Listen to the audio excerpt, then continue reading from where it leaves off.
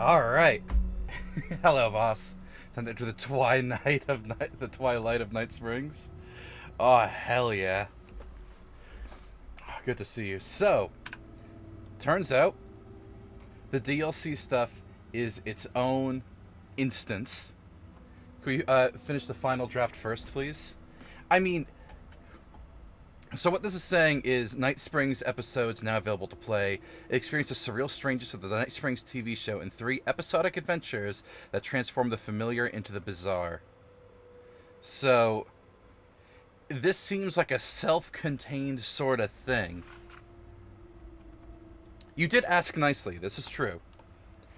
Considering this is self-contained, like, I kind of want to do it.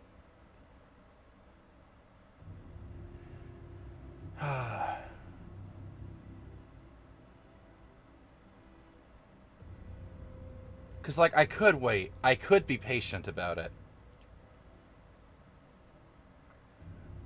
Or I could eat this right now. The thing that I'm worried about, actually, now that I'm taking a moment to think about it, because I just booted upstream without even thinking about it. The thing I'm worried about is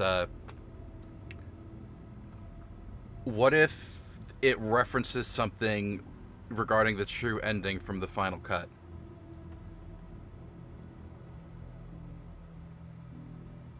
Now that I'm thinking about it, the game's been out long enough for people to have done both. Easy, just do it on Night Springs on Sunday? Oh shit, I could just do that tomorrow. What do I have planned? Calendar doesn't say that I have things for tomorrow. You know what? Yeah. Yeah, I can pivot. We can do Night Springs tomorrow. I'm going to change the tags because I have changed my mind here. We're removing the DLC bit. We are putting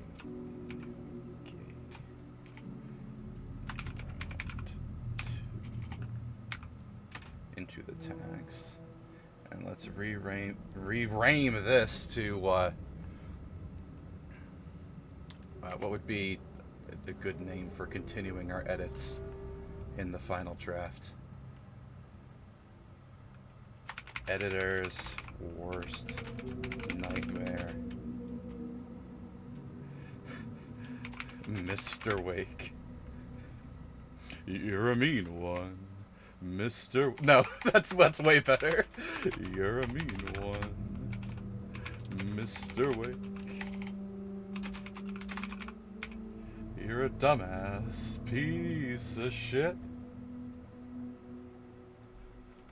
You alienate everyone who ever loved you here, Mr. Wake. Did we just agree on something and come to a successful compromise? Check the moon and make sure it's not the blood moon rises once again. You're a dipshit, Mr. Wake. You haven't washed your hair. You are trapped inside a spiral built out of your own nightmares, Mr. Wake.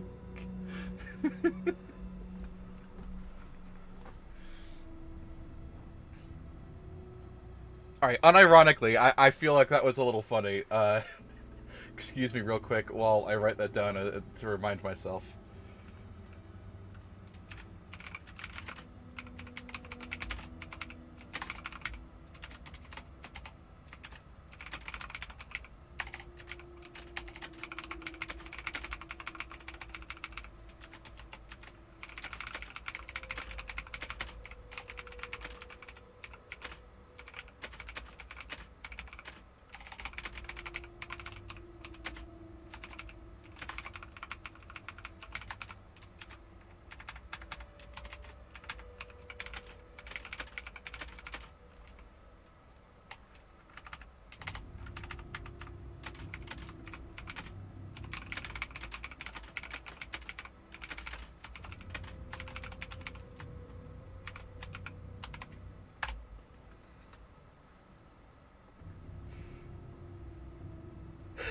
Am I vain enough to quote that to myself? Yes, yes I am, but I thought it was pretty funny. Alright, yeah, cool, okay. Now that I've successfully entertained myself, as much as I want to touch the DLC and get my grubby hands all over it, we should continue the final draft. So. Oh, there's like 6 save slots? Fuck yeah. Good to know. Chapter select? Oh, that's so nice! Anyway, yeah, to continue, I suppose we'll be picking up where we left off. Anyway, because I see my viewer counter has ticked up since I distracted myself. Boss, Eva, and I came to a conclusion where, as much as I want to dip my hands into the DLC right now, I should probably also continue the final draft. So we're compromising.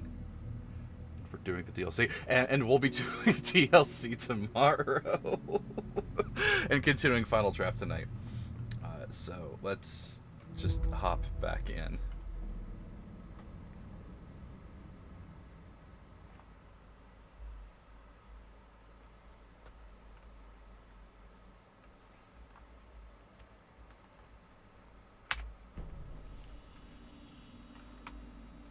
I have a new brain cards. How long have I had new brain cards? Alright, fine. Also, let me know if I need to adjust the volume, because everything is still, like, synced up from Lethal Company last night, and I may need to twimst things to work out better. Okay, yeah, some pieces about Nightingale. Oh, there was a page inside of his chest, which would go to here, which would go to here, writing about the ritual. A page where his heart should be. Text tattooed on the missing heart. Can't be it can't be a coincidence. The other taken were speaking strangely too. The pages are connected, but how? I have 2 weapon upgrade points. That's not a lot of weapon upgrade points. What am I doing on, like, ammo-wise? I have so many McFucking flares. I have, what, flares on my hotbar there? Yeah. Okay. Cool. The next dude we find is getting a flare to the face. According to the map. I'm still in Cauldron Lake. Point of interest there. What are you? What? I guess we could go check that out. Jog up here. I guess we dip through... Oh, there's a lunchbox up there. And a lunchbox up there! Hang on, we're going after those lunchboxes real fast. And then... we get the fuck out of here and drive Wake back to Bright Falls.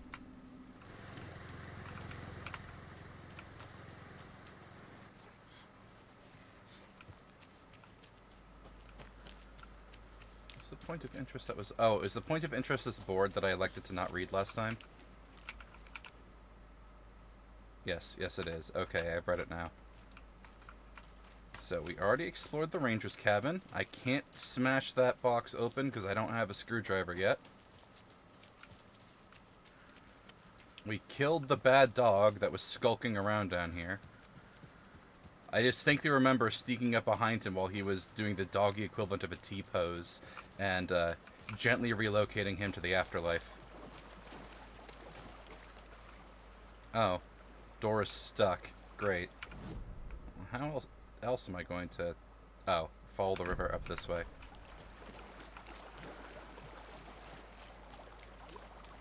So anyway, how is everyone tonight? Are you having a good Saturday? My Saturday was a little, disjointed from how they usually are. Wound up having to field multiple work calls today, which took me out of my morning Saturday groove. But, Alan willing, we won't get another. during Another stream. Alex Casey lunchbox? I remember this one being here, just Diet. I looked down at the rippling water. The moonlight danced over each and every little wave, a marching band of shimmering light. Lonely and cold, I hugged myself inside. I thought of him. Then the surface of the lake calmed, and, like a spectral surprise, he was there. His face, smiling at me, reflected in the water. I looked up, not daring it to be true. But it was true. He was there. My love, my savior, my writer. So, what if, and hear me out, this isn't as far-fetched as it could be, right? What if the Night Springs DLC... How long is he even... You know, I don't have to engage in that. I can just hit the bricks. When the Night Springs DLC was, like, shadow announced a few days ago, or / earlier this week, the announcement was done by... I suppose we could go visit the murder site. The announcement was done with, like, a picture of a new book by your favorite writer, author, titled Love Will Hurt. What if it's not a book by Alan Wake? What if the Night Springs DLC is an alternate reality taking place in the fan fiction Rose wrote about herself, Alan, and Scratch? Because, that would be really fucking funny, wouldn't it? I think it would be really funny. So we got the lunchbox up the top of this hill.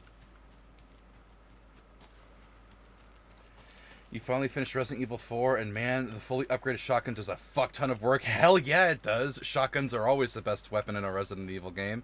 More of those kids' lunchboxes. I mean, excluding the Magnums. The Magnums always rip someone's face off. Remember, it's just a bad day and not a bad life. But if you're having a good day, ignore this whole thing. There was a single upgrade fragment in there? Rose, come on, babe. Throw a man a bone here. What shotgun did you fully... The Riot shotgun? That's a solid one. You saw Jesse from Control in the trailer. Aw, man, my whole... Oh, well, one, that's fun that it's Jesse, because, I mean, nice to know she's still alive and didn't get... The fuck? Absolutely shitter shatter during the couple years interim between the end of Control and the start of Alan Wake 2. God cursed. What happened? What happened? Mickey Mouse voice. A go-go. Yeah, the Magnum was insane. It's still completely... It's still... Yeah, no. The Magnums in Resident Evil games are comically powerful. Now, if I... Yeah, around the corner will be another lunchbox. So, Jockey, I was... the word of the day is conjecture and theory crafting. What if the Night Springs Alan Wake DLC, since the promo was a book cover saying "Love Will Hurt," what if it was actually another lunchbox? The fan fiction written by Rose about herself, Alan, and Mr. Scratch? And I thought it would be really funny, even though it's almost undoubtedly not what it is. My dad used to say, when the going gets tough, the tough get going. Not sure where the tough get going to, but maybe you'll find it inspiring. You want to know how to get the hand cannon without having to do the professional difficulty with the bonus weapon? You know a quick and easy way? Oh, I still have yet to actually properly go through and, like, knock out a bunch of the... Did I? Yeah, I did read that in the first playthrough. I've got to actually go through and, like, properly grind out, like, the unlimited weapons in the Resident Evil 4 remake. It just... I don't know. I haven't felt it in my bones. Oh, you already uninstalled? Hey, nice. You know, something bothering me ever so slightly. I'm just going to tab over here. Grab that little follower widget box. gently raise it up a little.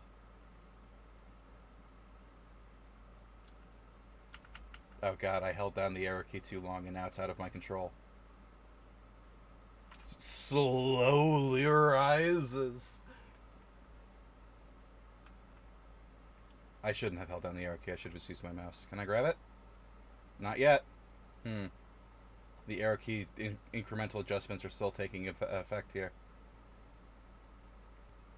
GB Henry, I told you anyway. And the mercenary can just complete 3 stages with an S ranking.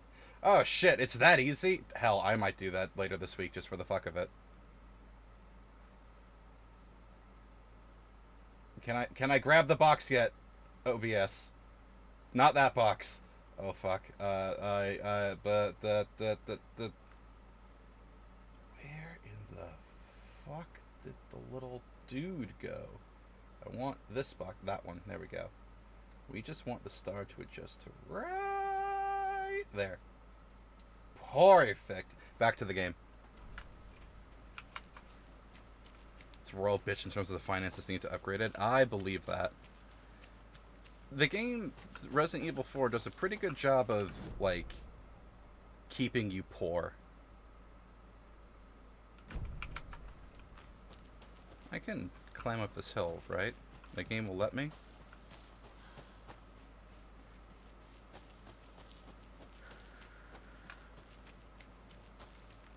At least in the first go. Yeah, that's true.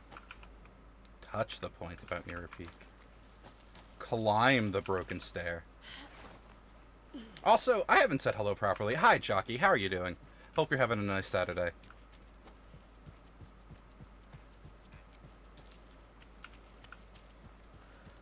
I don't think there's anything else worth stealing from Cauldron Lake that I can get at this time. I believe everything else will be unlocked when I come back with a screwdriver and some bolt cutters. Doing okay? That's solid. Good to know. Because map maker, show me a thing. I can't get into either one of those. Yeah. Yep, time to go back to town. You're 15 minutes late? No, actually. So, Jockey, here's our thought process. I'm pretty sure that, like, the tag's updated here. Yeah, you're a mean one, Mr. Wake. So, the DLC is its own independent 3-episode thing. But I figured it would be, like, a little mean to interrupt our regularly scheduled programming to do the DLC. And I also have a slight paranoia fear that it may reference the true ending. Because, you know, the game's been out long enough that people could realistically have done 2 runs. So, I'm going to continue Final Draft, Final Cut. But I don't know if I have the ability to delay my gratification long enough to complete the entire run. So I might just stream the DLC tomorrow. Ready to go? Yeah, it's time to head back to town. Welcome to Bright Falls. Again. Mr. Wake, we're taking you back to our field office in Bright Falls. You can freshen up there, and then we'll talk properly.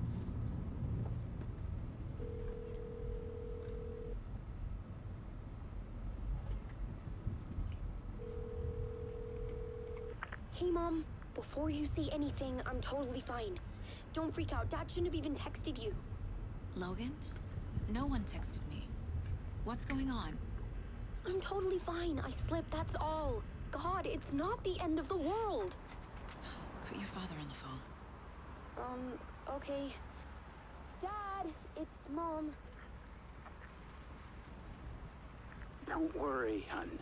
Logan slipped in the shower and bumped her head. She has a slight concussion, but I'm keeping an eye on her. Lucky I heard her fall. She could have drowned. Jesus, David. Why didn't you call? I tried. didn't go through. She's fine, really. But what about you? You sound stressed. No, it's, just weird case, that's all. Well, if you need a hint, my years of board game victories tell me Colonel Mustard did it. I'll keep an eye out for him. Love you, Dave. Love you too, honey. Want to say bye to Logan? Just tell her I love her. Bye for now. Do you think that was the story's first attempt to whack Logan?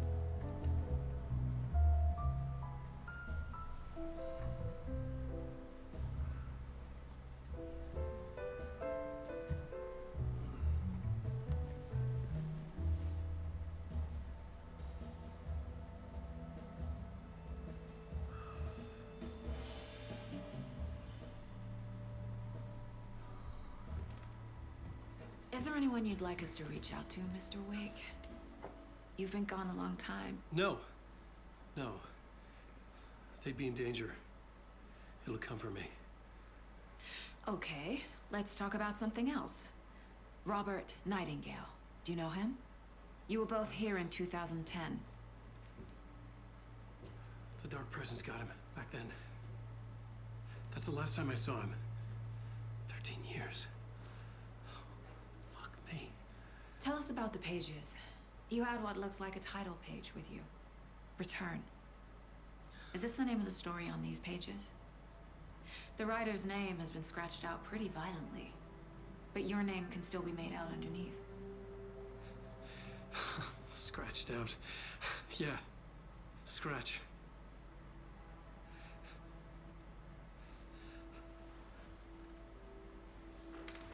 Did you write these pages, Mr. Wake? I'm trying to remember.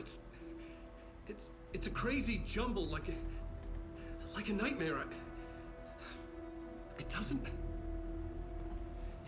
make sense.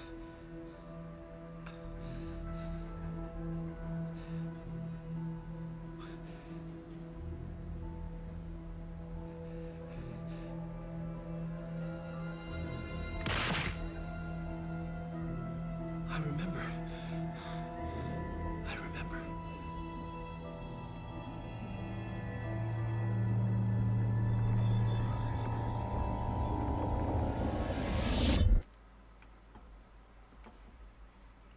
That's right, it just diegetically takes us right to Alan.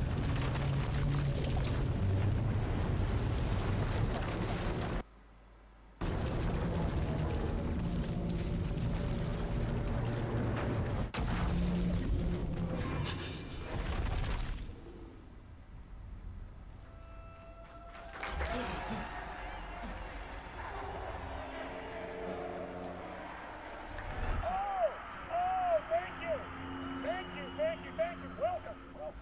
We have a great show for you here tonight. Alan Wake is here. Alan Wake, one of my all-time favorite writers and guests on the show. He's here to talk about his latest book.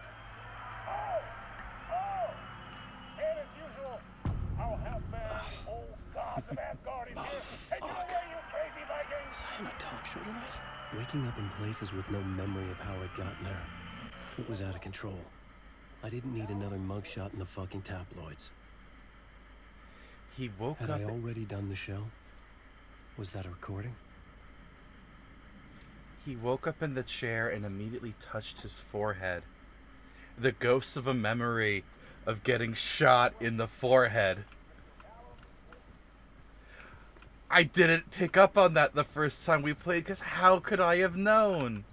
Oh, that's good. That's real I good. felt a strange pull toward the TV. Straight up told us that Alan Wake. Yeah, it did.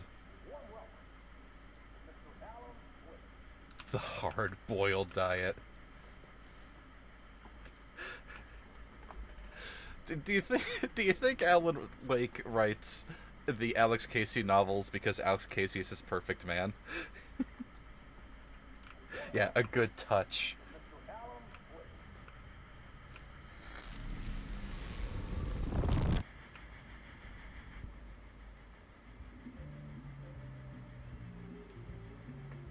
I love how the actor has a beautiful way to just portray complete shock and uncertainty on his face at all times. On. Good to see you, Alan.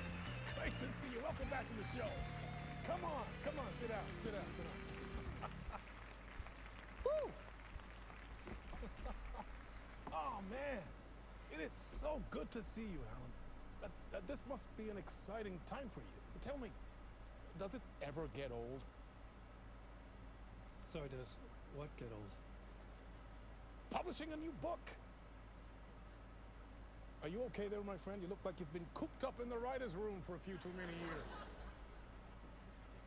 This is exactly how I feel. You know, I've waited so long to get my hands on the sequel to Departure. You left us on quite the cliffhanger. We've all been dying to know what "it's not a lake, it's an ocean" really means. You and me both. Well, our wait is over. Your new book, Initiation, hits the shelves tomorrow. What? That's exactly what every reader will be asking. This book is mind-bending. It's so cerebral. I mean, how would you describe it? An auto-fictional thought experiment? A horror story? A postmodern detective story? Wait. This isn't right. I haven't written anything. He's so humble. Okay, you got me. Good prank, very funny. But yeah, sad to say, I've not written this. I'd remember if I'd written a book, right? Or maybe it was written by your evil double. Well played, man! That is spot on! Playing the role here. Pretending the world of the book overlaps our own. It's very meta indeed. You see, Initiation tells the story of a fictional writer named Alan Wake, who is trapped in a nightmare, desperately trying to find the manuscript of a novel he has forgotten he has written. The book is set in New York, but it might not be New York at all. He is tormented by his dark doppelganger, and guided by visions of a fictional detective he has written. That's right, Alex Casey is in this book as well. I guess we'll just keep doing this the whole show. The joke's on me. But isn't that what you sign up for with autofiction? Well, but seriously, I found the structure of the reality you build in the book fascinating. It reminded me of The Matrix. I mean, the writer is physically in his writer's room, trapped there, and he projects himself out to this dark dream of New York through the story he is writing. Like astral projection. Did I get that right? Yeah, that's exactly right. Go on. I should be taking notes here. This is great stuff. Notes to that other Alan Wake in that room writing this as we speak? Are we all in your story, Alan? Wow. No, I wish you every success with your new book, Alan. I hope it's as successful as your best-selling Alex Casey series. Initiation hits the shelves tomorrow. After this, I'm sure we'll all be eagerly awaiting the culmination of this hero's journey trilogy of yours. A book called Return, perhaps. Yeah, thank you for one of the strangest interviews of my entire career, Alan. All this talk of meta-narratives. Expecting to disappear once this scene ends.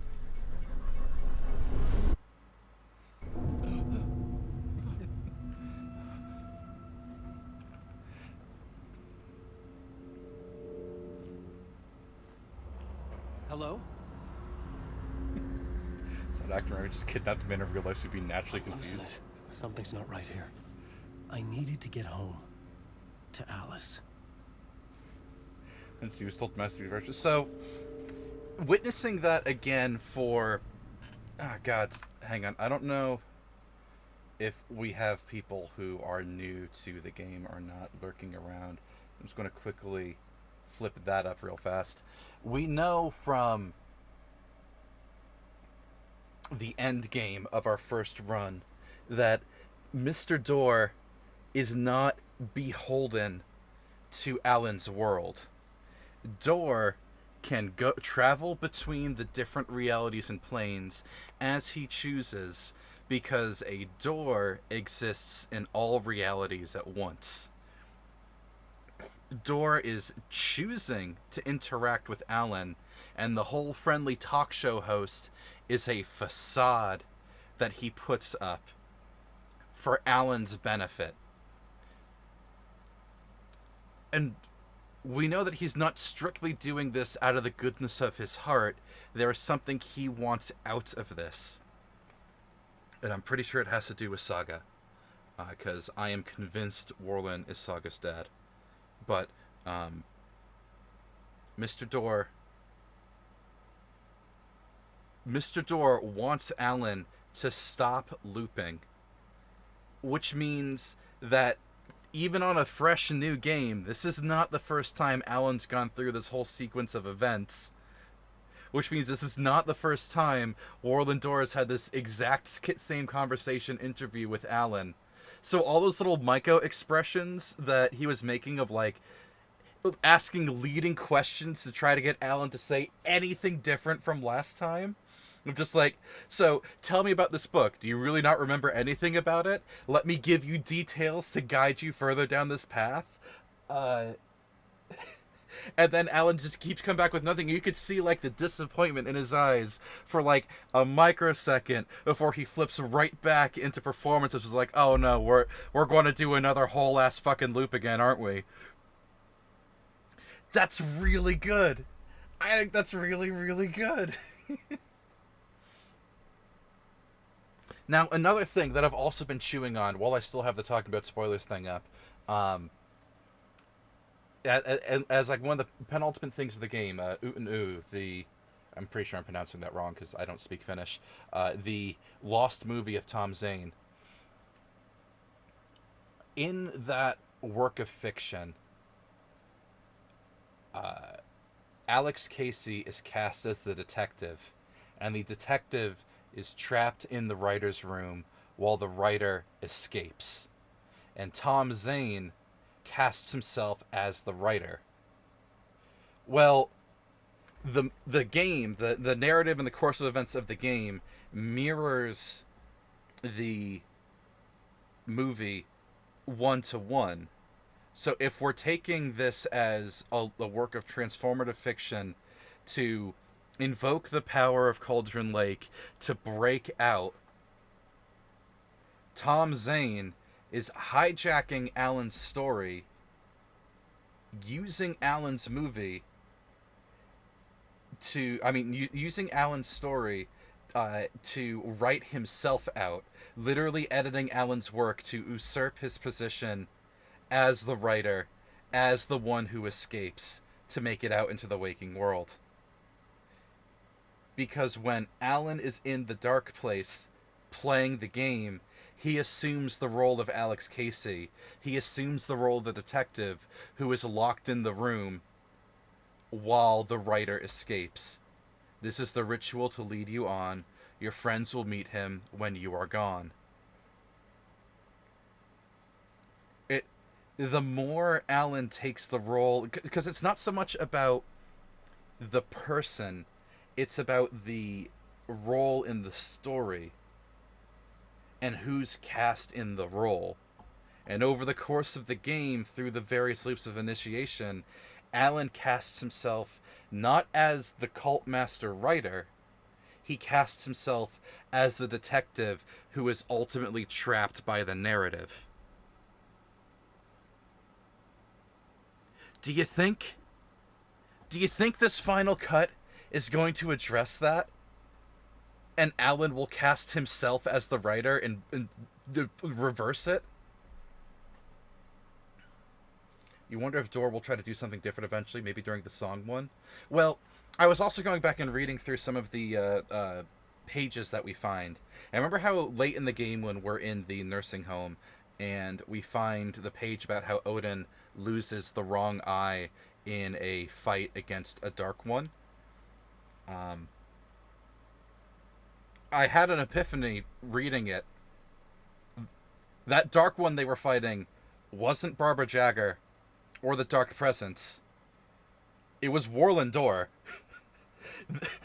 Him vanishing in 1980 whatever, that page, the dates line up exactly with the page of Odin losing his eye. It was quite literally Door stepping through the realities into somewhere the fuck else and taking a chunk of Odin with him as collateral.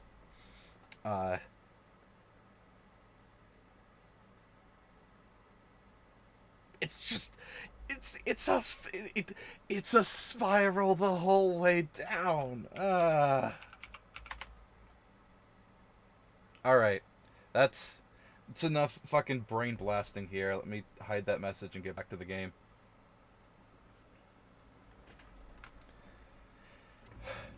I would really like it if Door does something different, honestly. But we shall see. Because there are small hints of differences so far. And can I go to my writer's room? No, okay.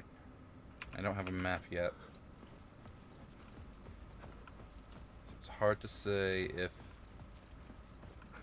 collectibles shimmering around. What the hell was that interview? Backstage. Some kind of joke? Initiation? I never wrote a book called Initiation. This felt like a bad dream. Could make a good horror story. Alan. You know, I know I mentioned it during Lethal Company last night, but of the dances in that new mod pack, I really hope the Herald of Darkness dance is Old Gods of Asgard. That name sounded familiar. is present in there somewhere. I would do the dance for y'all, but my room is too small. I would have to disassemble my bed to make enough room to dance. Hey! I think I've been locked in. Anybody? Fuck. Now I have to find the code myself. Great. I was a mess. I'd never heard of this talk show or Mr. Door before. None of it felt right. Was I losing my mind? An interpretation of many worlds by Casper Darling. The fucking Control cigarette, super strong Black Pyramid. Relax, enjoy. And a Zane classic in theaters, now open.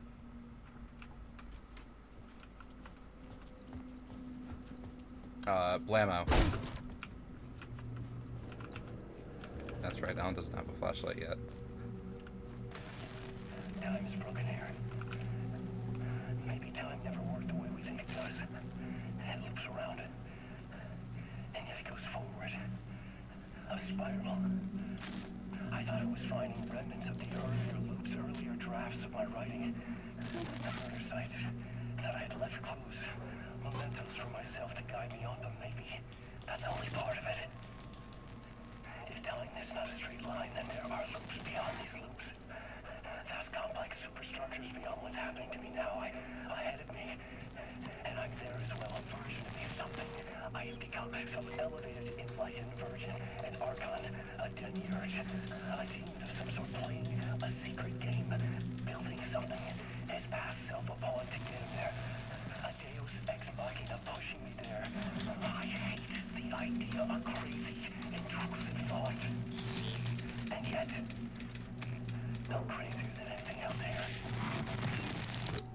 Which version of myself was I? Where What- was I in this grand loop? Is Alan himself the Dark Presence?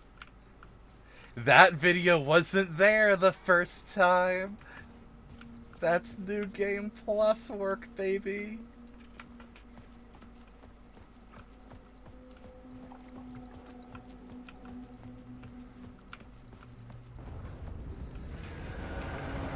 There was something in the studio with me. I had to get out. Ruh-roh.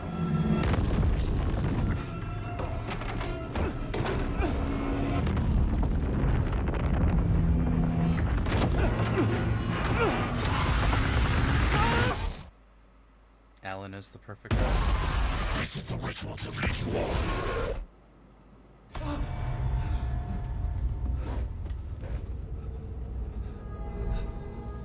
Waking Waking up from the nightmare, I felt like a drowning man gasping for air. This place felt familiar. A ghost of a memory surfaced, about riding here for countless days. Imagine if Alan Wright's supposed to be the dark presence. If he can get rid of it, control it, he could become it. Yeah. A plot board for mapping out a story. On the index cards, the nightmare that just happened to me. A summary of the story so far. But other notes as well. Warnings. I had written them. I couldn't remember what it all meant. The name Scratch filled me with dread. I could trust these words. I had to act on them. You must write to escape.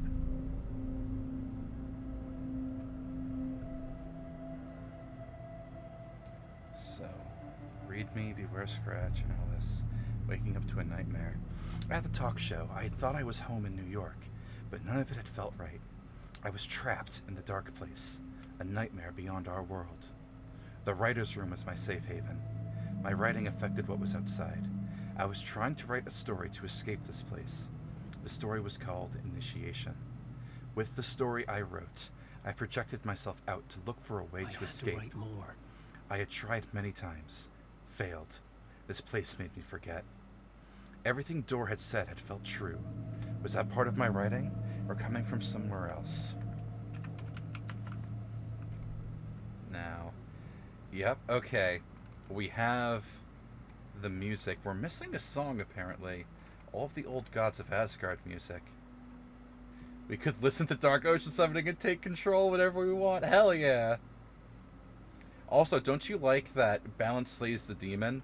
The name Alan is in there.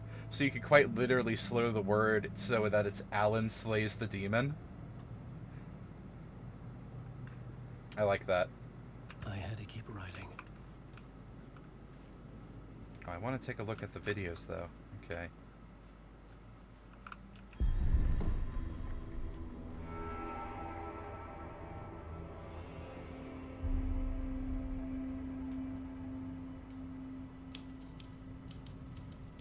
I didn't remember much, but I knew my thoughts and ideas could manifest as reality in this dark place. I'd use my writing to project myself out of this room, like a deep sea diver to go deeper and explore the depths of this prison for a way out. This room was my boat. Writing was my lifeline. I would start again at the talk show.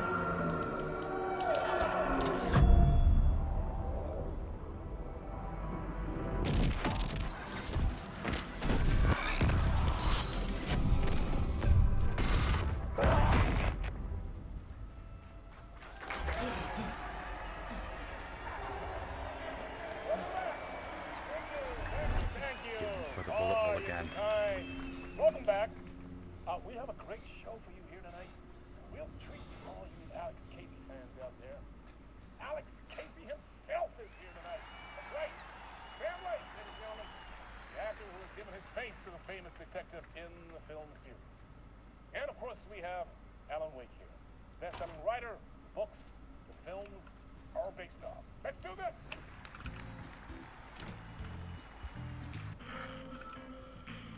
Thought I heard the door crack there for a second. Okay, I can visit my writer's room. And I can look at the TV now. Okay. The writer's journey is restarting. We don't have access to all the ones we found before. Oh, okay. Alright. Fun, fun, fun.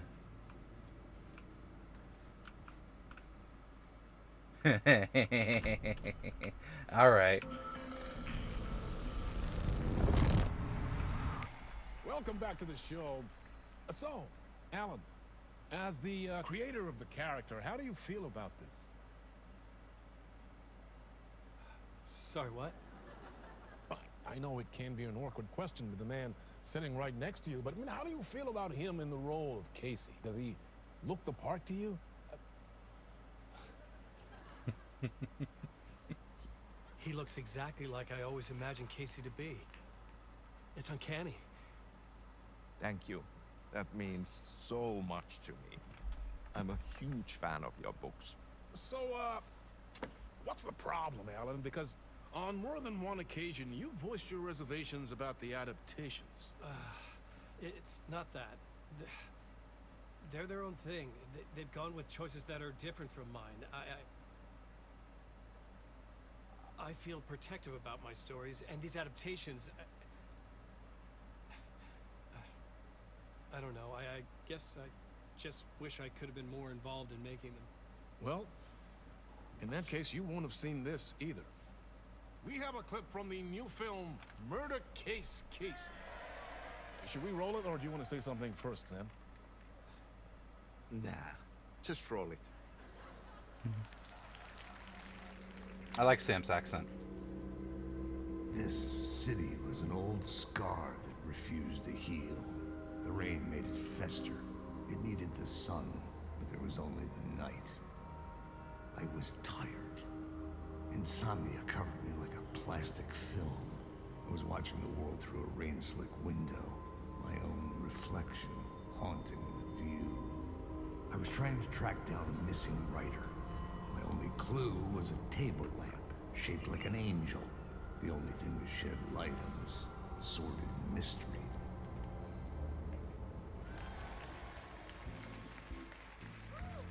That's great! Murder Case Casey! Great job, Sam. Very exciting and very meta. I'm looking forward to seeing more.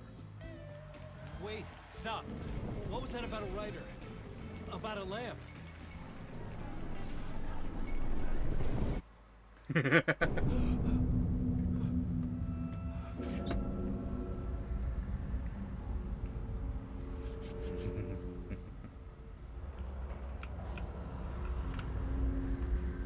Still don't have a map yet, so I can't check it.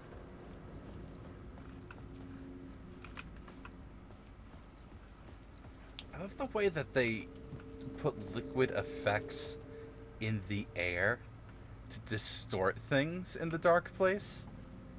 It's a really uncanny effect that I haven't really seen replicated in other games or shows or things as efficiently to make something feel otherworldly. I like that a lot.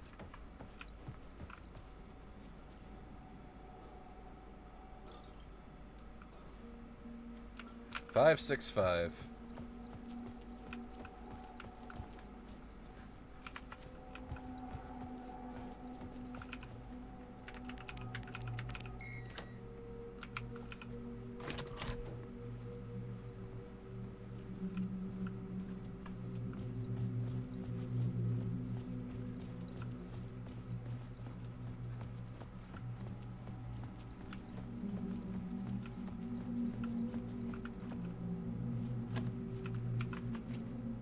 Would have been nice.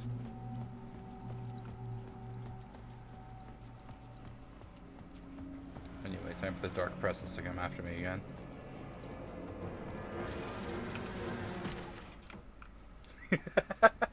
Ponk. Never mind. Hello?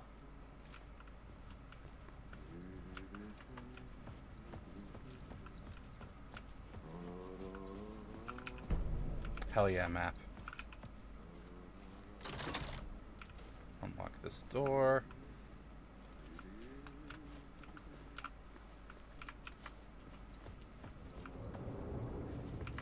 How have I never come through? Oh no, this way leads to the L basement. I need the key. Can I unlock this? Oh, my own room. Nice.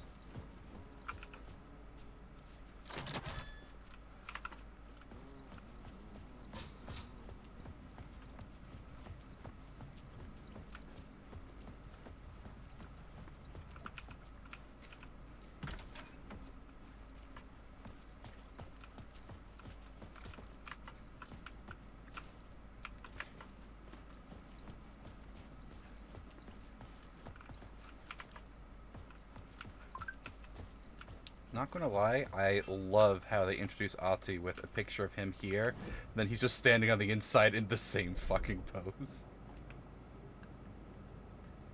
Okay.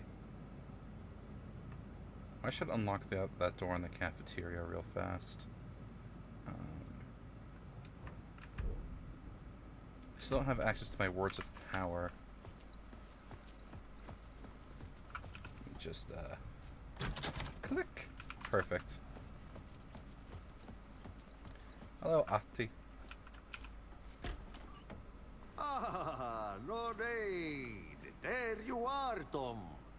Oh, not so much evil that not a bit of good as well. Not one without the other. Good to see you.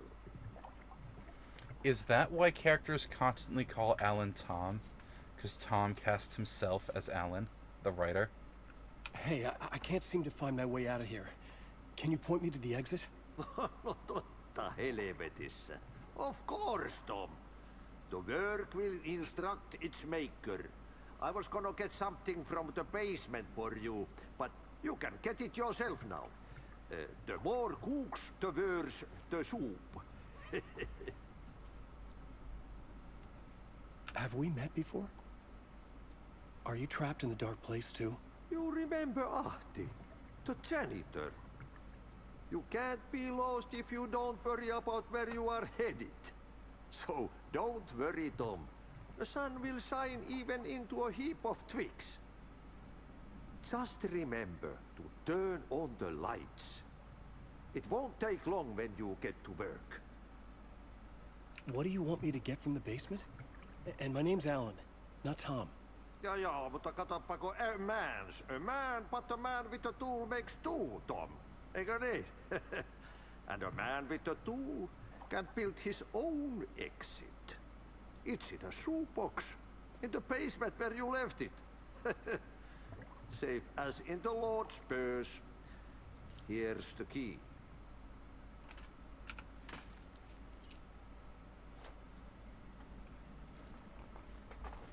I've been trying to find a way to escape the dark place. Any suggestions? He who mouths about his troubles is the prisoner of his troubles. It's not easy to get out. But don't you worry, Tom. The home is still there where the heart is. I often think about it when I mop the floor and look into the puddle. Water is the memory of the world. Water finds its way. The janitor was a bit out there, but still a friendly face. I had to trust the basement would get me out of here. You know, in old Finnish mythology, the god of water is named Ahti.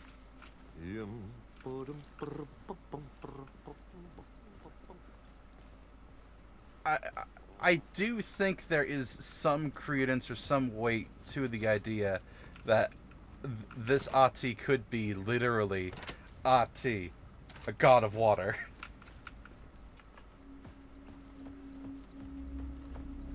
Because, you know, cauldron lake and ocean.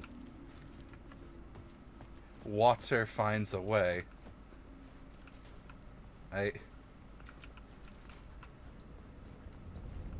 It's not as crazy as it sounds. I don't think.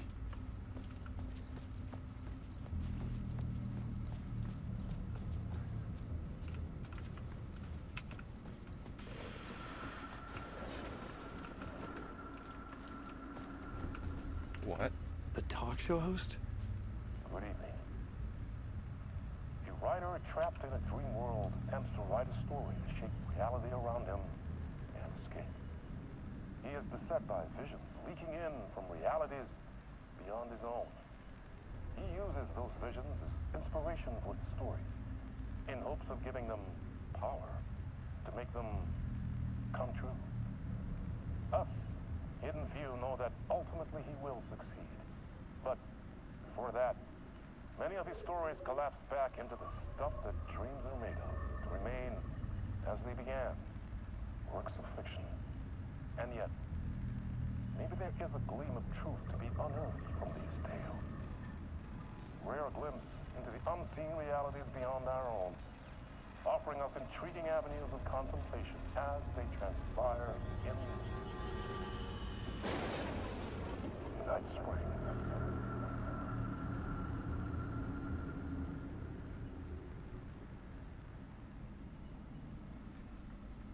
Is that a hint about... Oh, okay. We have both. About the DLC, maybe? Night Springs, a special place, a shifting space, existing in a countless number of parallel realities. Sometimes a quaint small town, sometimes a hulking metropolis. Different every time we set upon the road that leads us there. And yet, like a half-remembered echo of a fading dream, always familiar to us. These are the stories that take place there. Awe-inspiring, macabre, terrifying, heartbreaking, nail-biting, absurd, and thrilling. Sometimes all of these things at once. A haunting new season of mind-bending episodes written by Alan Wake. I am your host, Warland Orr, and I will see you soon in Night Springs.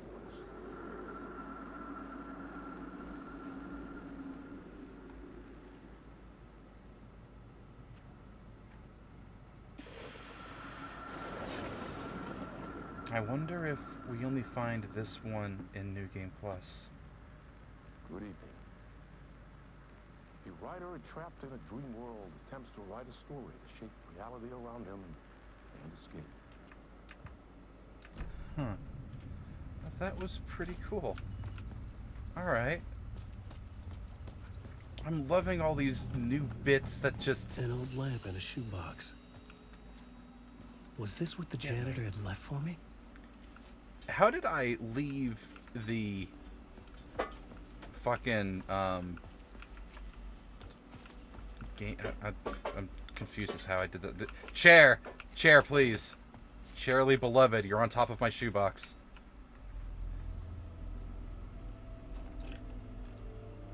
The lamp felt significant. A tool for bringing light to the darkness.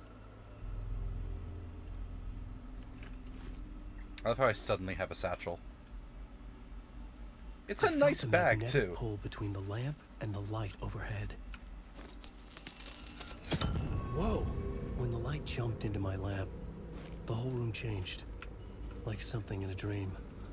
Opening a way forward, the lamp was humming. The bulb glowed. It held the light now.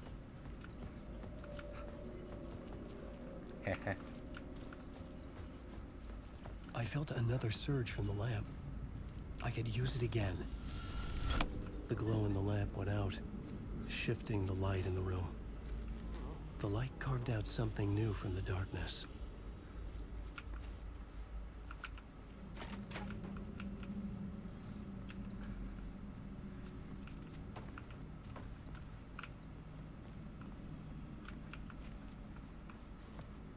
The Harry Garrett Show? Huh. Wonder who that could be.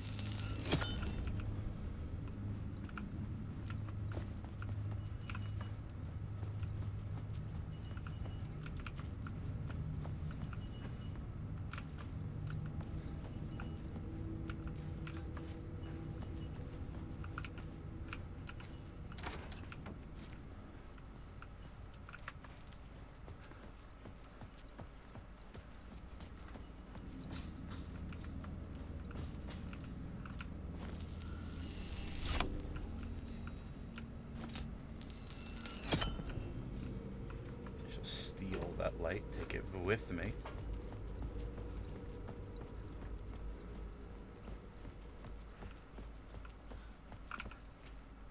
I needed to find another way out. Yep, there's Auntie's up there. So the way out is over here. Blam! It would be nice if I had a flashlight. Blam! Wouldn't it be nice if we hallucinated? The dark place wants to drown me. I'm losing myself. I have to fight it. I have to remember. The clicker. The light switch. I lost it. But I have the lamp now. The lamp the switch was cut from. This place is a nightmare. Not real, and yet more real than anything. The danger in the horror reel. It feeds off my mind, twisting whatever it takes into psychotic reality. I'm trapped here. I write to escape. I've tried this many times, written countless stories, forgotten how many. I keep failing, but I must keep trying. I use the story to dive deeper. Every word I write is a step forward on this spiral into darkness. I dive to the body to find the answer, the map, and the key, and the compass. That's combined to form a door leading out. But how do you open a door that's not a door? At the bottom of an ocean that's not an ocean, and a lake that's not a lake.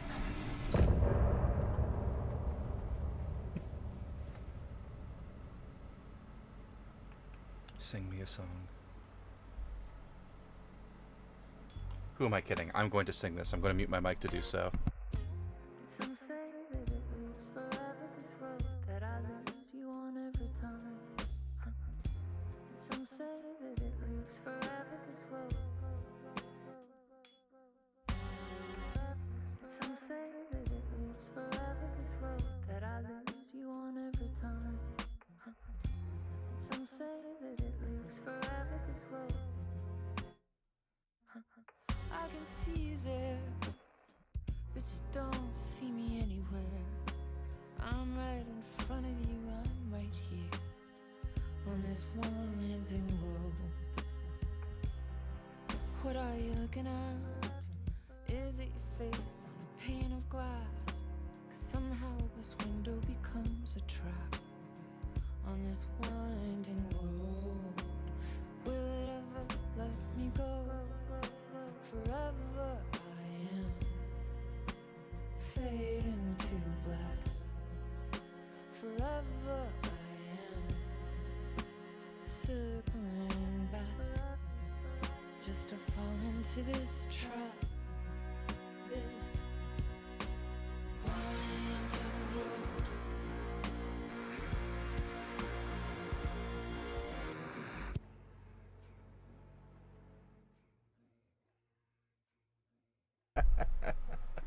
Oh, I love this song.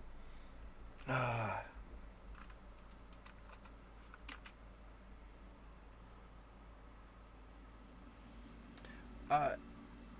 Out of curiosity, would you guys care if I don't mute my mic? We're just gonna quickly save.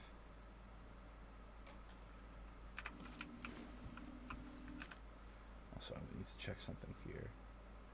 Okay. Yeah, that's fair.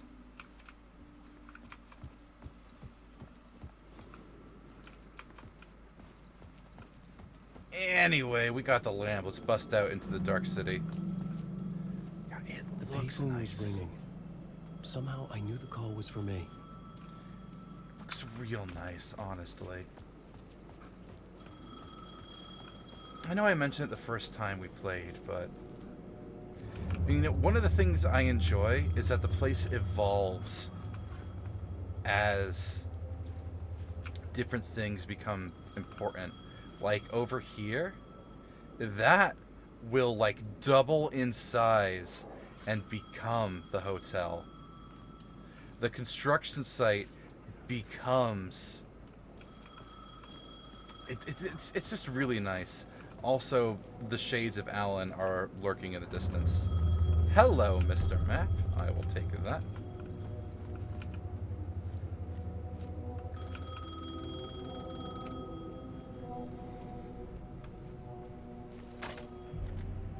Hello? Alan Wake? Yes. Do you know who I am? No? Who is this? We'll get to that later. There are spies all over. Shadows. A sense of deja vu washed over me. Had I had this conversation before? Alan, listen to me carefully. Caldera Street Station, the subway. You need to go there. I'll call you again later. Make sure to pick up. Do I know you? I know you from somewhere. You've just forgotten again.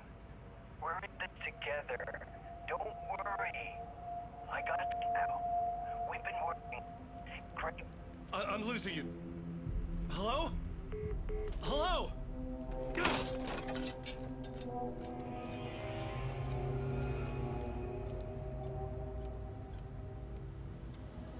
It doesn't sound like Tom Zane. Does it? Like, it's supposed to be Zane, isn't it? But what if it's not?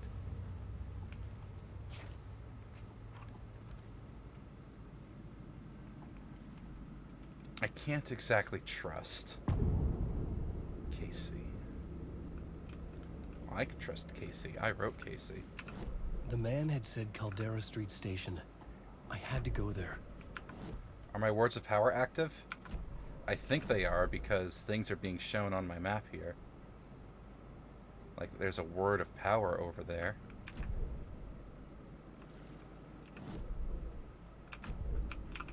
I don't have a flashlight yet. So something interesting, there's a shade over here that I want to stand next to. We don't have...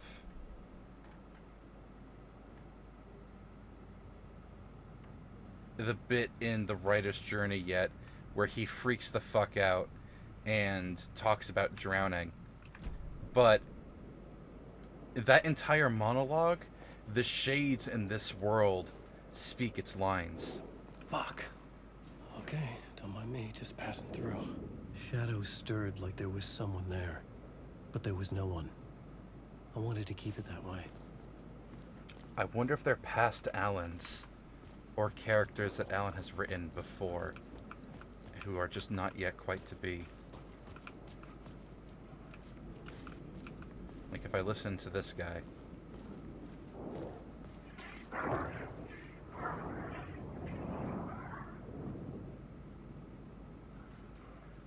Oh, he disappeared.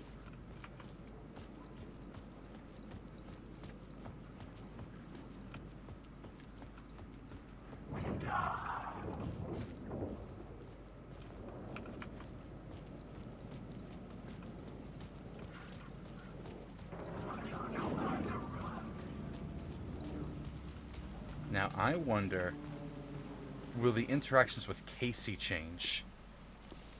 Is this the way it was on the page? What the hell? Oh, hey. We met at Door's show. Alan Wake, the writer. I'm Alex Casey, looking into a murder. Come on, what is this? There's a piece of evidence, a manuscript of a novel. You wouldn't know anything about it? A manuscript? What manuscript? I need to see it. Rumor had it the manuscript contained the details of the murders. A murder cult was following the story to commit their gruesome acts. Was Wake their leader? Had he written it? How far would he go to create a perfect work of art? Or would he be the next victim?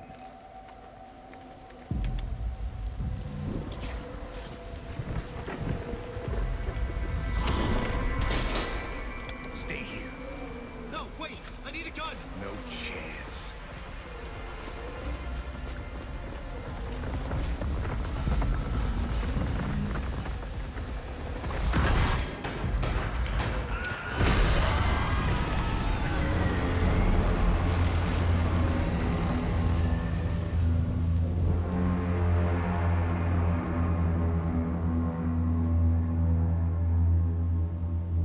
Casey! There's a story that always eats the detective in the case of Kill Your Darlings. And Alan then assumes the role of I detective. remember dying in this alley in a dream I had. He was just gonna keep killing me here, loop by loop. You're not gonna get what you want. You think you know. You know shit. You don't really wanna know. You're gonna get what's coming to you.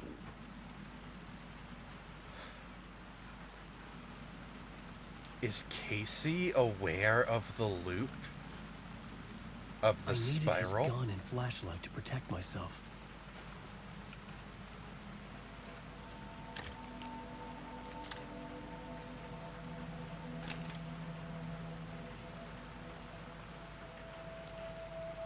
was an echo of the books I had written for years. Picking up Casey's gun felt like I was assuming the role of the detective. Yeah, no kidding. Oh, Casey. You didn't deserve this.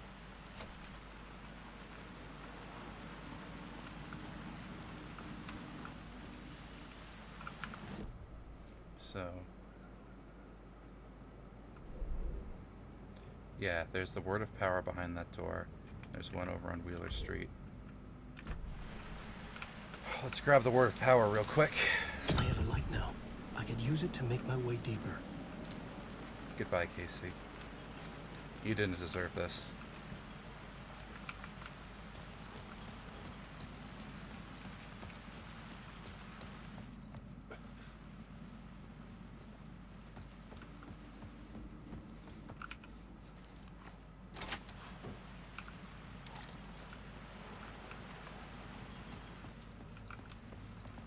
There was something hidden here, a phrase repeated over and over. The words resonated with meaning. Had I written this?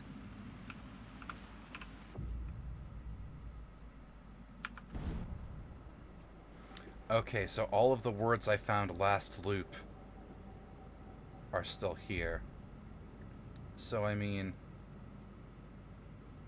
shit, yeah, let's max out my blood. Fuck yeah. So if all my words are here, then... yeah, the map and the pocket are all there. Fuck yeah. And that word is finally gone from the map. Frabjeste. If we restore the light... yeah, Casey's body is still gone. We'll grab this loot box, though. Pain pills. Money, money, money, money, money, money, money, money, money. Alright. Actually... no, not that. We want to put a few things on quick slots here. Gun go 1. Meds go 3.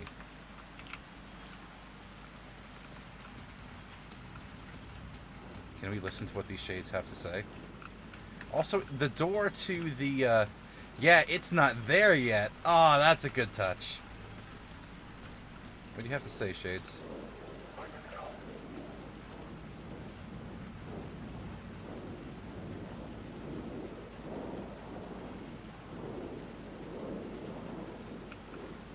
Oh, you're real, aren't you? Shit. With the alley in darkness now, yep. Restless shadows block my way.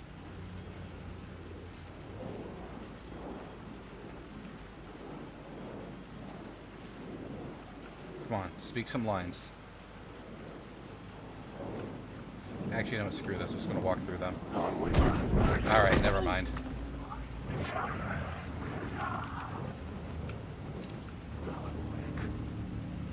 That one wasn't real. That one wasn't real either. Are you real? You're real.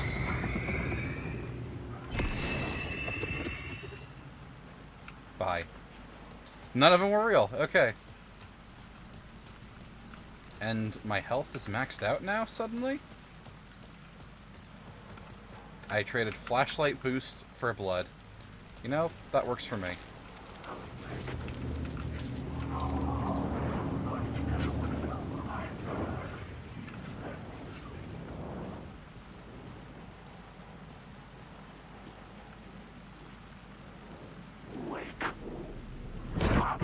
Oh, God damn it. That one was real. Alright.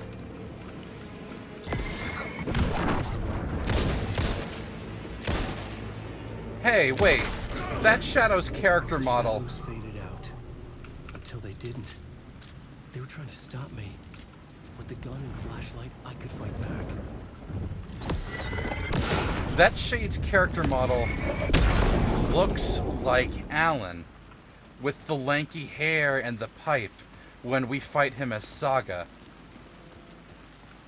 Maybe these are Alan character models.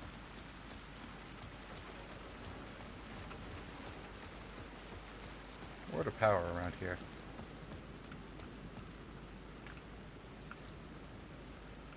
My map told me so. My map wouldn't lie to me. My map might lie to me. Map says... Shit, I'm right the fuck on top of it.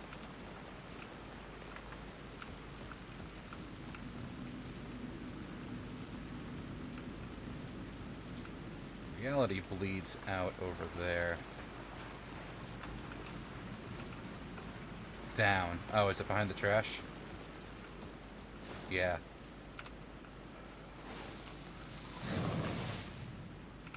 Another word of fix. Okay. Only one thing to spend it on now. Wait, the max health I restore in God Erase 69%? That's actually really fucking funny.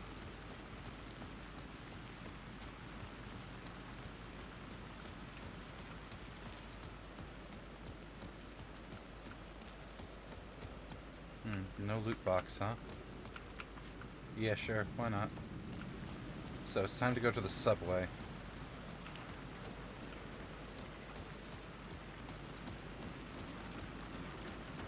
No loot box over here. Okay.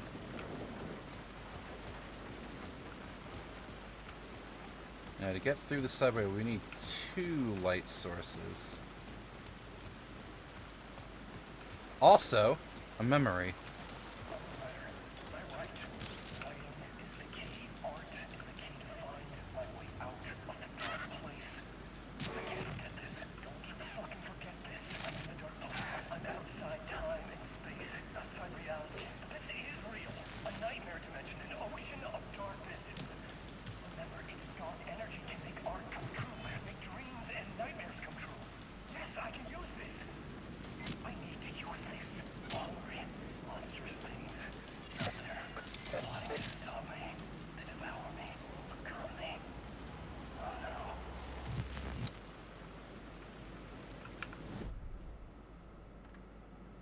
The writing takes place after the spiral. Okay. The fact that it's at the Vision TV shop, that's a nice touch. Could you imagine an entire fucking merchant shop dedicated to just TVs? So since we know that this building becomes the ocean view as it's needed, interesting that it's so broken down first.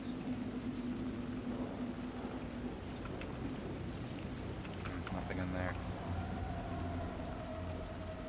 Rather not fight these Allen shades if they're real. Is there a word of power down this way? No, but there's some echoes.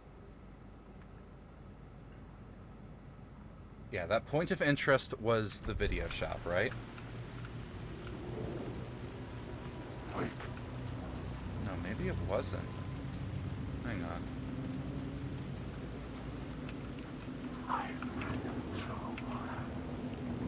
Yeah, are you real? No, you're not.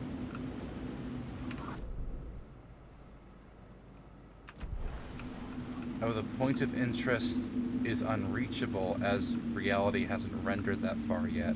The city was not real. I was limited to the confines of the dream. And conversely, the echoes I see on my map aren't accessible yet because they're hints of what are things to be, not of things as they are. Yeah, alright. I'll come back for you.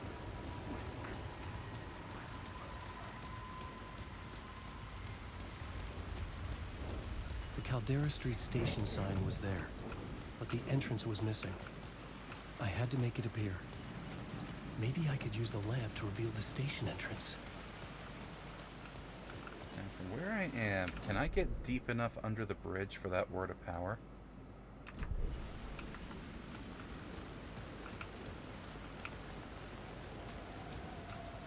Let's not run, just in case. There's a dude there.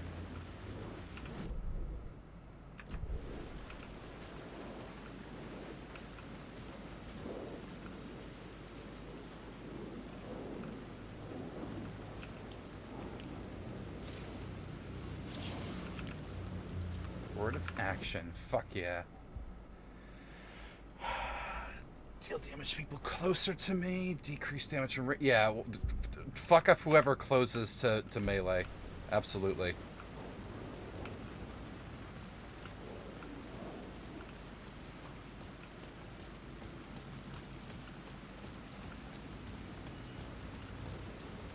Now, this door is locked from this side, right? I needed to find a way around that fence.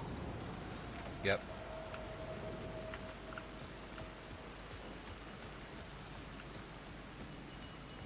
Which means it's time to use the light.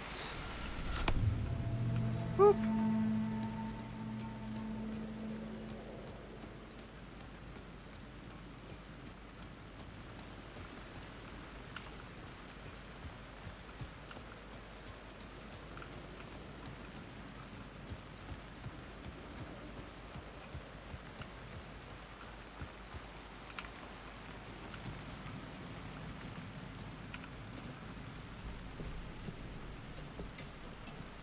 Number 1, late night television. Mr. Door. Yeah? And there's one on both sides. Yeah, are you real?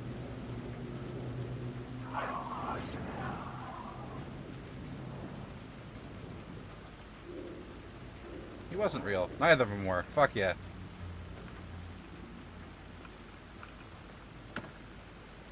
I spot nothing.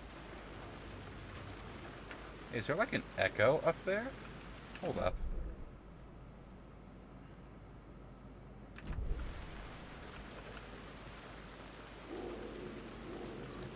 Before I climb that, I've written books about Alex there is an Casey echo for up there. years. Are you real? Something lingered here. A line from a half-forgotten story.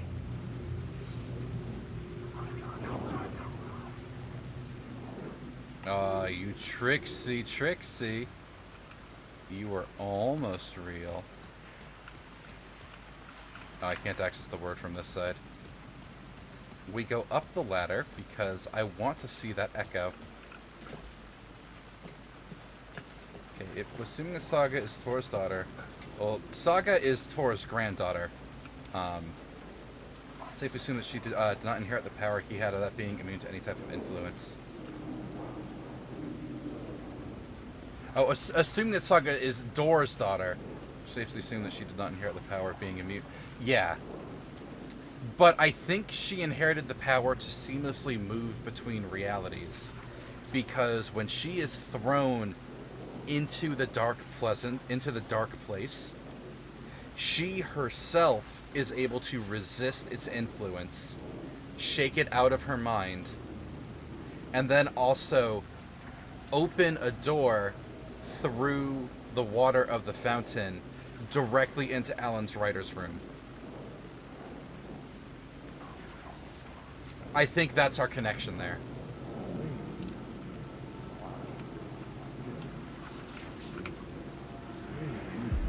Rain tried to wash away the sins of this city. But some sins, the evidence of the crimes committed, could never be erased. Not by the rain, or any amount of therapy from Dr. Jack Daniels. It remained bruises under my skin, like tattoos. Bruises in my soul. Scar tissue on my heart. The rain never stopped falling. And I never stopped drinking. Do you think by absorbing the echoes of Casey, Alan sinks himself into the role of the detective more thoroughly? Yeah, are either of you guys real? Just in case, we're going to turn that off.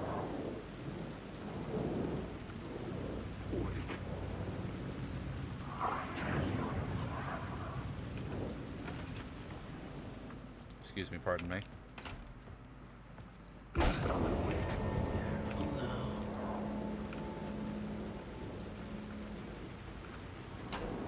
wake.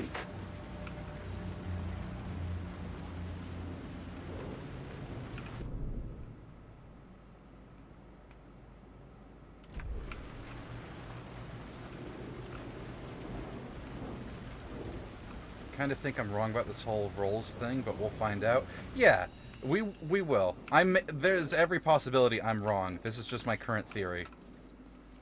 If anything, it would be more fun if I'm wrong, because that means that I've been completely pulled in and have the wrong idea. Wait.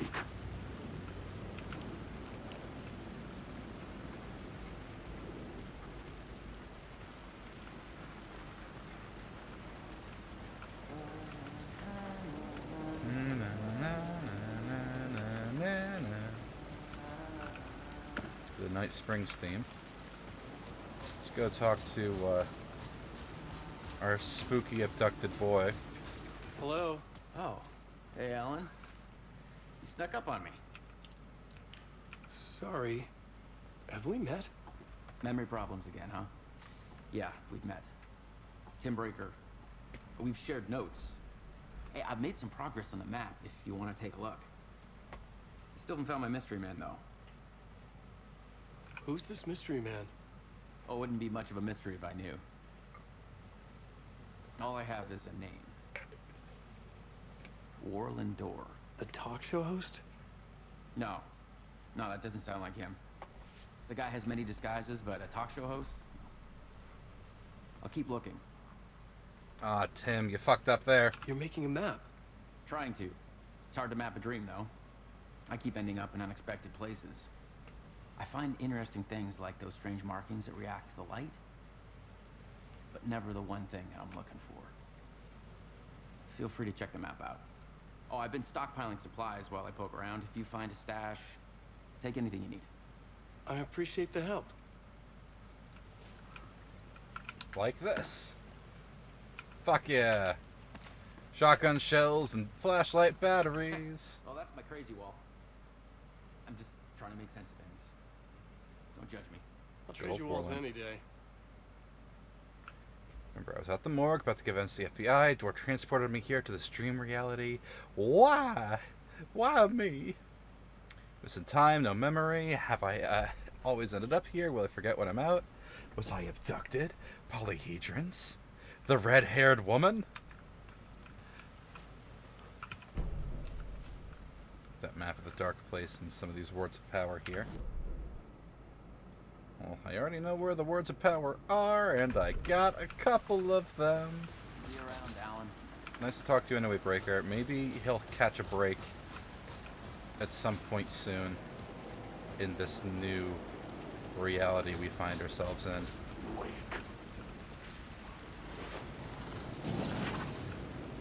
Word of lamp. Heal when using... Yeah, 100 health per... Absolutely.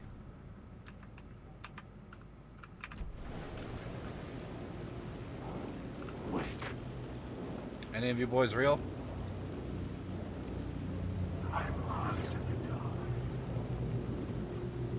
He might be real.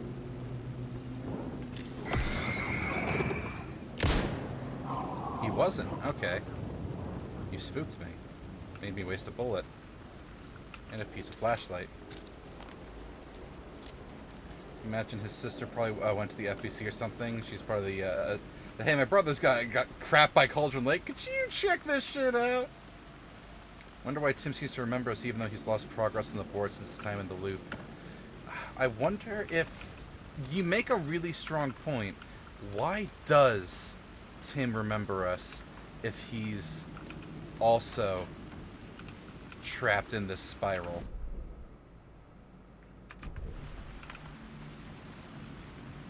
I don't remember if going through the door progresses me or going up the ladder progresses me, so we're going to check this first. Oh, there, wait, no, there's another echo up here.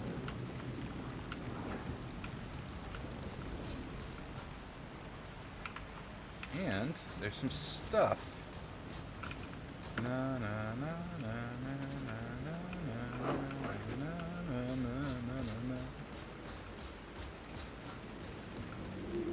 Where's the dark orb of the echo? Okay, so I approach from here. The city was a monster, poised to tear into you the second you let your guard down. You thought you had it tamed. that you knew what the hell you were doing. Your last mistake.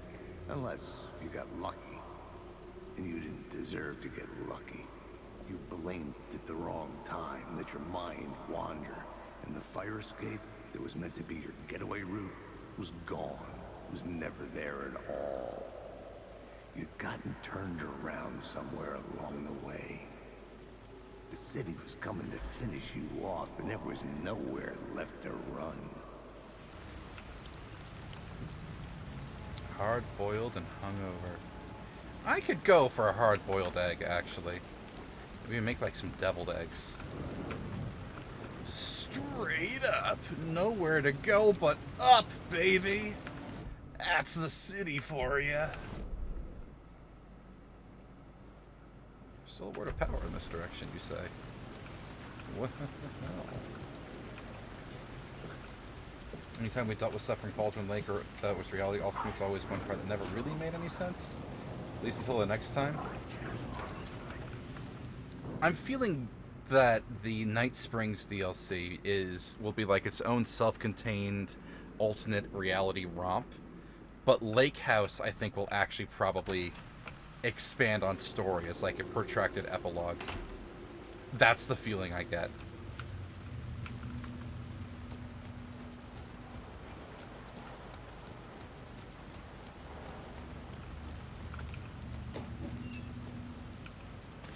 During the reel for the Game Fest, is that going to be too much for me? No, in this case, tell me. I'm okay with knowing.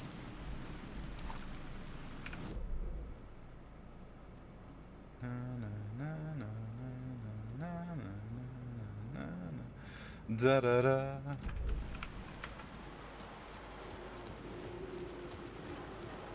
Because I'm about to get into a fight over at the car. I steal its lights. I don't think I have any flares to engage in fisticuffs with. Flare would help. Is there a flare in this loot cache? No, we got bullets and a flashbang. Oh fuck, I should probably hold on to the flashbang. But just in case, God, I am fucking comedy gold. That's going on 4. Said all the stuff is what if stories, so you have no impact as far as you can imagine on official chronology. Like they're fun little scenarios. Oh, and if anything really tickles them, then they would make it canon. You know what? I'm more than fine with that. These are stories that thrive on what ifs and alternate realities and things that aren't necessarily real. So if both DLCs are what ifs, I'm more than fine with that. A word of war. Warriors, come out and play. My war word, how will we apply you?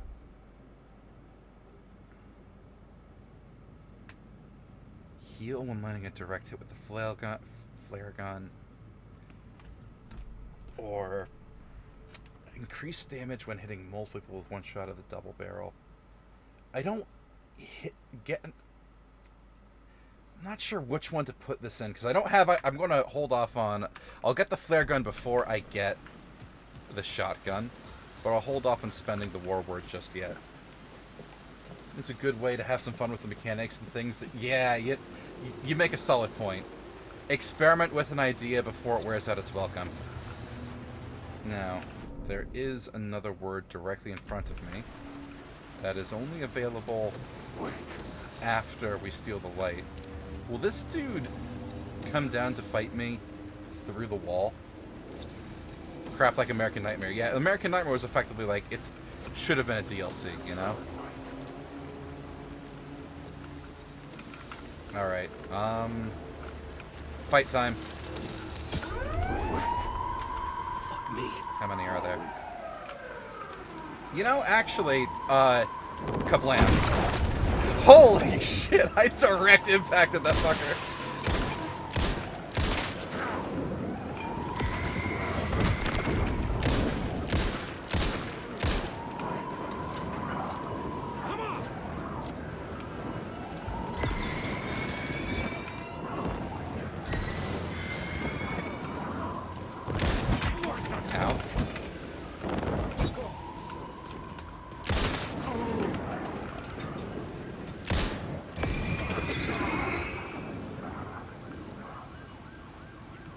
Are you real? Not real. Okay. That went way better than anticipated. Direct impacting that one man with the flashbang was pretty funny, not gonna lie. And there's the word that I want. So, yoink. Word of gun. And it full heals me because I took those perks. Eat a dick, dark spirits.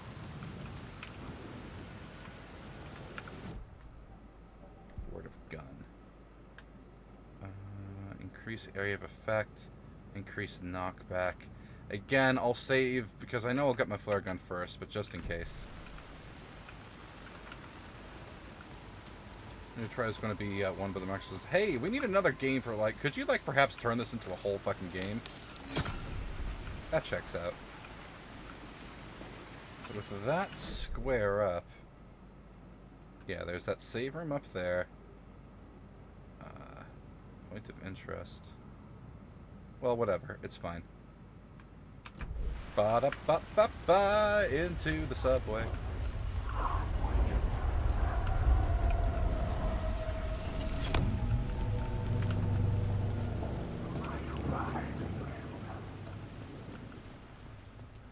Yeah, there was a Horde mode in American Nightmare.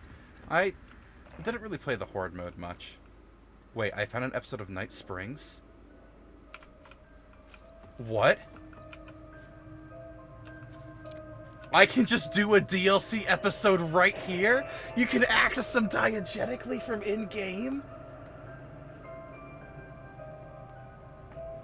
Boys, we want to do this episode of Night Springs? I kind of want to do this episode of Night Springs.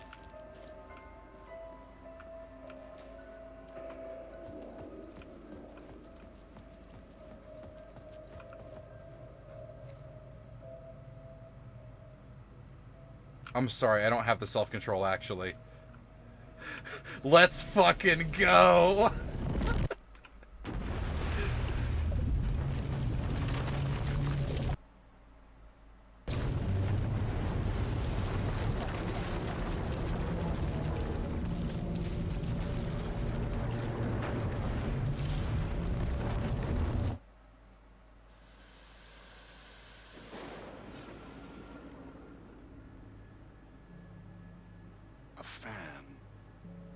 The dictionary definition of the word is an enthusiast, a fervent devotee, an abbreviation of fanatic.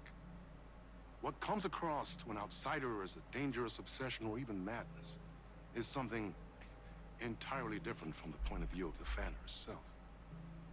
To be a fan is a joyous existence, one filled with the happiness that stems from knowing with utter clarity the purpose of your life. But what if that purpose could be more still? If you could be lifted out of the flock as your idol's chosen one, the only one who could decipher his secret messages. It is about Rose. What lengths would you go to save the object of your obsession in Night Springs? Oh my god, is it really about Rose's fanfic? Tonight's cult classic episode, #1 fan.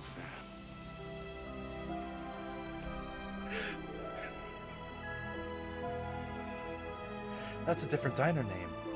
Knight's Diner, because we're in Night Springs. Oh, Rose, our girl's getting some attention.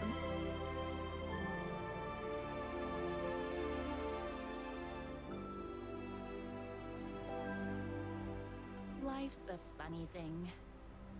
You spend all your time wishing and hoping and dreaming for something, and then, bam! Destiny shows up at your door like a mailman with a package you were pretty sure got lost because you ordered it like 6 months ago. But that's okay. When your destiny has eyes like sunsets and a beard like mahogany-colored velvet, you don't really mind how it arrives.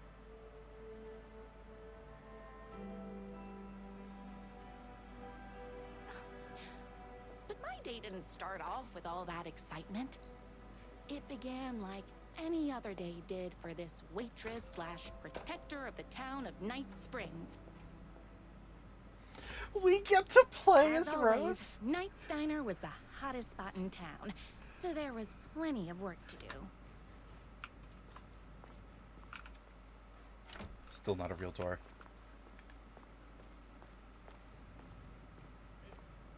I heard the writer is madly in love with her, but is too shy to make the first move. It's everyone's favorite Rachel! Look who it is! Hi, everyone! Who do we Can I got? get another cup of that delicious special brew that only you know how to make? Of course. Who else wants a top up? Me. Sheriff Breaker. Right here, please. One for me, please, and thank you. Will do. Let me just grab a fresh pot. Okay, so there's Sheriff Breaker. Oh, you know, we have a whole menu here. Pancakes, French toast, bacon, omelets, burgers, the Tall Tower cheeseburger. For the kids, a fancy burger or grilled cheese. Delectable milkshakes, but you don't list the flavors of the milkshakes available? Okay, so Sheriff Breaker is here. I don't recognize any of these other models. What songs are on the jukebox? The text is too small for me to read. No time for that. I've got customers waiting.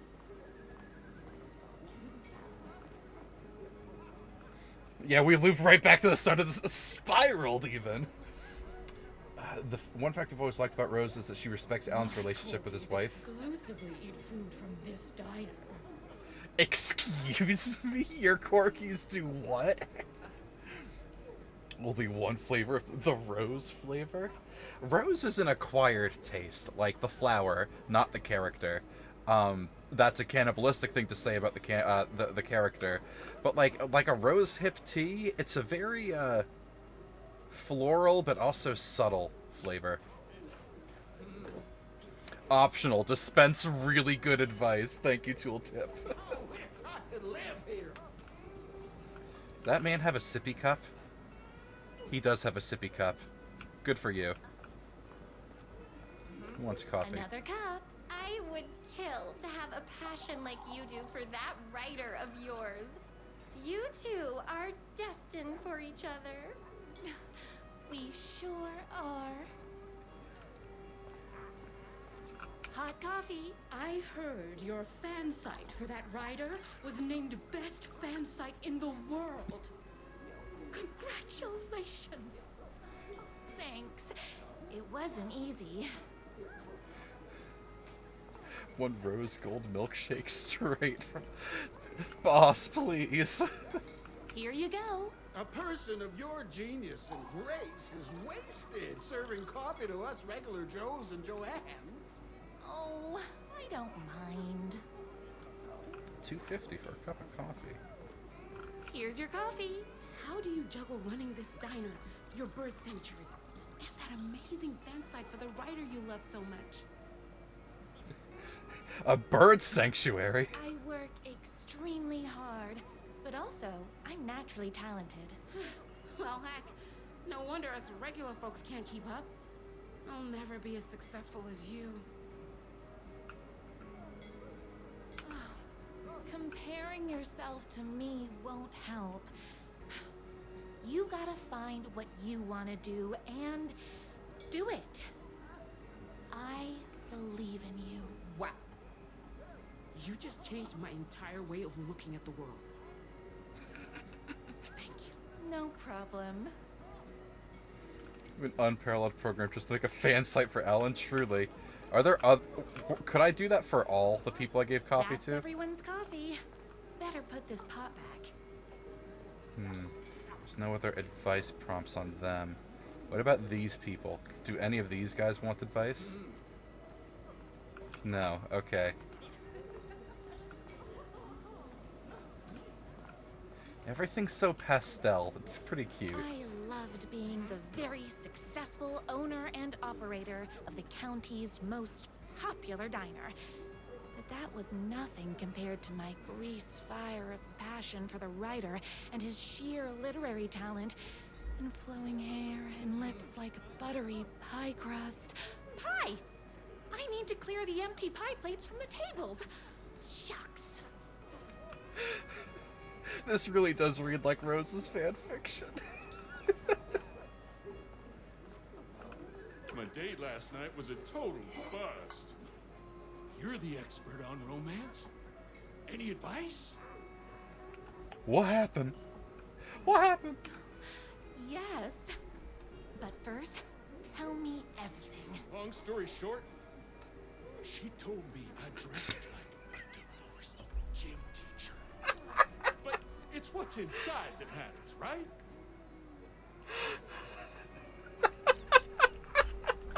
Yeah, but you need to make some effort on your appearance.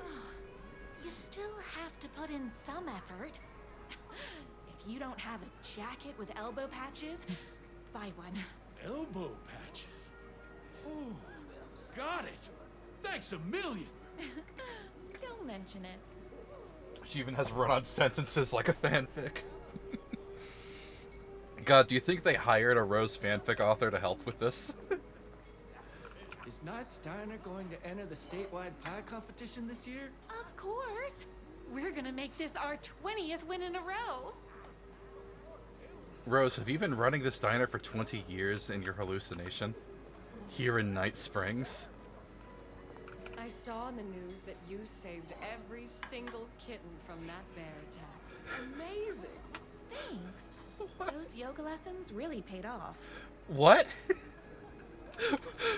What? Rose? The writer lives just outside town in that mansion of his. Why don't you go talk to him?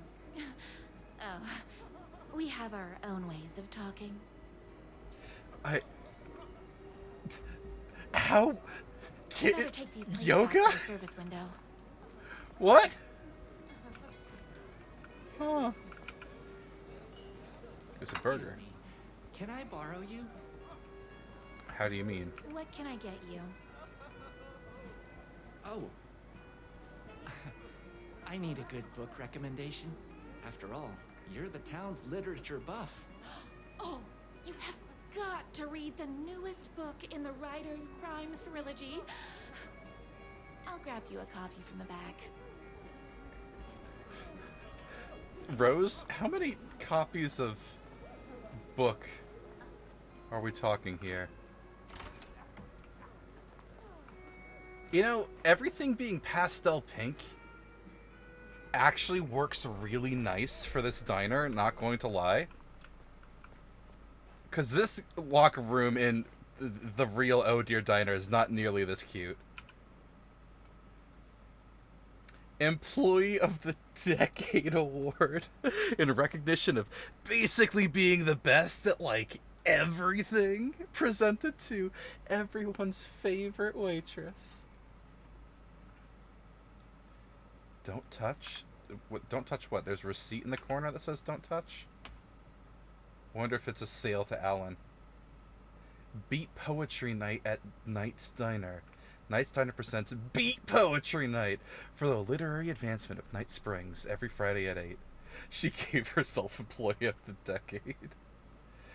Is that Catboy Alan Wake? Catboy Alan Wake? Wait, hang on. I know exactly what to do about this. Screenshot. Alt-tab. Paint. Crop. No, I need to crop the whole sticky note, not just the subject matter there. Crop, file, save as Catboy Alan Wake. Yeah, that can go there. That's fine. Object Manager. Random 2D bullshit. Import model. Drag this folder off to the side so you can't see my organization of bullshit. I want to go to this folder. And it should be in here, right? Yeah, that one. Open. Come on, load for me. It did save properly, right?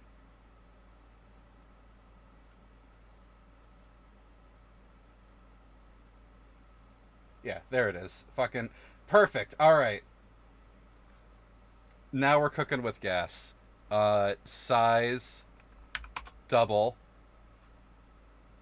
Actually, no. Size should go triple to roughly match with the other Alan Wakes. I don't think we have a good sound effect loaded for this.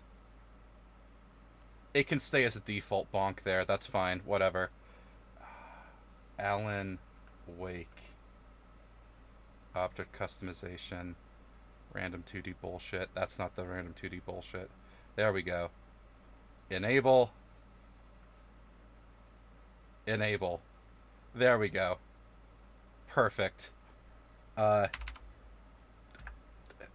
I don't wish to quit. I need to tab back to this scene. There we go. Alright. Almost perfect.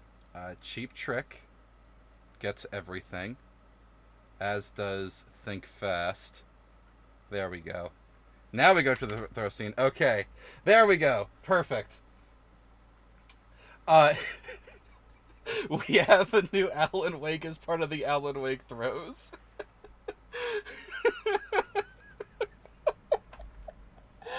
Oh,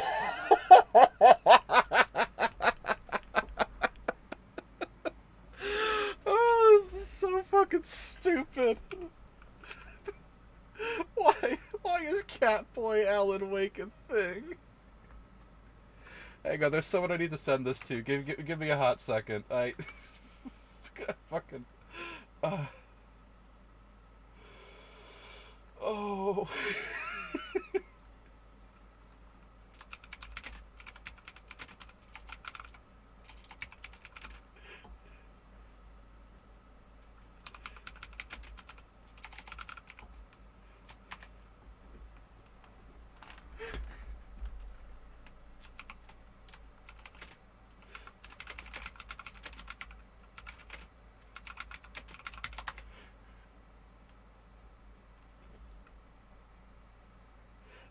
No, actually, I can't share this. It's a spoiler. We're just deleting that real fast.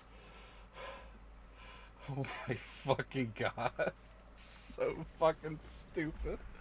Oh. I love it. It's great. What's this one? He's literally wearing a cat t-shirt on. Is she a dog girl and him a cat boy? Oh no, that's not a dog ear. That's just her waitressing hat. I do enjoy that she's the one holding him in the Princess Carry.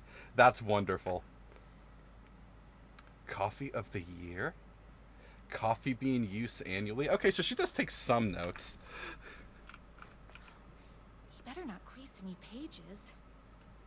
I'm so happy that this first... Bubba Suede, she's got a talking bass fish on the wall. How could Rose get any more precious? With all the ammo she gave us, she really did carry him through the game. My god. Well, with all the ammo she gave Saga, a proper old Rolodex, we have one of those downstairs. A little doodle of a cat next to some coffee creamer. Remzo. So I guess she takes some medications. What are these letters here? 2 can do it! Thank you so much for taking in my 6 macaws. I know you have your hands full with all the other sick birds at your bird sanctuary, but if anyone can find a cure for their rare bird lupus, it's you. Yours truly, a young girl who wants to be you someday. What's this one? Will Hart? With Hart? Oh, Will Hurt. Okay. A man's life is ripped away. He's out to get justice, and the whole city will hurt. By America's best-selling writer. Death comes for everyone. That doesn't mean it's painless. Death will hurt. By America's best-selling writer. The only thing that hurts more than love is loving again. Love will hurt. Rose, what's your obsession with hurt here? I like to think that Rose took meds just to prove that the Allen messages were real and not hallucinations. You know, that's pretty great. And she's just got a collection of coffee mugs here.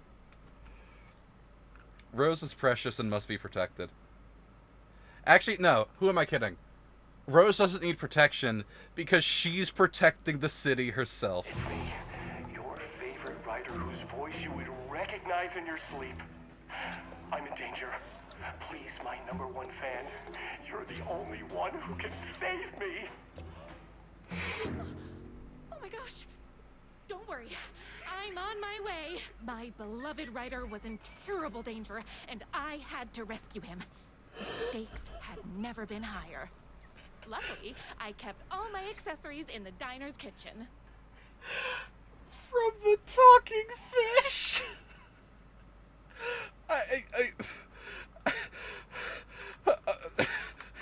Yeah, sure. This is one of the greatest DLCs I've ever fucking played. This is wonderful.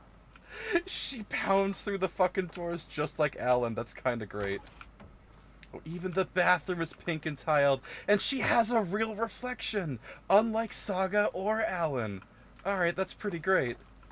I've been wanting to go into this room for the entirety of both Alan Wake games. My accessories. Everything a girl needed to claim victory in the battle for love.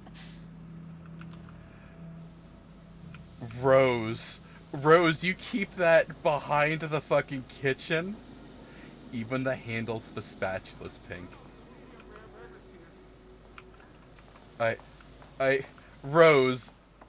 Rose, girl. We got individually packaged crossbow bolts, a nice hunting crossbow, a good teddy bear. Why do you need 4 Glocks? We got a sawed-off shotty. Just a shitload of shells and casings here. Is that an entire crate full of propane tanks? Rocket flares. This is what she uses to, like, fill supply crates around town. Flare guns. Revolvers. First aid equipment. A whole ass fucking chainsaw. Nail guns. Another crossbow, 3 more pistols, so many flares. Why do you have so many rifles and shotgun? Honey, this room costs so much money. 1 Glock for every season. The weather difference changes your aim. Grows 8 more hands as a gift from Vishnu.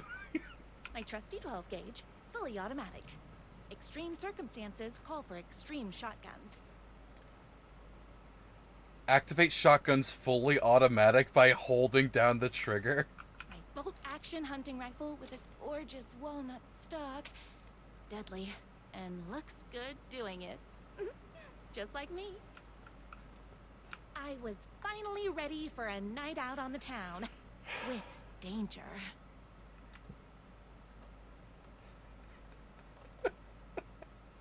Okay. I love Rose. She's precious. This is the type of person who would kill me if I met them in real life. But playing them in this game, this is wonderful. Did Rose just fully dissociate?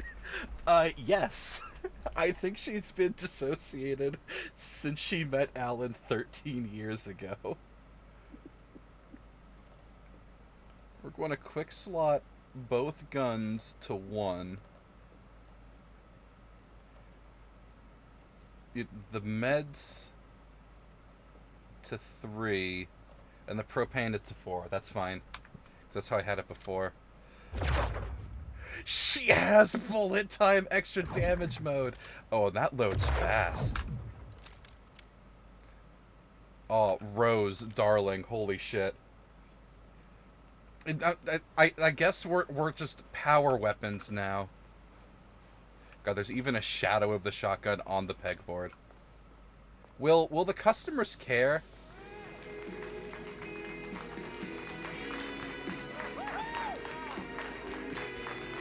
Sheriff Breaker, you're dancing.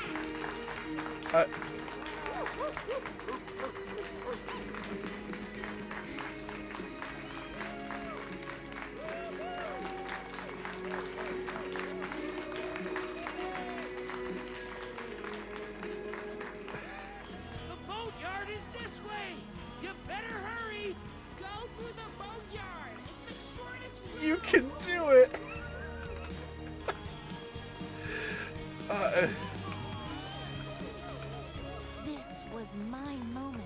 You got my chance to save the writer and make him realize how much he needed me. And if that's not love, I don't know what is.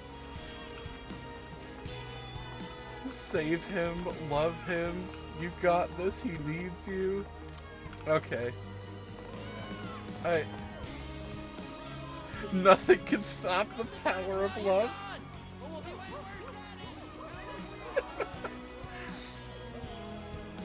The Dark Princess cannot possibly even comprehend defeating Rose. There is not a single plot element it can twist to beat Rose's fanfics. One waitress, one writer, forever. Save literature. I was leaving my old life behind, like a body left to sink in a lake so no one finds it. Nothing would get between me and my future with the writer. Anchors away. I was hoping it would say anchors away on like the love boat or whatever. Would purpose used not to fuck with Rose because they knew giving her the power to change reality would spell its own doom? The door's locked. Never mind.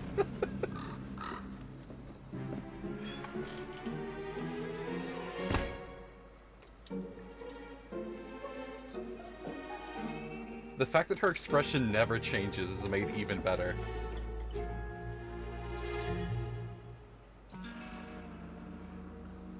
Rose, are you going to kill that man for his motorcycle? So, is this like a member of the Kalevala Knights? Who the heck is that? Oh, it's Scratch! It's Dark Allen! I was right. We're living out Rose's fanfic.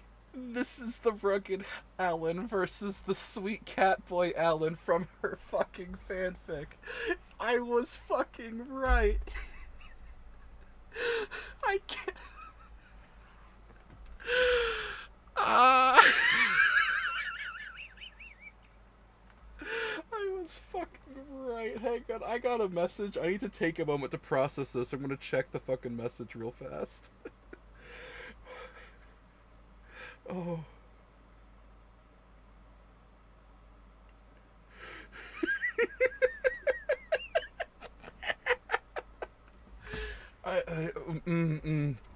Hi, Alan. Who are you? And why do you look like a slightly less handsome version of my writer? Oh, don't you ever compare me to that worthless hack. Sure, I may be his wild and rebellious estranged twin brother, but we can't all be perfect.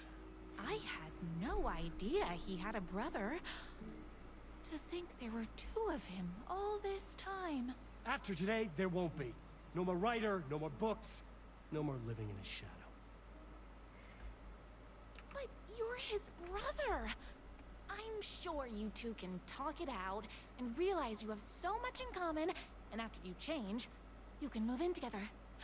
And I'll come over with popcorn for movie nights. He had his chance for popcorn and movie nights, but he wanted to keep everything for himself. Too bad. You know what they say? You can't join him? Beat him. What? What did you do to him? I locked Mr. Fancy Pants up somewhere you'll never find him. You won't get away with this. I'll stop you. Babe, I got an army of people that hate that hack almost as much as I do. They're ready to die if it stops him from writing another crappy book. What do you got? I have a shotgun. I have a shotgun. Well, I got a... Wait, that's a real shotgun? Okay, I admit that's I didn't expect that. Look, it doesn't matter. You can't stop all of us. Only a monster could be blind to the poignance of my writer's books. And there is only one way to deal with monsters. Ow. Oh wow, Rose is a little fucked up. Hang on. Rose needs to take some fucking pills. That's better. Stop throwing bullshit at me.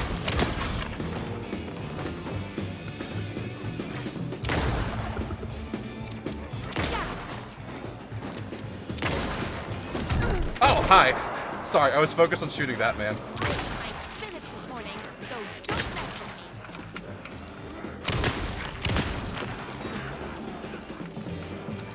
me. Excuse me, we need to eat some more pills here. I have a great idea.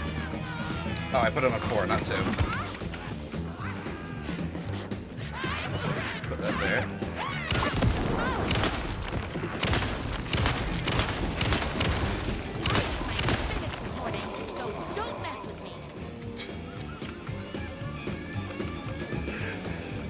This is fucking great.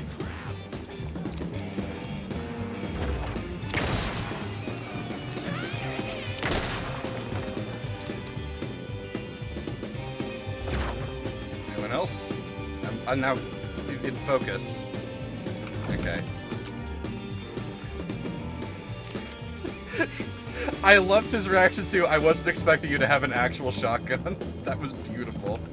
Are there more pills in here? Okay, cool.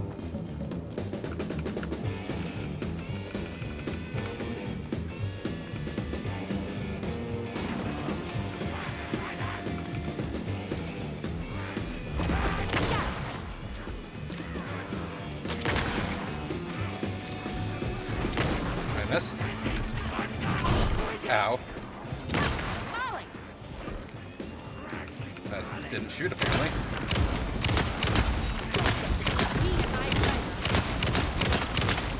Holy shit, Rose's shotgun is awesome. Bullets o'clock. You are all being very rude. It's bullets o'clock. This is incredible. I love this. Why am I bothering using the rifle when I have 174 shots of shotgun?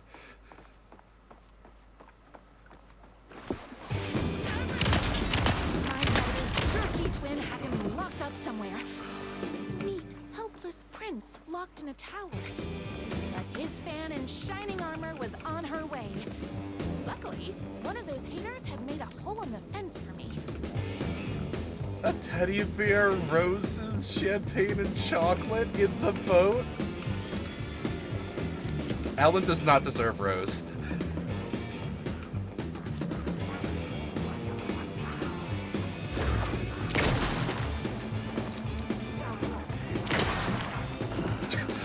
The fucking blood across the screen. This is incredible. That's enough. I would like to apologize for suggesting a delay of putting off Night Springs, because this is incredible on its own level. You never thought it would be this possible. You got a box of cookies? Hell yeah, Eva. I could also, you know, this entire day, my mother and her cousin were baking and icing cookies for one of my cousins' like bridal shower for their upcoming wedding, and the house has smelled of cookies all day long, so it's pretty great. Follow a poorly rendered, like, blazing oh no, it's murky water fire. The twins' motorcycle had left tracks in the mud. I recognized the tread pattern immediately, thanks to my famously keen perception. The tracks would lead me right to my rider and his kidnapper. I felt like the detective from my writer's books, solving the case with my wits. All I needed now was an unlimited supply of black coffee and crippling emotional trauma caused by the untimely death of my spouse.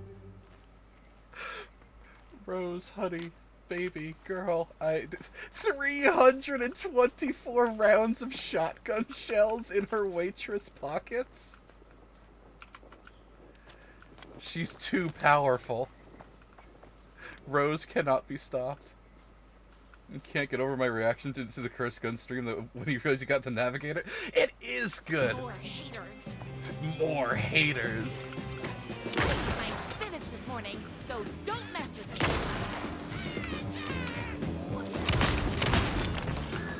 Bonk. The fucking combat music is incredible. Damage boost? I missed. Oh. Bye! Even the way she reloads the shotgun. Where is she pulling all the shells from?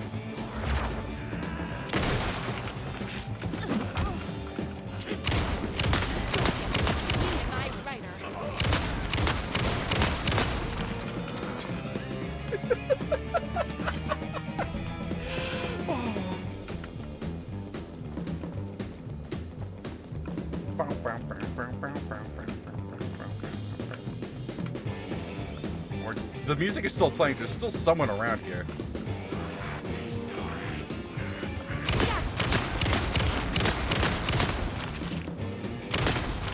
My gun's hungry.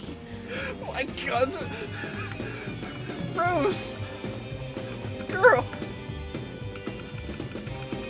I can't pick up anything else. I'm too full. My inventory's full of shotgun.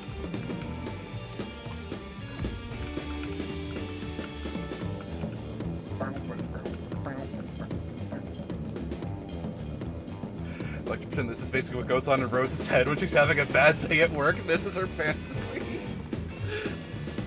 Music is phenomenal choices. I'm empowered by her lack of knowledge on how guns work. Bottom of Magnum just doesn't need to be reloaded.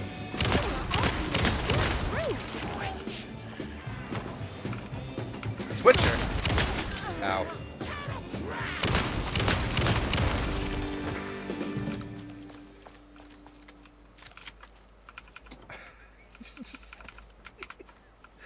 I have so much.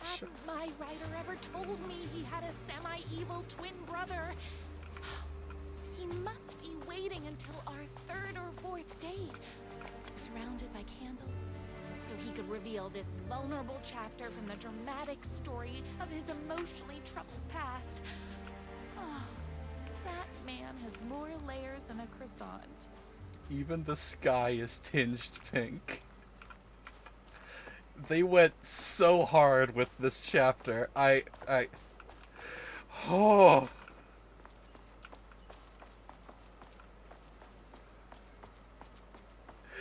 Even the lake is pink.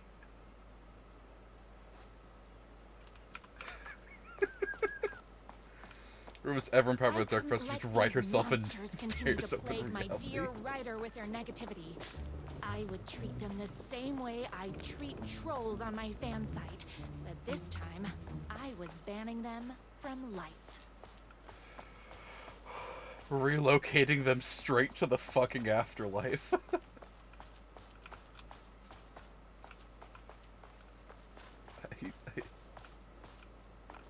I wonder if there are pages in Rose's chapters here.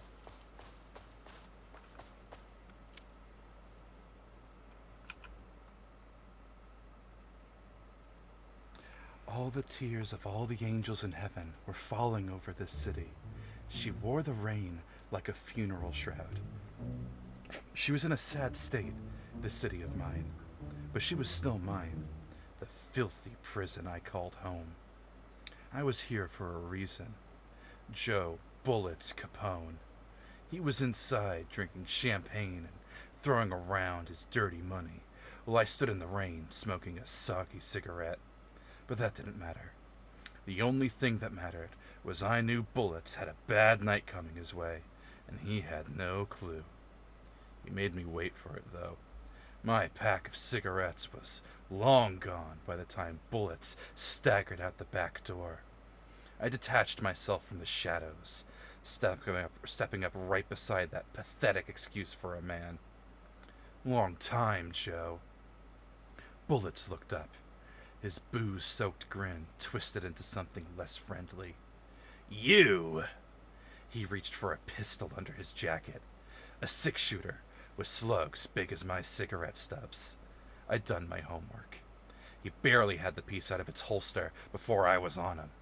I wrestled it out of his hands, tossed it behind a dumpster. Bullets didn't like that. Gave me one right in the gut. Wind rushed out of my lungs like a soul leaving a body. Through my wheezing, I could make out the slap of boots against water. Bullets was legging it. Had to get after him. Couldn't lose him. Not when I was so close. He had info I needed. The address of the last stop for this train called Revenge. So I sucked in whatever air I could and took off after him, through the twisting maze of alleyways. 2 rats, but only 1 cheese. I pulled out my revolver. I was playing for keeps. Don't make this hard, Joe! I caught up to him as he was dropping down the other side of a chain-link fence. He sneered, teeth like rows of gray tombstones. He thought he was escaping. He thought he was safe. My body slammed against the fence like a bird against a window. I clutched the thin metal, scrambled over it, the jagged ends of wire ripping through the sleeves of my leather coat and biting into skin. The pain was welcome. I guess I could read this if I zoomed in, but I don't want to do that. I dropped down into the alley and ran like a panther. At every blind corner, I expected a trash can lid to the face. None came. Maybe Bullets hadn't liked what he saw in my eyes as I climbed that fence. I bet he wasn't smiling now.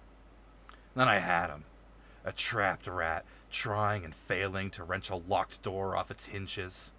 I leveled my gun at him. You know what I want, Joe. Bullets let go of the door handle, hands up as they'd go, beseeching a higher power not to cast him down. Come on, man! Ain't gonna bring your wife back! Can't hurt to try. Talk. Yeah, sure thing, sure. Bullets lunged for his ankle. A crack of lightning from my hand, and he was down in the gutter, clutching his belly. I walked over, calm as snow. I stood over him, watching his putrid blood mingle with the rivers of rainwater. You talk, I call an ambulance. His words were having a hard time getting through the pain. You're insane, man! Insane! I raised my gun level with his eyes. Try again. Okay. You want the big man? Yeah, I know where you can find him. Blood pounded in my ears like war drums. All the killing, the sleepless nights, the booze, the countless cigarettes I smoked while ghosts swirled around me. It was all for this. The drums got louder. Bullets caught his breath, straining against the pain. Then he spilled his guts. My #1 fan, if I don't make it, then I just want you to know that... Oh no, I can't say it. Curse my cripplingly sensitive artistic nature. I left the alley, told a waiter on the curb that a guy had been shot. Didn't care what he did with that information. I had what I needed. My #1 fan. If I don't make it, then I just want you to know that No. I can't say it. Curse my cripplingly sensitive artistic nature. But I love you because you're sensitive. Just hold on.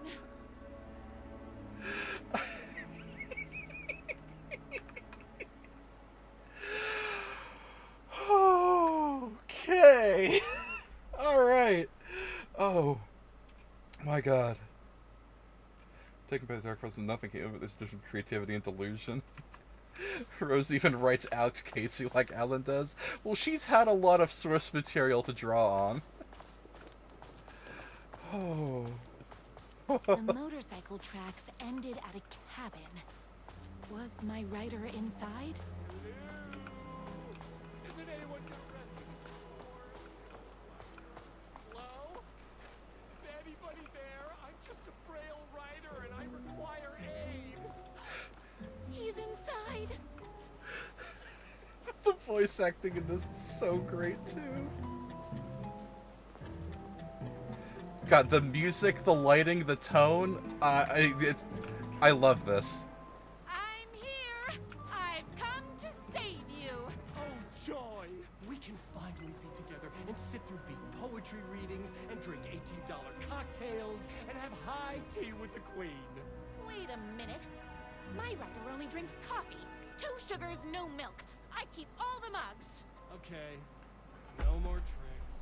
That's I'll what. be waiting upstairs. That's what the collection of mugs were at her desk. All of Alan's mugs.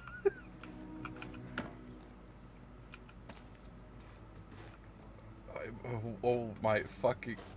Life is not unlike a highway. Muscles don't cry, they sweat. I bet he's doing all this because he's hopped up on steroids.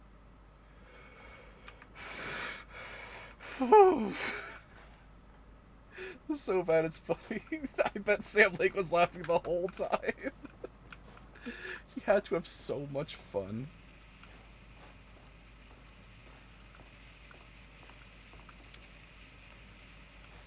Running with wolves seems like a dangerous hobby. Everything you need to know. TJ Wolf. Okay. You're the Fisher's life. Hey. Can I pet the deer? No. Okay. I have a shotgun. What room would he be in? Chat, did we check the left room or the right room first?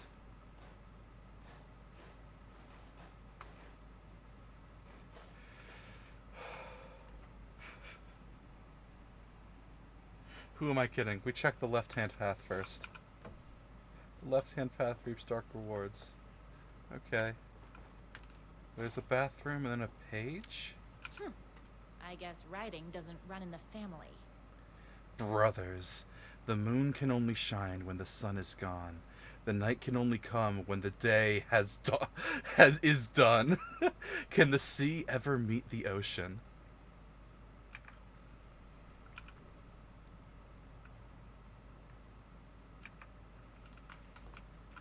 What's in the bathroom? The bathroom is dark. So I guess he's in the bedroom. Where are you? I was never upstairs. I lied when I said there were no more tricks. You're starting to piss me off, mister. Where is my writer? I'm just having a little fun. Let's chat down at the beach. I love... First, he kidnaps my writer. Then he calls him a tea drinker. He had crossed the line. I was going to go to that beach and give this jerk the scolding of a lifetime. I kind of love that Rose doesn't swear. Torture ideas for a hack brother. Car battery. Solid potential. Pulling fingernails. Too messy. The bell. Where do I get a bell? Blunt spoon. Nice and simple. Dismantle typewriters. A+ psychological factor. Gas, fire. Fire might burn down my cabin. Maybe overcomplicating this?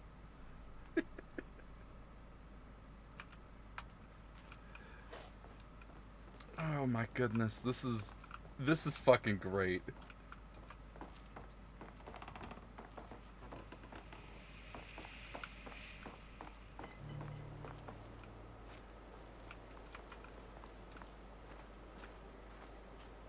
Not this speech. This speech. Okay, game. You got it. Can I have some more mooks to just pump buckshot into with this 373 shells kept in my waitress apron? I physically have too much shotgun ammo. I can't carry anymore.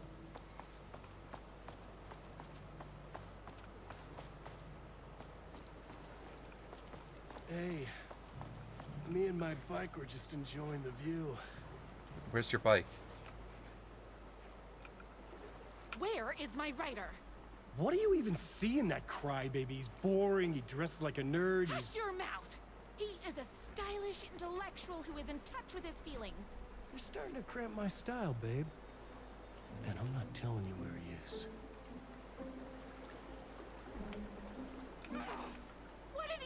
do to you? I, already told you that? At the boatyard?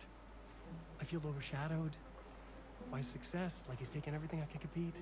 Oh, right. I remember now. It's a self-confidence thing. Well, it's a bit more complicated than that. You are going to tell me where he is, or else. Or else what, babe? I blow out your kneecaps with this shotgun. You asked for it. You are rude, you have no manners, your too cool to care attitude is attractive initially, but drives people away after they realize you're emotionally incapable of letting your walls down to reveal that you are a vulnerable human being just like everybody else. You are trying way too hard with that outfit. No, stop! I don't like being seen! Listen, I never had your precious writer. I was just keeping you distracted while my army of haters storms his mansion. Now the love of your life is doomed. Doomed!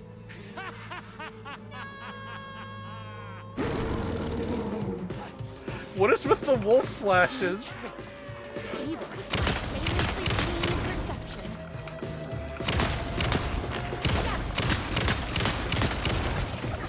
Ow.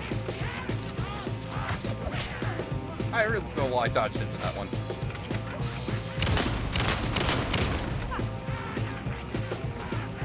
Reload, please, Rose. Thank you. I love how her waitress uniform is just splattered and taking blood. Ow.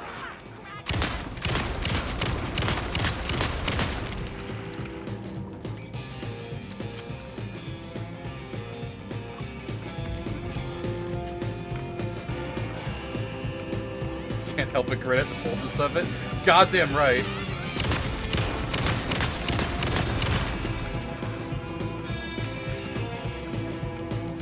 There was more shotgun ammo up here, hang on.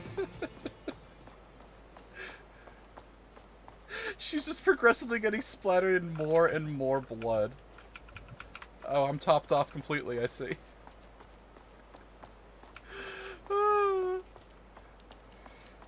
Do you think the entirety of the DLC are 3 episodes of Rose, or that each of the Night Springs episodes is a different what if?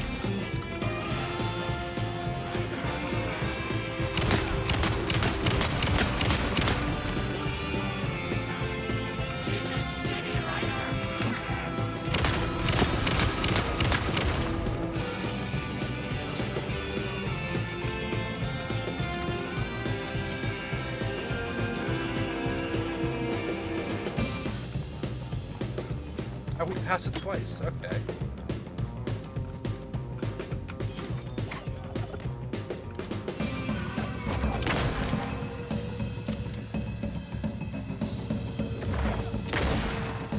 Letting that damage boost charge. You know, why am I letting the damage boost charge? I really should just let it rip. Ow. I missed. Somehow.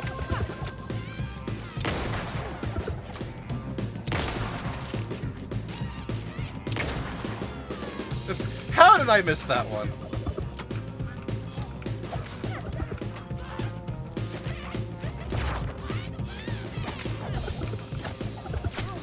Ow.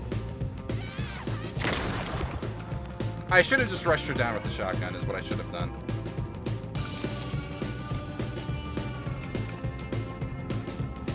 You said the trailer looks like one was going to be Jesse and the other. Ah, that makes sense.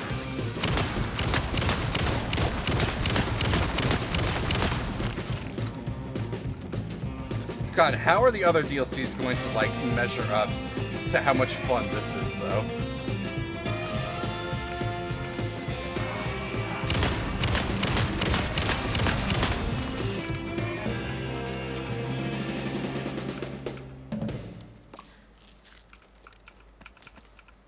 God, Rose is just sucking that little self-satisfied smirking chuckle. So much blood. The deer. I knew you, my #1 fan, would never fall victim to my twisted brother's lies. His hatred for me is as inexplicable as the sunrise, and just as fiery. but I knew your heart would never waver. You're the only one who can save me. I believe in you.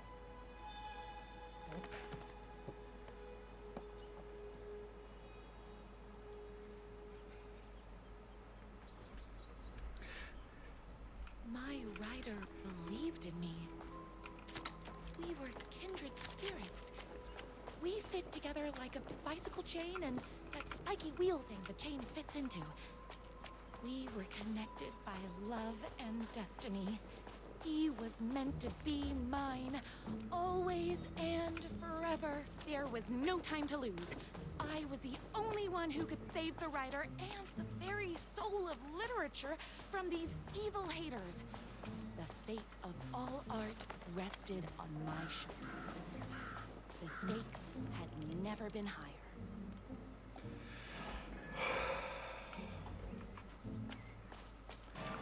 I like how my goals are follow the bad boy's trail and talk to the bad boy. If I have 13. to stop you myself, I will. Unlike him, I'm not afraid to get my hands dirty.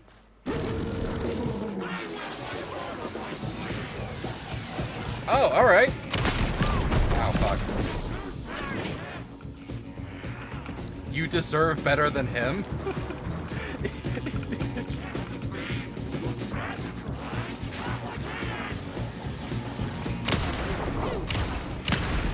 Wait, the darkness bullets are heart-shaped. It's a wave of hearts. The part I want is the writers.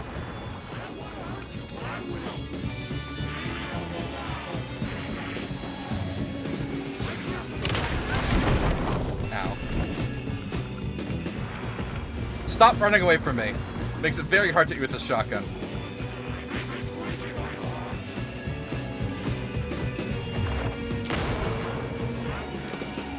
Did his motorcycle just growl at me?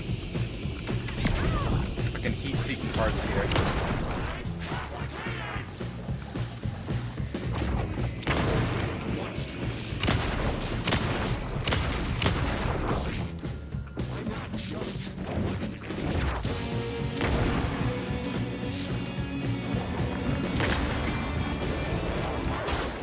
A werewolf?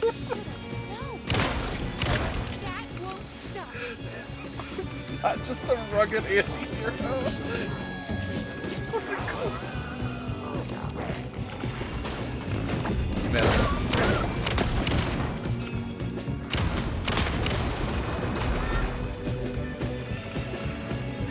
Rose, reload, please. Thank you. Alright, I just dodged into that one.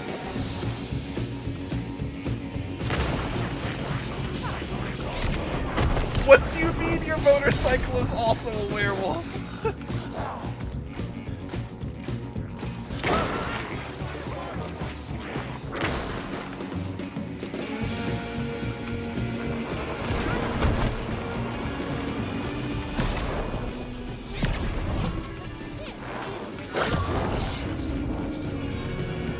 Motorcycle down!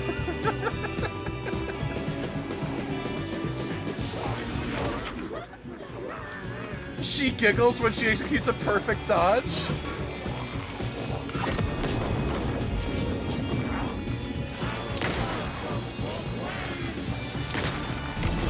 Power of the button goes both ways, you say.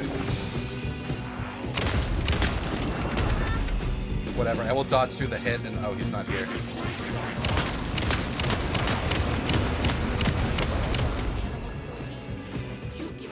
Hi.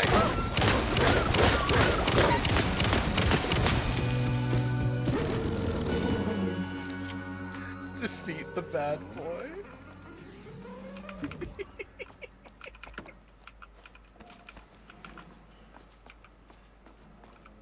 I should reload.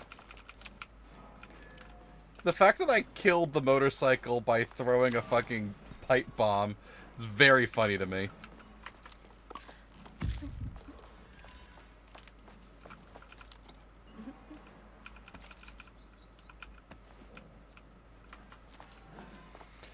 This is how Assembly got over the stress of writing Alan with a big bad wolf.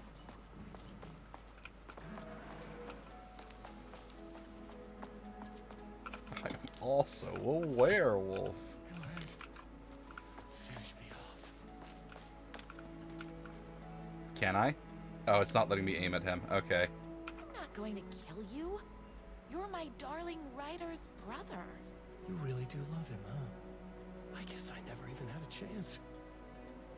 I was just jealous of his talent, his money, his velvety hair. But mostly, that he's got the love of somebody as amazing as you. Oh, you silly werewolf. You could have all those things too. You just need to stop wanting to be him and start wanting to be you.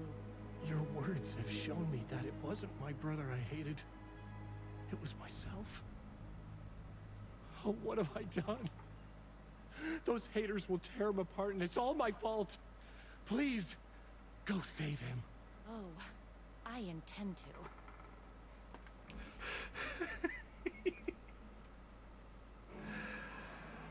Even the mansion is pink.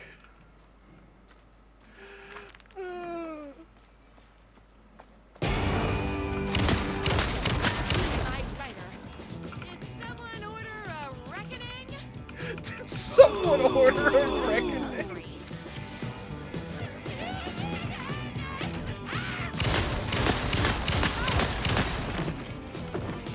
Alright, so her office doesn't have the cardboard cutout, which I'm a little sad about.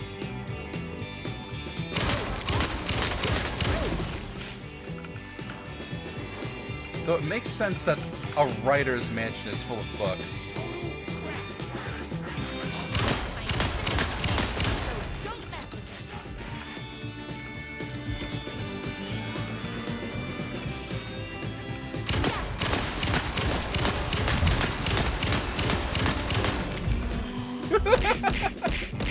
Give it a cardboard cutout Catboy edition? I would have loved that, honestly. For contributions to art and artistry across the globe, the recipient is hereby recognized as a champion of literature, who embodies all the spiritual and physical qualities valued in one who pursues the art of writing. Presented by the Society of High Arts. Get well soon card. Dearest brother, news reached me that your journey across Europe has taken a turn for the worse. I was utterly and completely devastated to hear you have been afflicted with a serious case of lycanthropy while riding your motorcycle through the Nordics. I know we haven't spoken in years, but please know that my thoughts are always with you, my dear monozygotic sibling. Please contact me upon your return to America. Until then, I hope this card finds you well on your way to speedy recovery. Dearest regards, your brother. P.S. Due to your road-bound lifestyle, I do not know where to send this card. I've written this message as a symbol of my fraternal love, and I shall leave it upon my mantle in the hopes that one day you shall read it. A get well soon card for lycanthropy? Bruh. Oh my god, we have painted the halls in so much jam here. Is that a nurse orderly?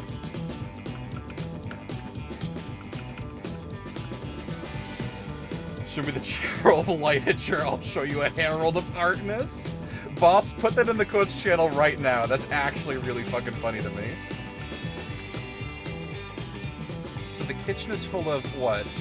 Pasta, a dictionary on something, rice-a-roni, more books, coffee cups, a typewriter, bottles of wine instead of beer. Look, there's a lot of stupid bullshit that goes into my Quotes channel. That's good enough for it by my standards. He turned a pool table into another writer's desk? Why is there a cinder block on it? How could you possibly use all the ammo that the game gives you in this DLC? It feels impossible. Bow, bow, bow, bow.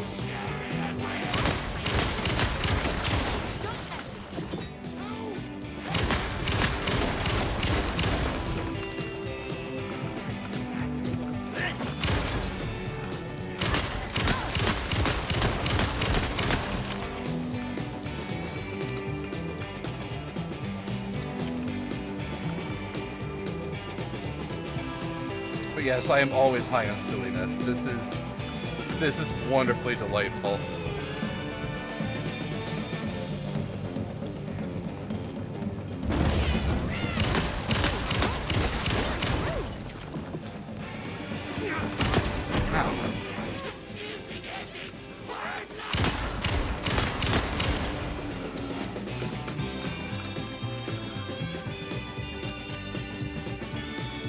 We should gun down that man before, you know, Alan's door breaks down.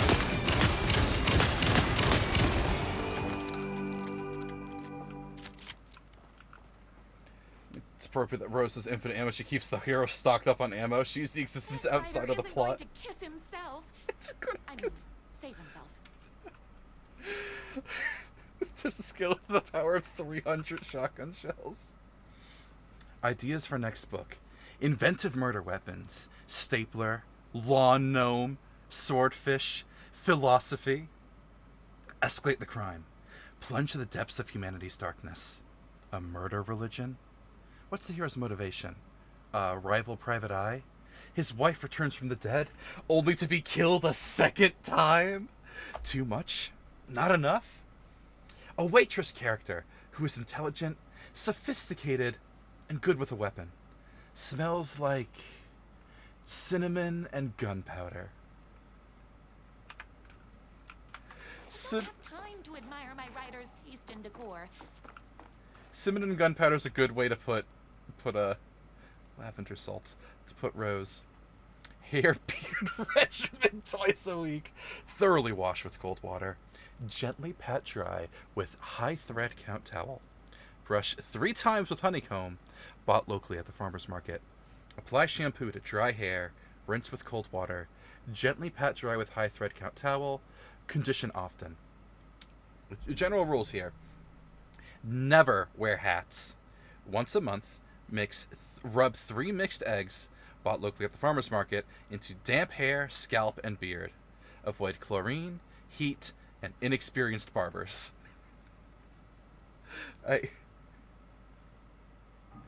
Whew. Rose, you've got some standards, girl.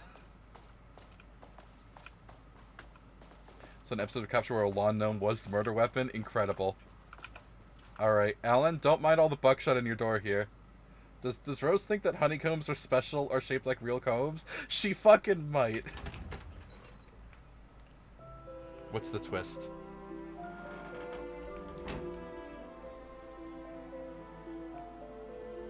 And there he was. After all the fighting, we were finally alone. She has so much blood together. on her. Our love was written in the stars. And so we danced like 2 spinning planets that would eventually crash into each other in a dazzling display of flames and rocks and other planet stuff. He told me all the sweet things I'd been waiting a lifetime to hear. I saw myself reflected in his eyes. I would always be at his side, to inspire and protect him. He needed me, now and forever. After all, I am his #1 fan. A fan and the object of her joy come together against a world trying to keep them apart. A happy ending for some. But is happiness, like beauty, all in the eye of the beholder? Where is the line between fandom and fixation? One can never tell in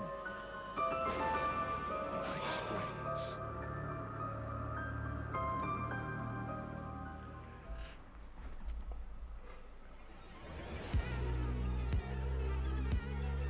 That may possibly be one of the best DLCs I've ever played. No.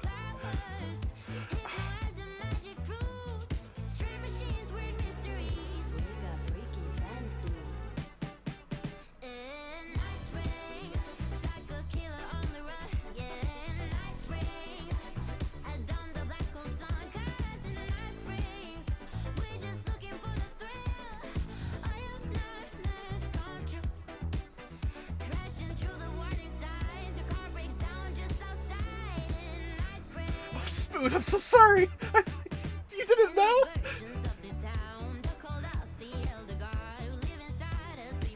Holy shit, I love this song.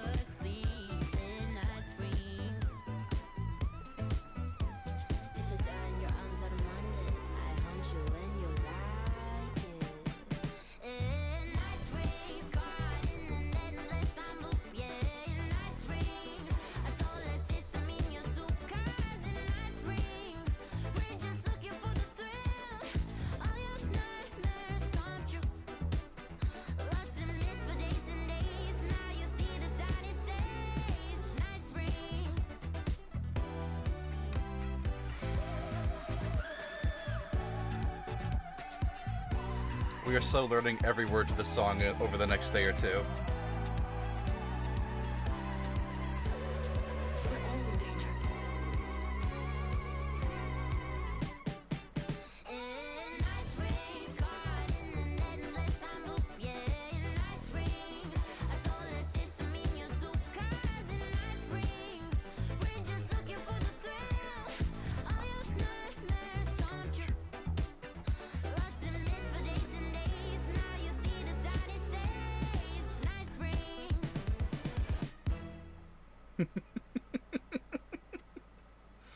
Oh my fucking god, that was... Oh... Excuse me, I need to go into the menu there for a second. Oh. Hello, Matzo. Matzo, I'm sorry, Matzo Spoon, buddy. Oh.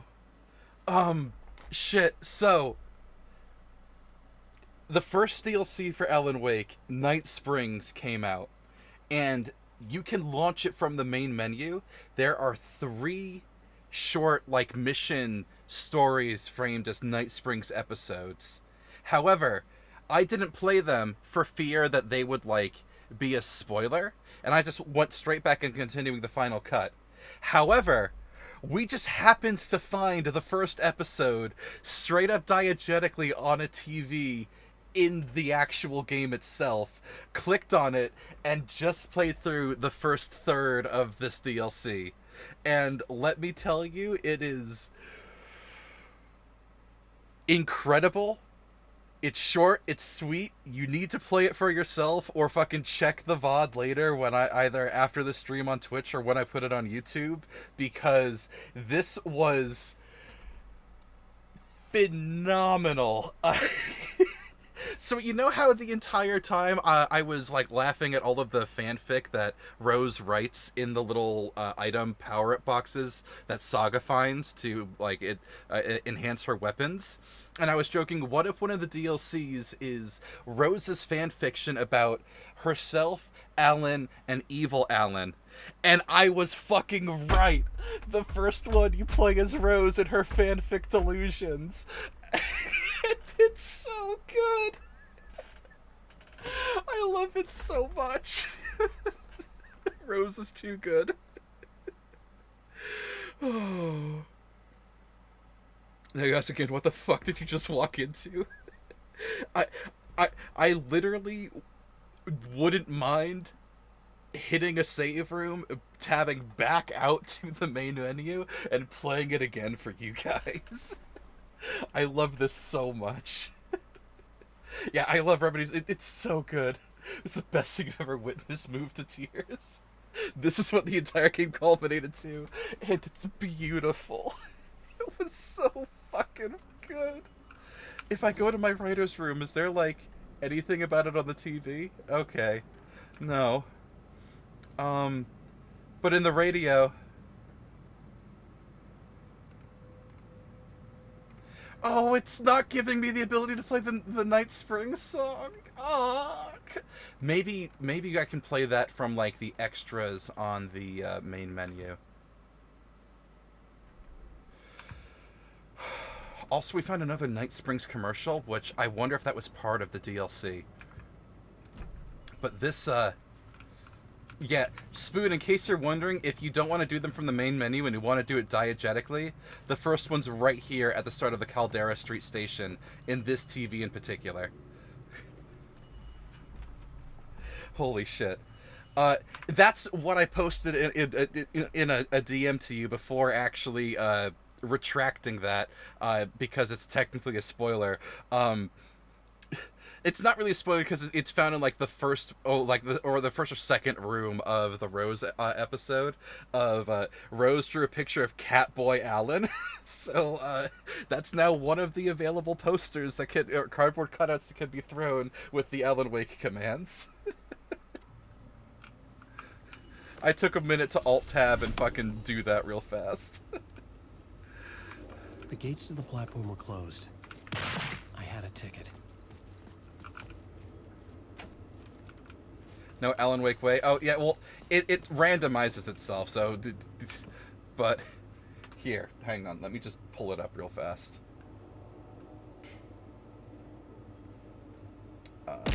Oh, never mind, there it is.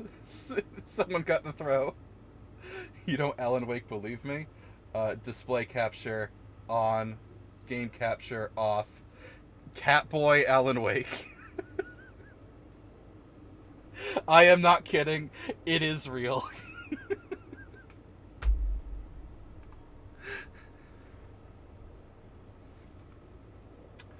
Game capture back on.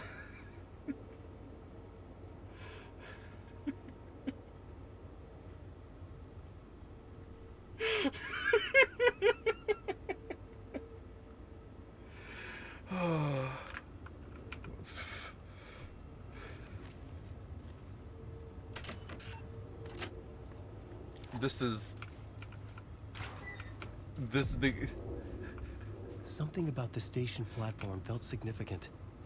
It would work in my writing, but I needed more. Something lingered here. A half-forgotten memory. An echo.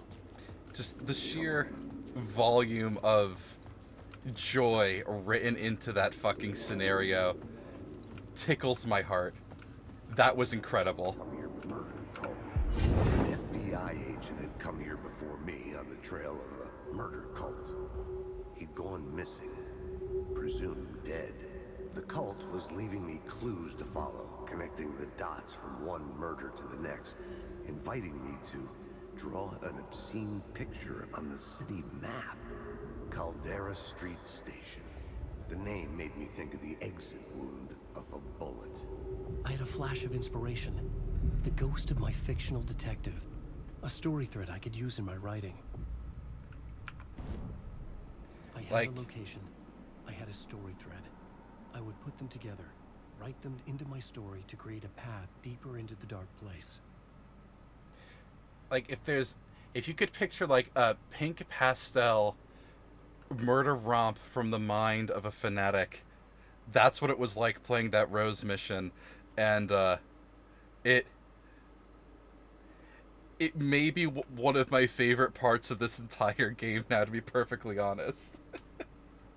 It's just so emotionally incongruent with everything else in the game, yet fits and works seamlessly with everything we know about the rules of this reality and the characters involved. It's peak. You know what? You're zooted enough to be Rose tonight? Fucking do it. Leave my stream and go be Rose. You will not be disappointed. You are going to have a good time. You're not allowed to have a bad time when you play as Rose. It's a chain of words I just used. Yeah, no. Pink pastel, sugary sweet, and splattered with the blood of dozens of people. As is written in the DLC, a waitress that smells of cinnamon and gunpowder. Absolute cinema.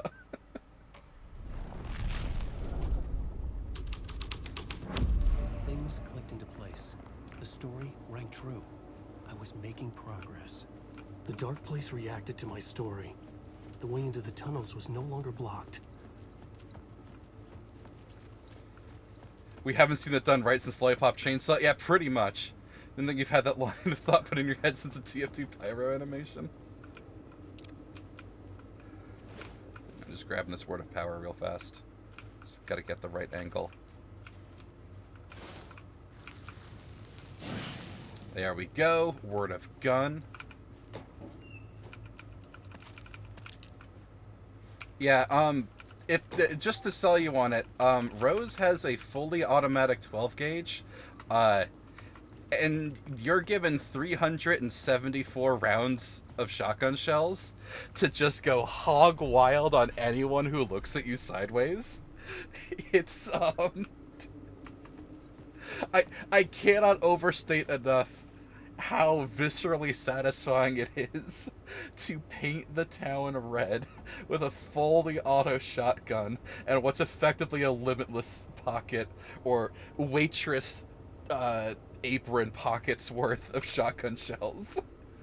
I had 374 shotgun shells in reserve, and the only reason that number wasn't higher is because you also have a rifle, and I had rifles and pain pills.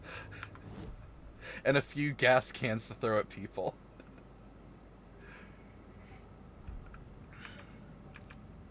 It's, as one might say, excessive force. Yeah, that wasn't even counting the dozens I couldn't pick up. Into the maw of darkness. Because my inventory was maxed out. Maybe this game's pretty alright. Monster, this is a Game of the Year game. If this had been on Steam and not locked to the Epic Store, and released like a month or two earlier in the year cycle, so it had more breathing room and chance to hype, this would have beaten Baldur's Gate 3 for Game of the Year. This game is awesome.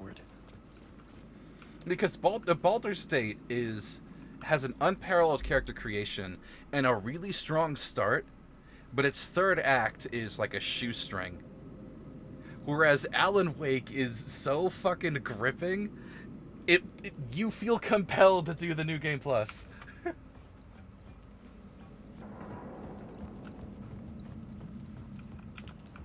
The blood trail continued deeper into darkness. Like, you may restart Baldur's Gate over and over again, but when you start an Alan Wake run, you finish the Alan Wake run.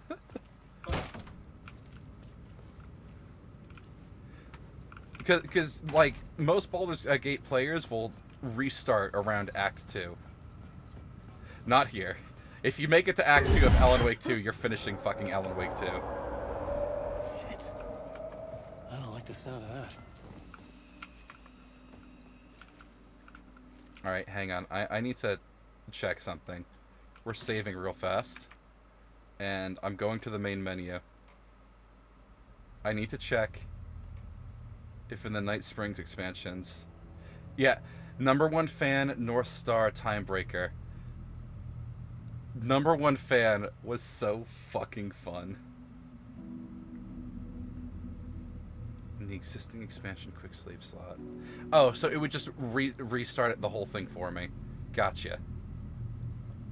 Oh, that's so good. I hope that it would play like the music at the end of #1 fan, or like have the option to do so. Never mind. Timebreaker for Timbreaker. Yeah, that's pretty good. Wait, you found the Night Spring song? It's been there for 7 months, we just didn't realize? Oh, I'm looking it up after the stream to listen to it, 100%.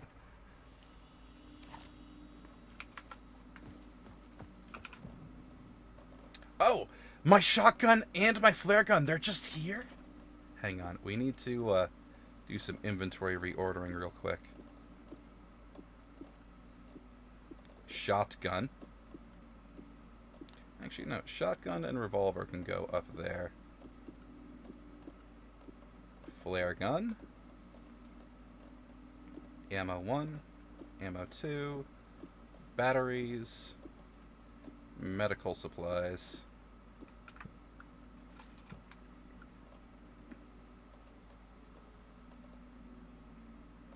Shotgun. Shotgun can go to onto the 1. Flare gun can go to 2. Bigger heals can go to other 3. So now that I've got my shotgun and my flare gun, I should probably spend these words of war here. And words of gun. 25% heal when landing a direct hit with flare gun. Yeah, we'll do that. And then words of gun here. Increase area of effect by 100%. Yeah, we're making the flare gun a fucking nuke in my hands. And then we'll spend words on shotgun when we get more words. Okay, I'll need you to read Rosa's fanfic, then write the full auto shotgun into your inventory. For fucking real, could I have Rosa's shotgun as Alan? That would be phenomenal. Now, I need to find fucking Tim Breaker soon so I can get the goddamn map for the subway. Word of aid. Increase hand flare. Increase duration, effect duration of painkillers. Let's make painkillers a little more effective.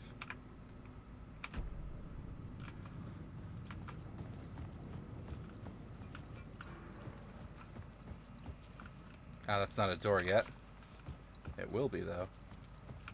Oh, hang on, never mind. There's a door here. It could not be opened on the side.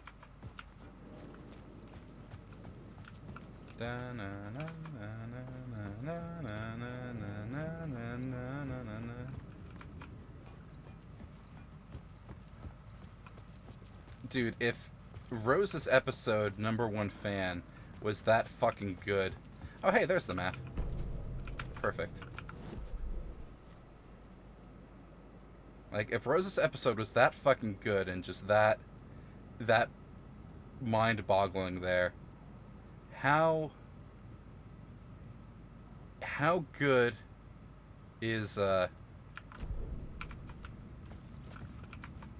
can the others possibly compete, you know? Oh, that's right, the train blocks that way. Can't get to the Echo. The other two have to have like the other two have a tall bar to measure up to. Were a maze. The blood trail led me on.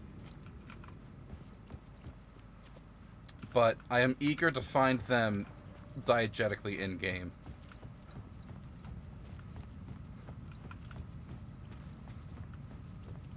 I bet we'll find one each loop, because right now we're in the first loop, so we found the first of the Night Springs missions.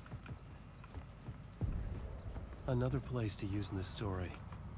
I needed to search the tunnels for further visions. Inspiration for the story that would lead me deeper. The plot element I found would drive the story forward. Oh, I have to do it. That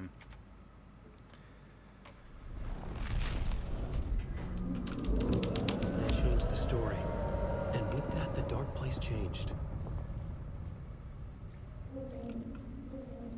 The blood trail disappeared under the rubble.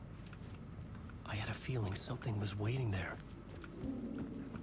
Prepared for the next DLC to deliver absolute cinema to go even peaker beyond. I forgot that we already got like a shitload more bits here. I guess I don't really... I'm going to read them just in case something feels different.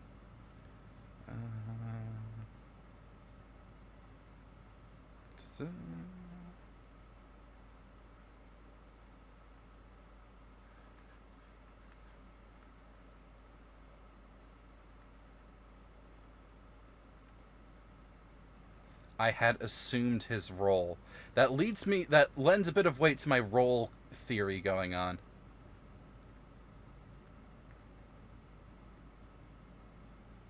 It's like a threshold. Forgotten idea for Casey story.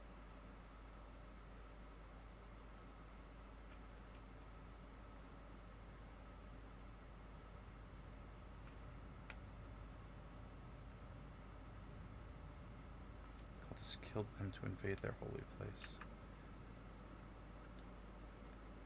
Okay, shape, not shatter. The federal agent had come here looking for answers. All he found was a fate worse than death. Leon Morgan's bad luck to be on this case. The cult can get you anywhere with that black magic shit. Let the day shift handle it. What happened, anyway? Some Fed came looking for the cult, but it was a trap. A satanic blood sacrifice. Anyone who gets involved with the cult, they're next. I heard their leader is this famous writer, Alan Wake. Their unholy motherfucking messiah. Sounds like a load of bull.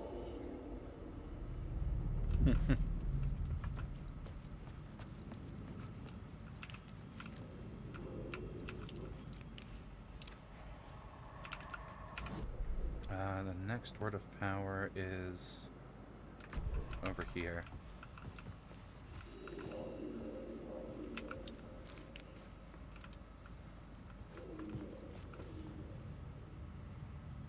Right?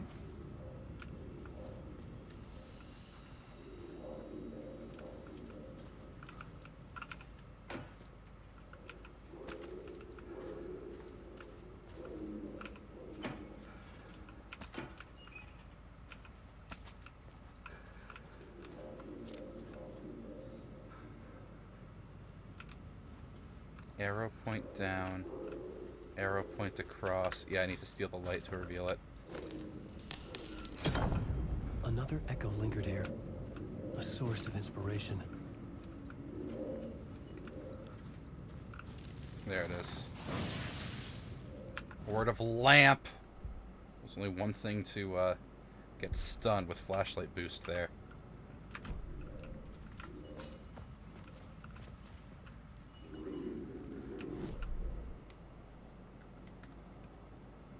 Grab this echo, and then I guess we grab that echo and the collapsed tunnel, because there's another echo in there? Or, no, there's an echo behind the rubble, but we need a different word to reveal it. Word is your research can help me, ma'am.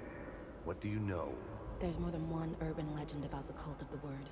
The murder cult used these tunnels for their ritual sacrifices. They say the cult reenacted the murders in Alan Wake's crime books. That Wake was even involved somehow, under a false identity, Mr. Scratch, which is, of course, a nickname for the devil himself. It was disturbing finding myself in the story this way. But I was desperate, and it felt right for the story.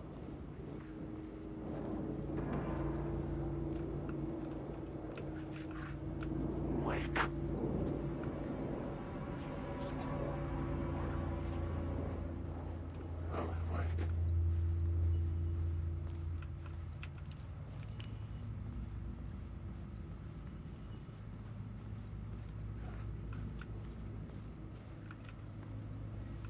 Invoke the new I word. beat for the story. Trailer cold ghost. Da, da, da, da.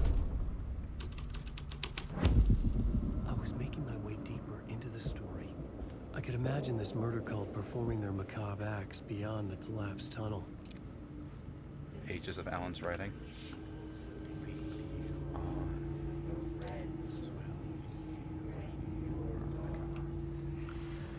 The cultists laid the Casey novel onto the altar with reverence.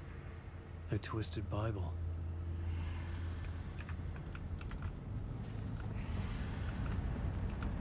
Cult of the Word, Cult of Wake.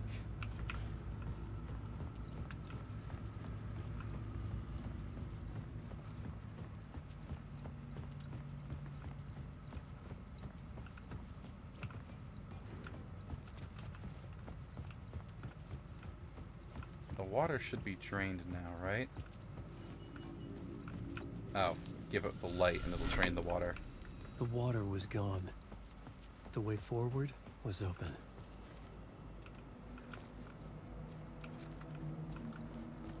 Are there any more words of power down here? Okay, there's one more over by that break room.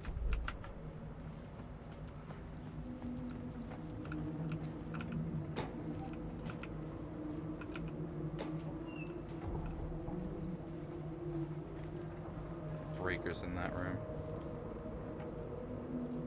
Yeah, let's go talk to Breaker.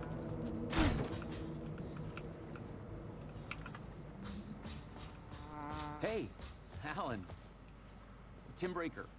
in case you don't remember again. I know, Tim. I'm remembering more now. It's good to hear, man. How's your search for Mr. Door going? It's not great. This dream we're in, putting a lot of roadblocks in my way. So you think this is a dream? I'm not ruling it out. You know, my dreams have always been incredibly vivid. They feel real until the second I wake up. In the dreams, I'm often someone else. A different person with a different name, living a different life in a different world. Alternate realities, maybe. But certain things don't change. Like Door. I wonder if Door's training him to be a planeswalker. The sketch you have does look like the Door I know. The talk show host. All I know is the Door has something to do with what's happening to me. And he knows that I know. He's like some sadistic mastermind torturing me. The actor who played Sheriff Tim was also the star of Quantum Break. That wouldn't surprise me. I mean, we've already read everything on the crazy boards. Let's just grab that update. Stealing supplies in the corners or in that fridge. Cool. Bye, Tim? Shit, there are a lot more words of power. Fuck yeah. Oh, wait, no, there was a loot box up here.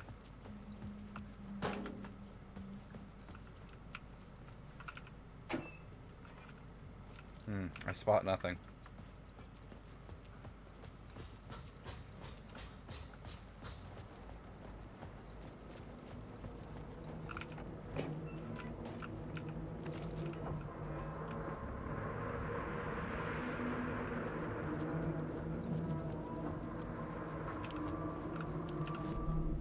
I am approaching the underpass with a word of power. Initiation. Yeah, it's fine. You motherfucker.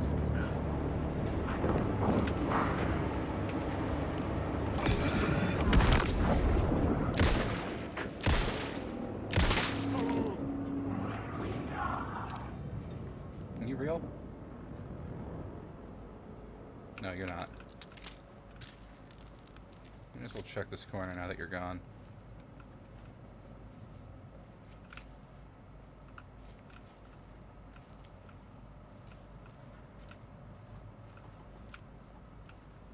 Because what if the word of power was down there? It's not, though.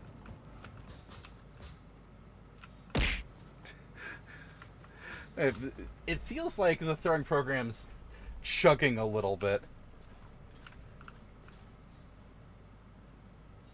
Are labeling Quantum Break another reality? Maybe they're dealing with, like, yeah, we know Quantum Break happened, but it's a separate continuity. That makes sense to me. Oh? The memory is fading like a dream. I must hold on to it. I remember an awful beacon in the darkness, the scene of a ritualistic murder site in the subway tunnels. Is it a previous draft of my writing? Must be. I've been trying to shape the dark place around me, but so much fades away. Even my memory of the process, washed away by dark waves. But some things remain.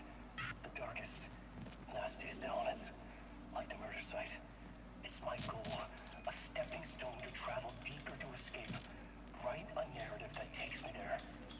Casey will lead me to it. This Quantum Break started with the whole Microsoft early Xbox One days when you ship things out with the Kinect. One of the many reasons you avoid. I see. There's nothing else hiding from my shoebox, right? Yes? No? Okay. According to my handy dandy man.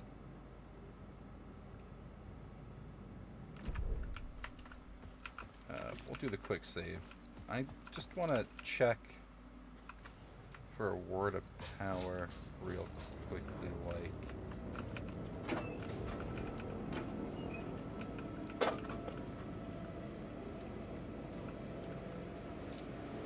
Hell, keep Subway clean. Got 2 months of Xbox Game Pass for free. You want to try out a bunch of games? Do so. And tell me if there's anything that you particularly like. You're not real. Fuck off.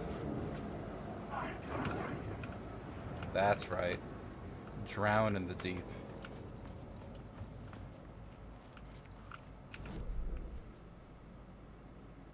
Oh no, it's up the level. That's right. Looks like the consoles will be back between Sony and Nintendo. Perfectly balanced, I guess. Need help, good luck. Okay, not the thing to break. Played Hi-Fi Rush this morning, pretty fun. I'm sad about the studio. The train blocked my way forward, but it was here for a reason. It had a role to play. But Hi-Fi Rush is a good game. It takes two to tango. The third person just made the whole thing awkward.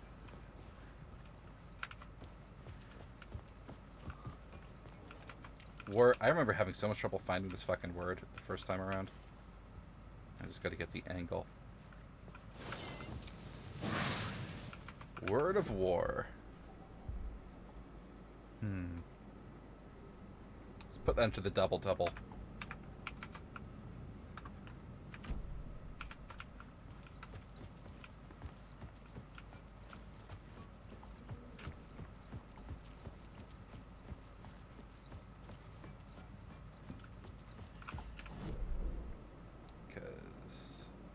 There's the one up there, but that's close to the exit to Caldera Street Station.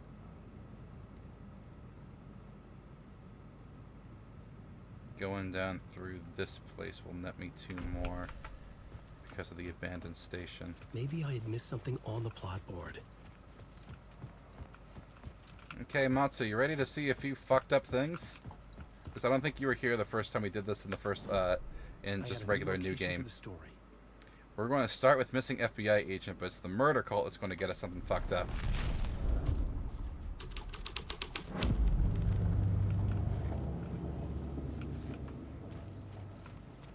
Okay, yeah, missing FBI agent doesn't actually do much to this location.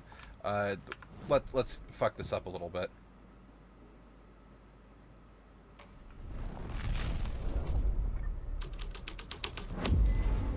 This thread fit the scene.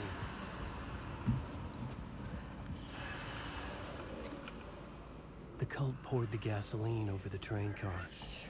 An iron cage that would soon become a coffin.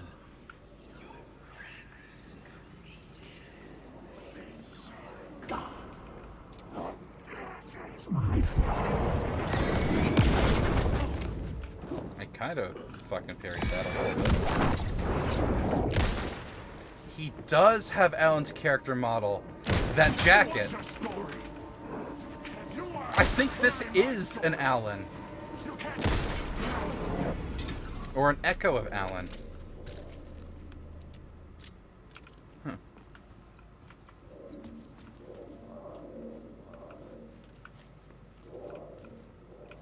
And graffiti of the dark presence going into his head.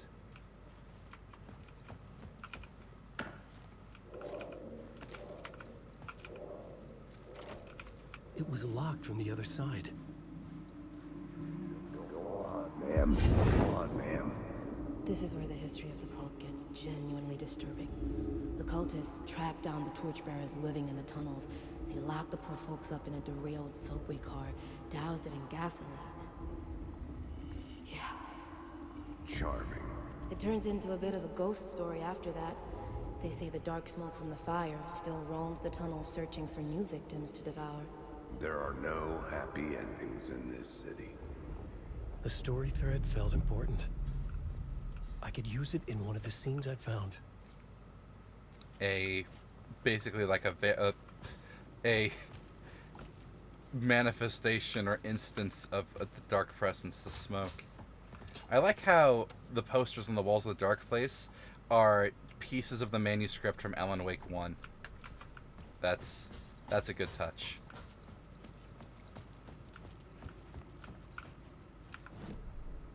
I had a new idea, a new story thread. That's right. So the echoes are available to listen to. That's right. Now, what's new on the... Something new on the TV? Oh, the next thing about the murder site's on the writer's journey. So, now it's time to apply the fucked up thing of the torchbearers. A sick and twisted story. But it worked. The subway car had become a burnt husk. I could get through it now. But at what cost? Well, we're about to find out.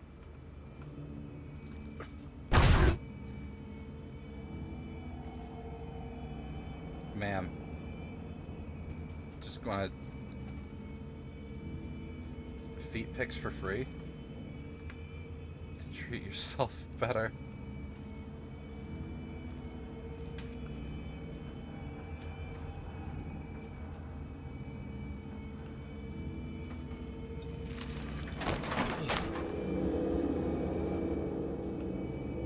What a terrible way to go.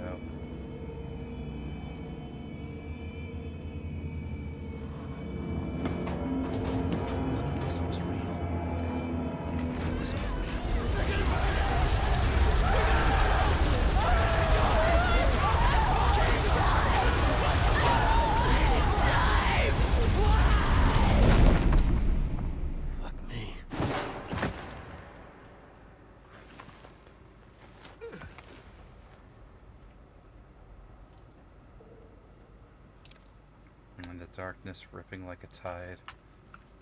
Inky black water. Double cheeked up on a sooty Sunday, sooty Saturday.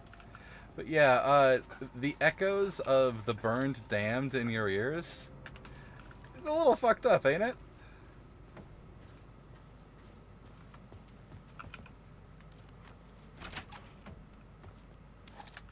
Just a smidge.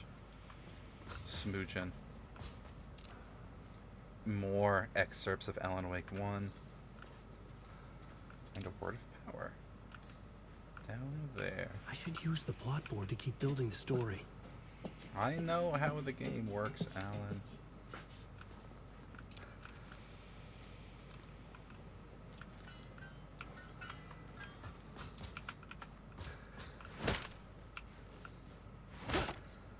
Oh, come on, just let me slap it.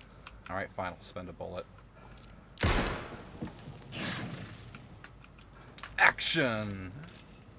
Action this day. Action this night. Oh, you got the power to love, to live. You can't say it ain't right. Yeah, let's max out get the fuck away from me damage. Not even the first fucked up scene with fire you've had involving today. Poker D&D got heavy today? Did a fire type burn someone to death? Oh, there was a box with things inside of it, presumably.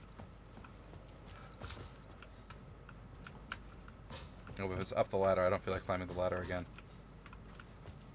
I should look at the plot board. Keep the story moving. How wild did D&D get?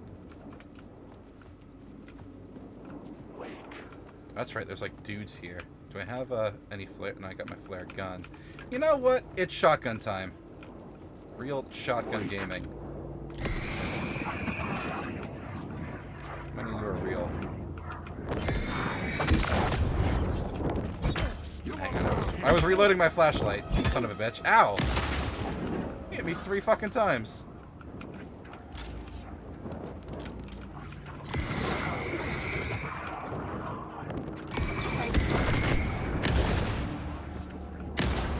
I missed.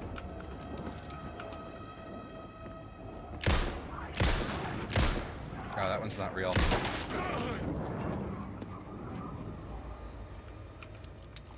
I shot at a ghost. It's fine. I did die in this room the first time I played this this game. New episodes coming soon. So, for context, the party's currently hunting a souped-up boss.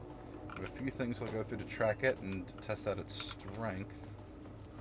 Oh, and did it Did you raise the stakes of how dangerous your I was boss sure the encounter plot board is had the pieces I needed. by immolating a victim?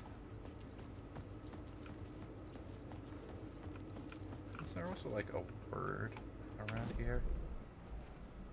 Yeah, there's a word around here. Is it inside the...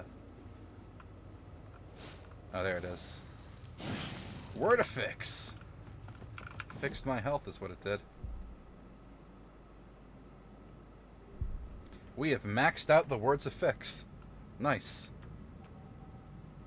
It is a fully kitted out ability tree.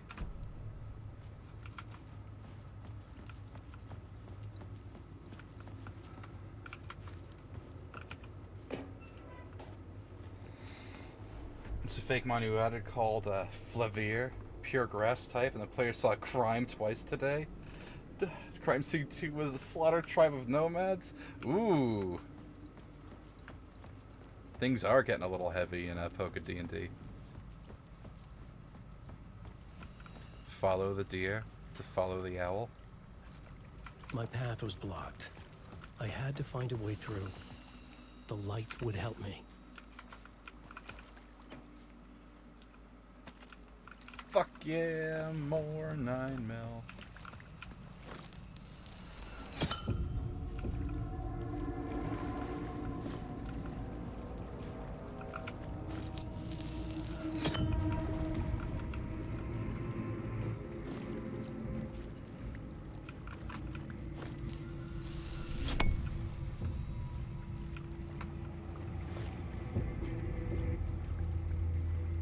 Hunted. Or they could even approach the scene before the con save. If they rolled low, they wouldn't even... Oh, damn. Initiation.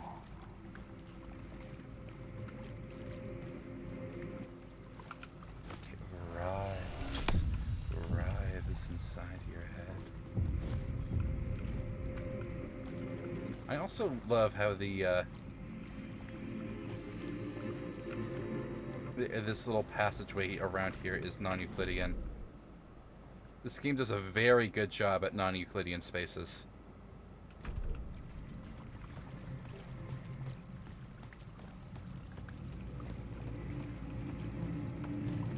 Like, that passageway should not have taken me where it did, but here we are.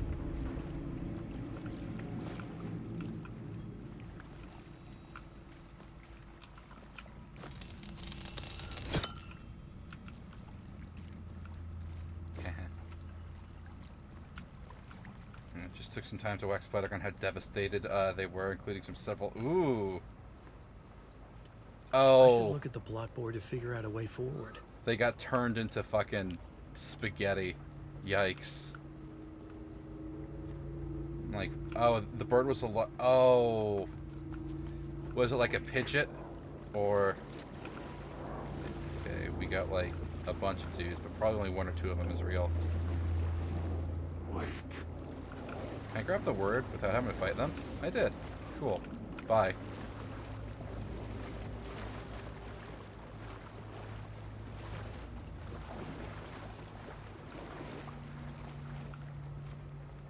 Another fake boy. Words of lamp. Better stuns. Here, I'll touch the plot board for your convenience. It's not like I can heckin' do anything yet. We gotta get to the next scene, Alan. Just making sure I get all the words of power as I go this time.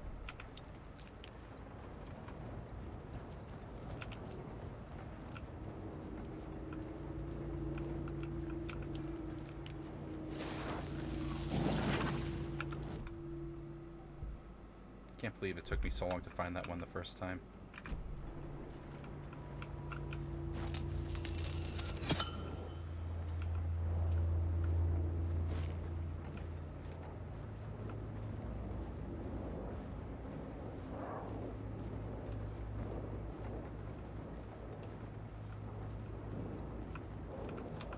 It's a cult of the word.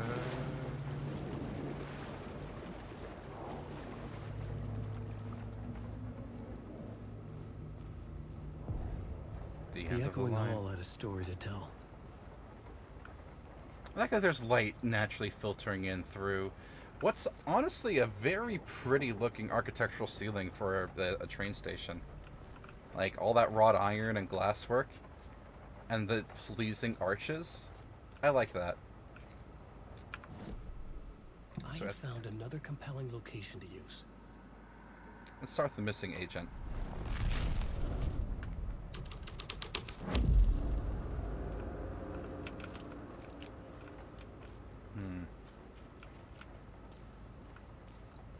Got dragged up, shackled, beat to shit, dragged away. Now also the bird, which is, oh, the middle of the evolutionary stage. Okay.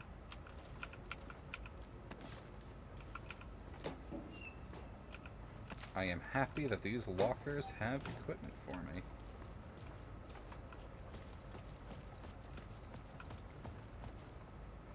I wonder what the white paint splotch on the info booth is signifying. Anyway, there's stuff in here. This is where Dark Nightingale holed himself up.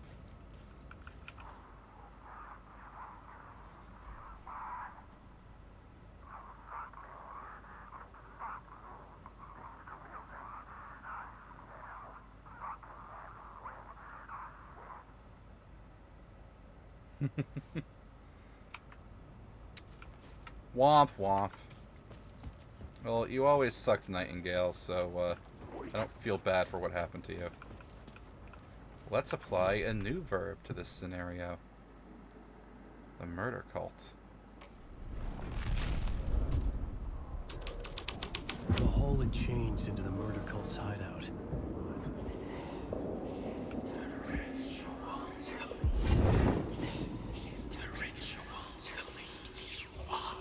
The Fed had witnessed something here that made him run scared. Whether the summoning ritual had been a bona fide supernatural event or the mass psychosis of stark raving lunatics, it didn't change the facts. The cult was messing with things no one should mess with. The ritual was a vital part of the story, the key to reaching the murder site.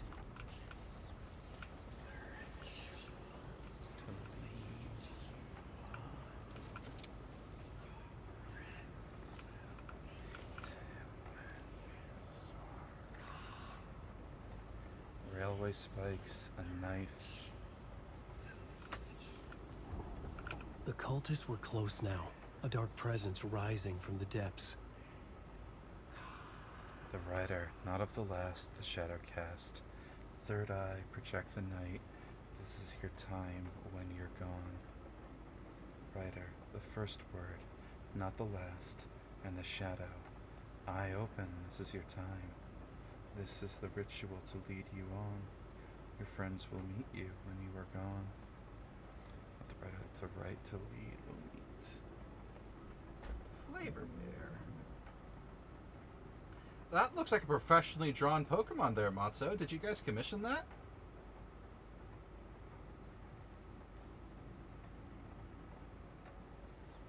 I like it. Those look cool.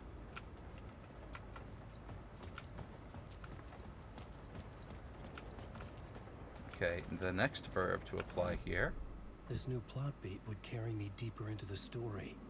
The Torchbearers.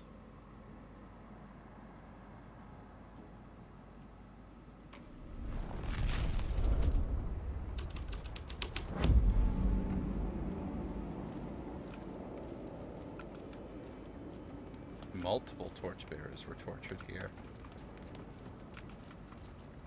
You know, Alan is considered a torchbearer. Still, he's the torchbearer, and it couldn't be much clearer. A war needs its warrior, true and right. So in a way, Alan was the one who was burned in the train. Dude named Dark and Windy who has a massive fake Mondex. Oh! For it's being 25,000. Shit. That's pretty sweet.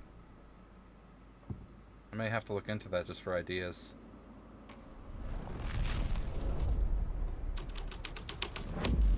This is the ritual to lead you on. Your friends will meet it when you're gone. pages and pages, ink and a sock. Hard to tell what the red is in there for this ritual. Belongs to the dark community, but the sprite art is your coat. DM. Very nice. Anyway, with this area nice and wide awake, we can start getting the hell out of the end of the line.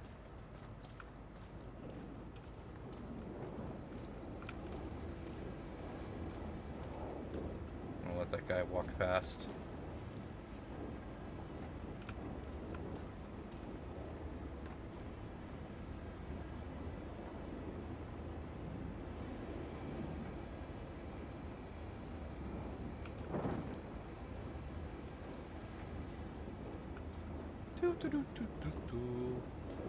Why engage in a fight when I can stealth?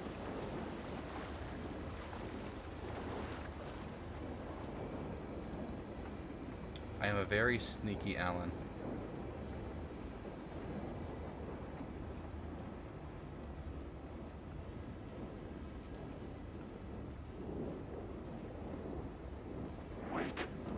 Oh, I need to turn the lights on to go inside. There we go. You are legally not allowed to walk into the light. Turned my flashlight on. Oops.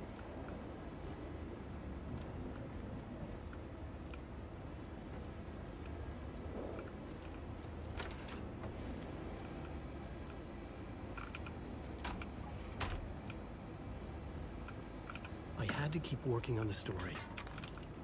Alan, deep breath, buddy. Grab that word of action. Only thing I could do there is give me some damage resist against projectile attacks.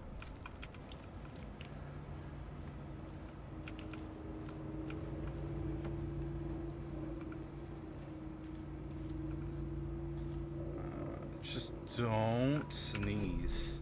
We'll be fine. There's an echo down there that we have to witness. Oh shit, that's right. And there's loot boxes to pull bullshit out of. I spot nothing. I could go for like another round of 9mm. Where's the locker in here? There they are. No, they're not.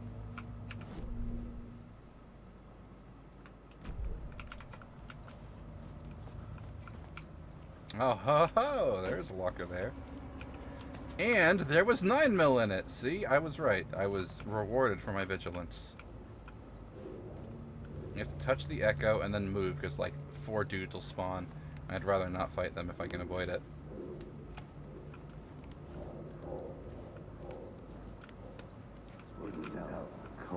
Turns out the cultists weren't the only ones using the tunnels. Hidden graffiti signs marked secret routes. I kept hearing whispers around burn barrels of an underground society of mystic outsiders with hidden knowledge. Typical New York. Oh shit, there's stuff here. Hang on. I should be moving, but goblin tendencies have rewarded me with a bottle of pills.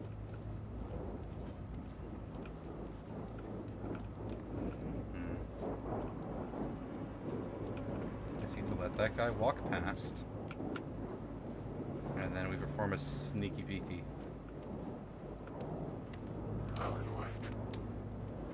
What do you have to say for yourself? You fake hedgehog! I'm leaving. Getting another word of power actually while I'm here. I can figure this out on the plot board.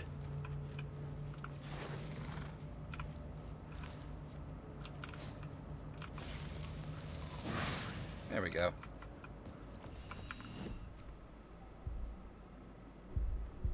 I've maxed out my words of fix. I cannot apply this anymore.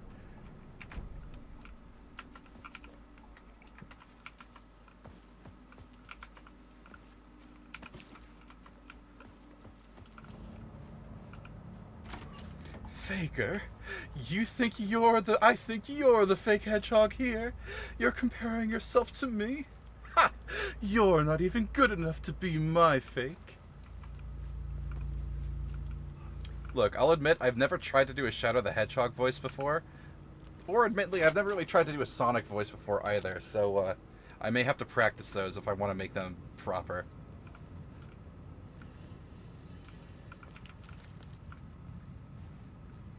Do not hate that you know that by memory. I just know the line, "You're not even good enough to be my fake."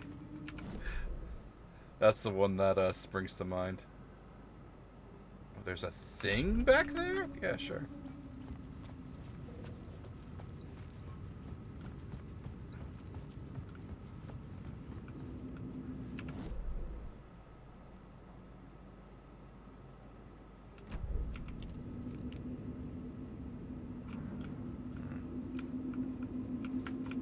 Ah.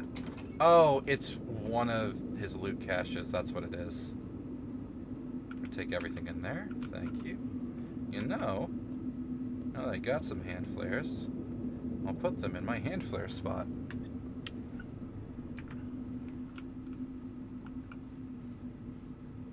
That Sonic Adventure 2 Shadow impression was pretty close to the exact script right before that fight. Look, I played Sonic Adventure 2 Battle a solid, I don't know, 5 or 6 times as a kid. I played that game a bunch. And oh, so that would mean that there's another cache from Tim Breaker over there. I don't need whatever's in it. But yeah, but Sonic Adventure 2 Battle is the best Sonic game, in my opinion. Yeah, it's dated, but that doesn't make it any less fun. And some of that level music lives rent-free in my mind, and it will just come to me. I should work this out on a plot board at any moment, and I can't shake it. Like, all right, hang on. Well, there's the, you know, rolling around at the speed of sound. But, it's a Sonic level. It's one of the ones where you're, like, running around on like, highways over the water or over the ocean. And I think it ends with you, like, jumping onto, like, a missile platform or something. But, like, the sunny guitar riffs of that track lives rent-free in my mind. I have a distinct memory of being a young teenager, going to a theme park, and you know those theme park rides that's the giant swing set carousel? It's just this huge carousel umbrella where, like, 40 or 50 swing chairs are hung from it, and you get on the chair, and the ride starts up, and it just starts spinning you, and you get to, like, a nice, I don't know, 60, maybe 70 degree angle from parallel, or from vertical, I mean, to the ground, depending on which chair you pick and how heavy you are. I have a wonderful memory of being, I don't know, 11, 12, 14. I think I was middle school.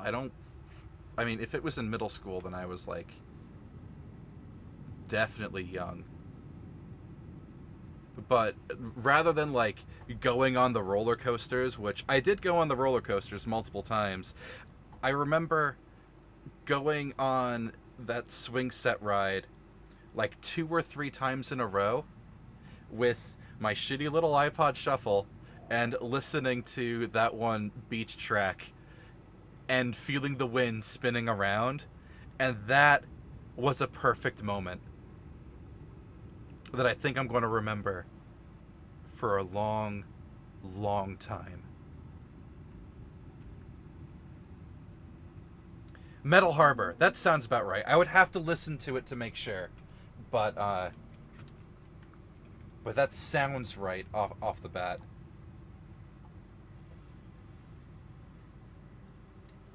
And specifically like the little bridge riff where it's just that really sunny bit of guitar work. That felt nice swinging around on the Super Swing.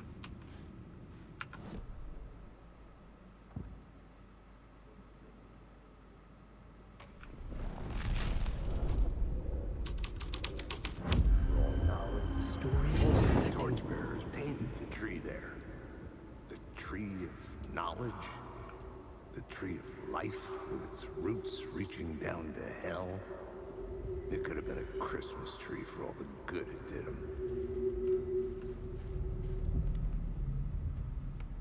Juno Island is Prison Island, but for the hero story, it's Prison Lane is Tails, Metal Harbor is Sonic, Nephi Shadow, then Green Forest is... Yeah, that sounds absolutely right. Did I don't remember getting... Yeah, there's the Torchbearer sign, a la Alan Wake. I don't remember getting this echo the first time around. Did I just not do this? The Drifters had scrawled their symbol on the wall. A secret for those in the know. Yeah, literally the Torchbearers of Alan Wake 1. Alan, this is you and your people. You diegetically wrote yourself in as the burned. So this tree... that only shows up under the light. What is this tree?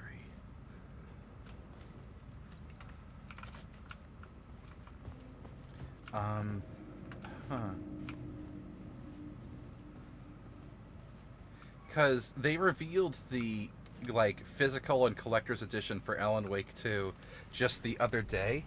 This design, this tree, is the cover of the slipcover of the physical edition. This tree is significant. Just not sure how.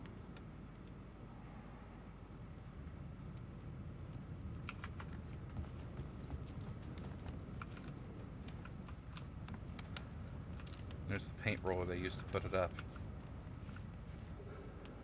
I really like this tree, though. That's... I mean, it's... At its roots, it's exactly what a tree is. It's lines from the ground to the sky.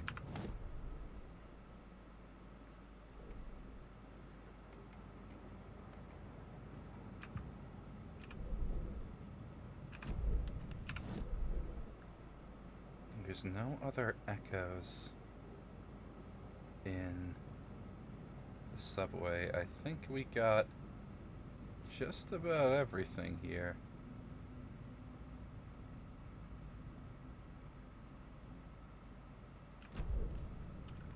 Well, time to get spooked. Out of the depths of dark presence comes the way now open.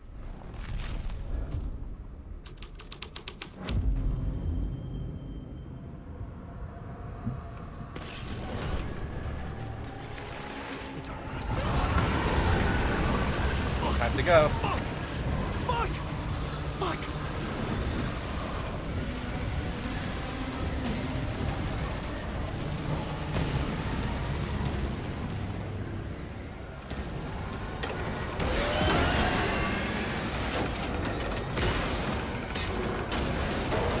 Push harder, Alan.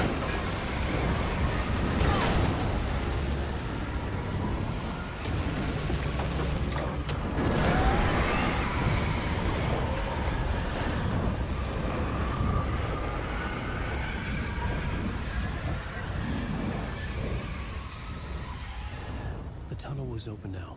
I could get through. I couldn't hear the dark presence. It was gone.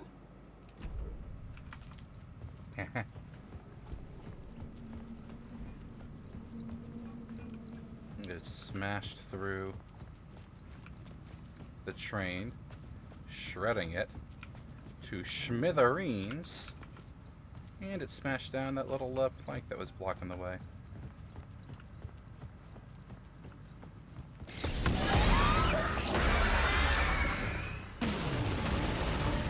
Oh, time to move. It's behind me again.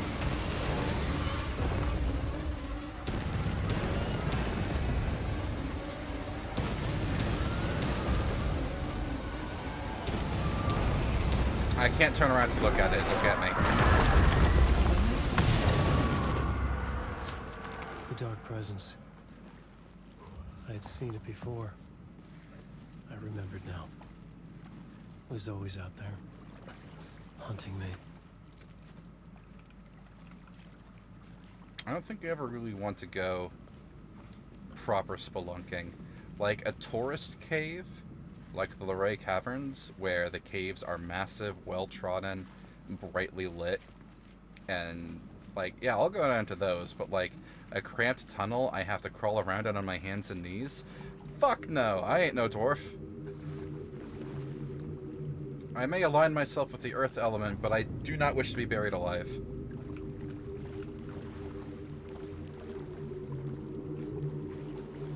And this is the overlap with Cauldron Lake. Caldera Street Station. Makes sense.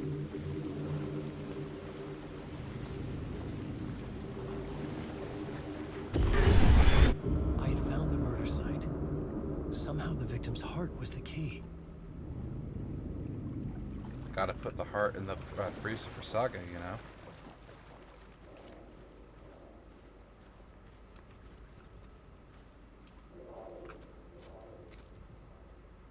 No one ever liked you, Nightingale.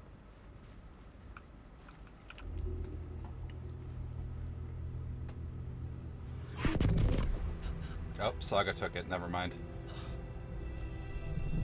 Something had shifted. I felt an overwhelming closeness to home.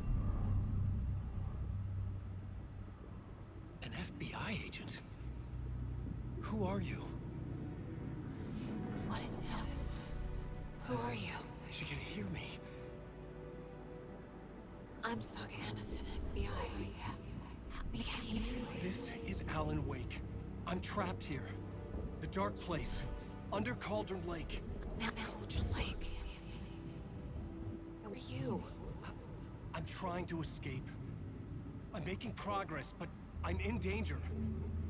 The Dark Presence. Help me. Please, help me. I could sense it.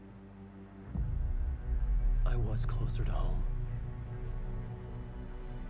Had the woman in the vision helped me somehow? Something had changed. Outside. Parliament Tower. Where I had lived with Alice. It was out there. Waiting for me.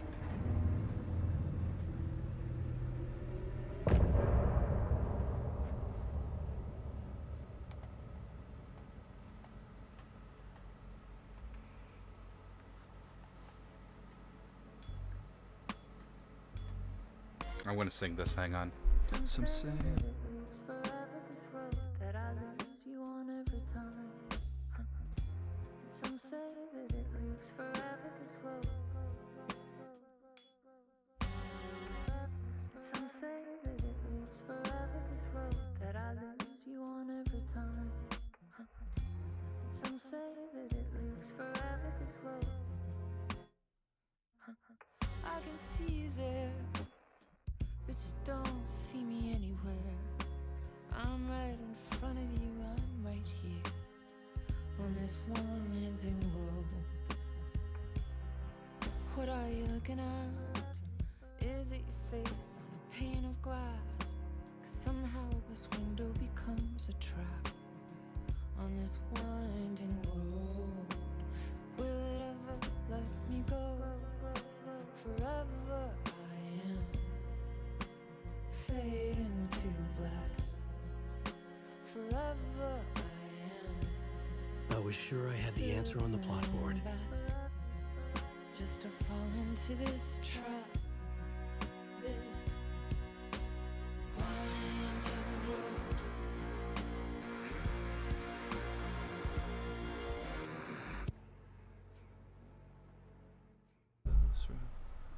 Alan, why are you interrupting singing story time with talking about the plot board?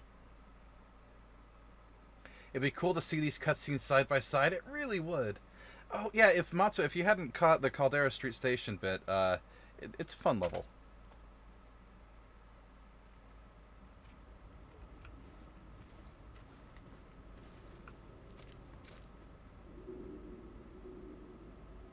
No, thank you, Nightingale. There's an echo around here. I can hear it. It's ahead of me, right? Fucking probably. Found a YouTube video where they're overlapping each other. Oh, hell yeah! Good shit, boss. Who was writing who? Who was writing this poem? Me? No. The writer of the first word, not the writer of the last, with the terror of the light and the shadows cast, the third eye now open to project the night. This is the moment to write. This is the ritual to lead you on. Your friends will meet him when you are gone. The Torchbearer scene feels slightly familiar. It's possible in D&D we needed the first run, but the rest of this is fresh. Oh, well, sweet. This is... If you ever want inspiration to really make like a plot beat or something in D&D game feel really liminal, dreamlike, and fucked up, just reference Alan Wake. Right in his style.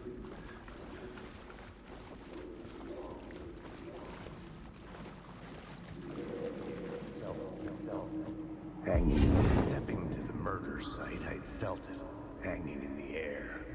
A meaning, the violent emotion of the act, like a cloud of wrath. The dead eyes of the victim staring at something you couldn't see, and yet making you aware of it. Something had soaked into this place on a molecular level, overlapping with your meaningless existence. Regression to something you had managed to forget. Marking you. Taking you for a ride. Making you crazier. They definitely improved the ghostly echoing overlay of the spirit voice talking to you on top of your environment than how it was done in Control. Because in Control you couldn't get the full message without going into your inventory. This is nice. I'm gonna head to bed now, let you know if any differences appear. Don't you dare do DLC without me. Yeah, fuck yeah, boss. No, I'm not, if I find another one tonight, we're ending the stream before doing it. Because we can meet this out and really have some fun with it. Have a good night, buddy.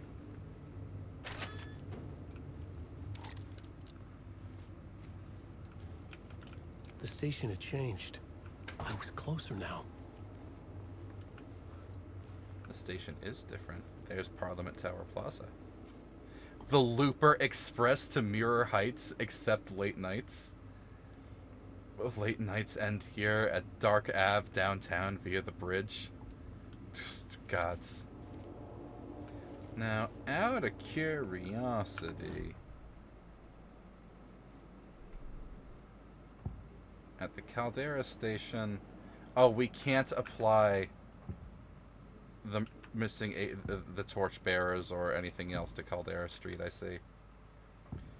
We could go to apply the summoning ritual at the D-Chat. And where the summoning ritual pulled the fucking dark presence. That's what that did. You know, read this. Read out the letters. Yeah, late nights you end here. Yep.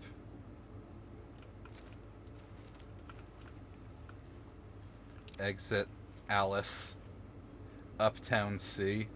Yeah, no, it's everything Forever Boulevard. I've always had a vivid imagination, but this dream unsettled me. It was wild and dark and weird, even by my standards. So yes, it began with a dream. Everything, all the graffiti, is a message to Alan. You may not be the only you out there. Please carry a portable light with you in the subway. As a teenager just starting to get interested in writing, Stephen King has been a source of inspiration to me. I thought about all the inanimate objects that had come to life in his books. No one is safe in a good horror story. Certainly not the protagonist. That's what makes them fun. This was anything but. The darkness could possess anything, and it was getting closer. I'd never been this glad to see the sun rise. I had a couple of hours to get to the coal mine. You think you are God? You think you could just make up stuff? You think you can play with people's lives and kill them when you think it adds to the drama? You are in this story now. I'll make you suffer.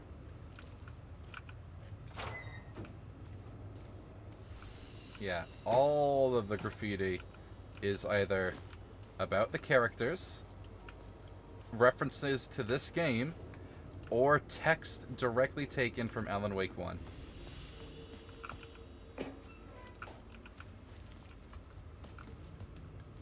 This dark place is completely written just to fuck with Alan. I'm taking this light with me. Don't sleep again.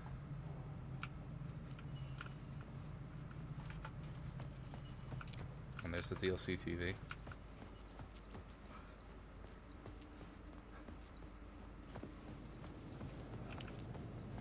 Oh yeah, Parliament Tower. There you are, baby. Grab this. Parliament Tower. Our home in New York. Was I really this close to being home? Going up to our apartment? Would I be home? Or was this just an echo of the real thing? Even then, the murder site had brought me one step closer to escape. That's right, there's 2 more caches and 3 more wards of power up on the back alley to get up to the Ocean View Motel. So that'll be for next time. Because we're never out of your way. The Ocean View Hotel. It's not the Ocean View yet, though. It will be soon. Because this building will become the Ocean View.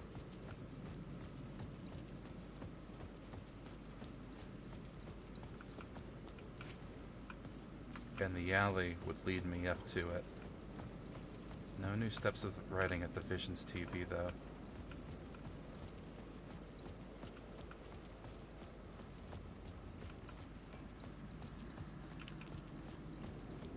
Stop writing Boulevard. Oh yeah, let me grab some of the graffiti for you so that you could revel in it a little bit. Find Alice. It's very heavily present in the alleyway.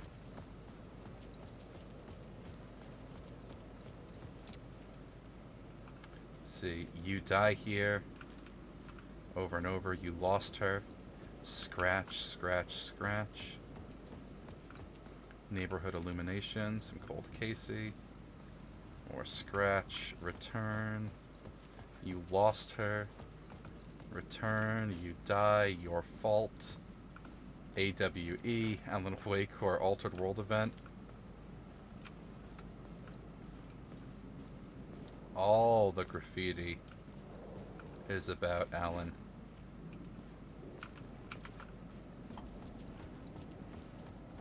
Mr. Scratch.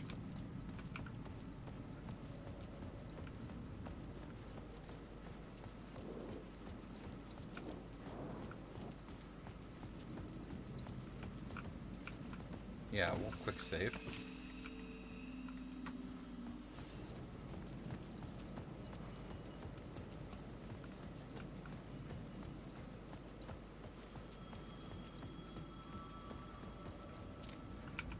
Time loses meaning here.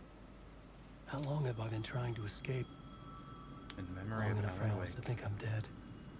77 to 2010. Author and a husband.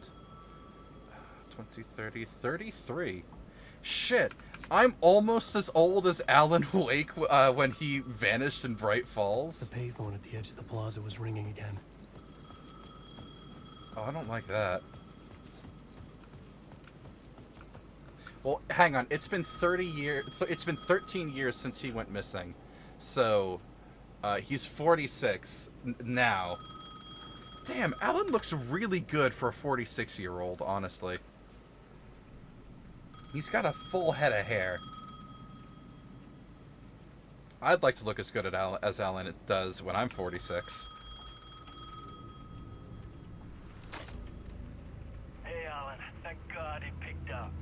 thought I lost you again.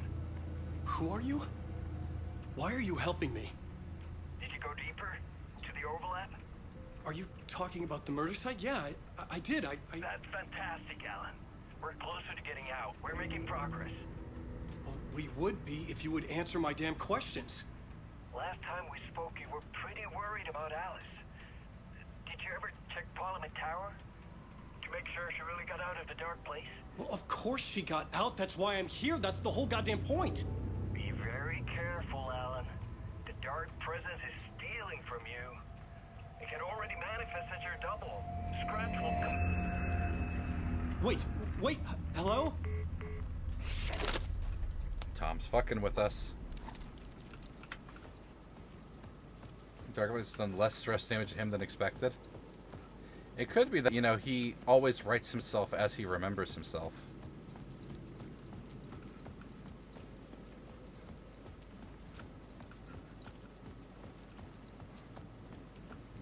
Now, do the doors work like doors this time, or do they still fold to the side in the freakiest way possible? The doors work properly this time! Holy fuck! They're real doors now? Every time we came to Parliament Tower in the first playthrough, they folded into their frames like suicide doors. I cannot believe the doors are real this time. That's incredible. The writer. Maybe he was a victim. The cult, using his words. Or maybe he was the monster behind it all. Either way, Alice Wake, his ex, she knew things.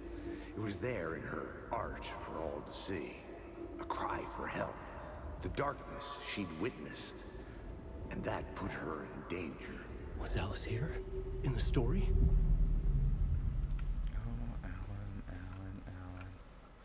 Hey, Parliament Tower's a little different. I don't remember this door being closed or there being owl angels on it.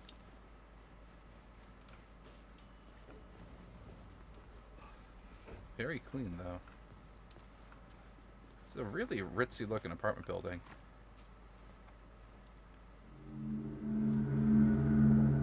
Alan. Alice. What was that? Like a ray of warm light, I felt her presence. It gave me strength to go on. That's new. That wasn't there before.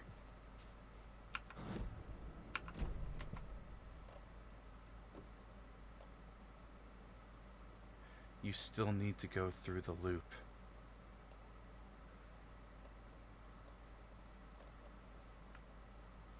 Alice.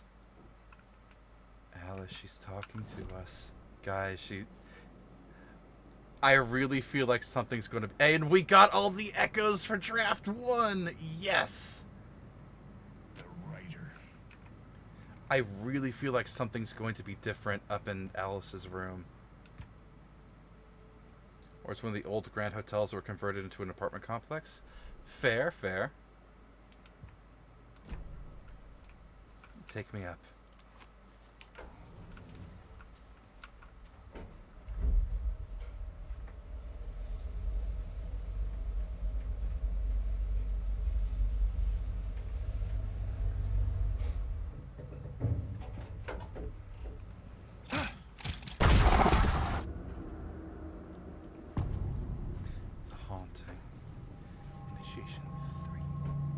Alice's photo equipment. Set to go off when the door opens. Alan, don't you, question that the elevator comes out directly into your apartment? But no, that's how the dream logic of the dark place works. It says you write, but cut off and clipped.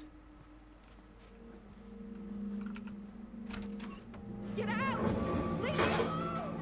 Alice! Alice! Now we know from the end of the first run through the game, Alice willingly came back into the dark place and is actively tricking Alan because he needs to go through this to get out. Alice. Take photos for exhibition posters. This is a photo of Scratch. How did Alice get this? Is he stalking her? Oh, Alan, it's been you the whole time, baby. Don't you get it?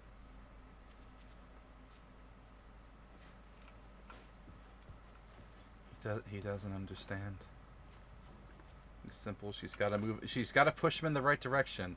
You can lead This the is the horse. door to my study, where I wrote my books. His This writer's symbol room. wasn't here before. Yeah, the symbol of the writer's room, of your spiral. You can lead the horse to water, but you can't make him drink. She can lead Alan on the way out, but he's the one who has to make the step, who has to psychologically heal himself. Exactly, Eva! That's the exact analogy I was thinking of. You can lead the horse to water, but you can't make him drink.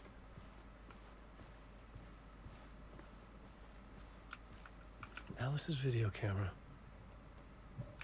No memory card inside.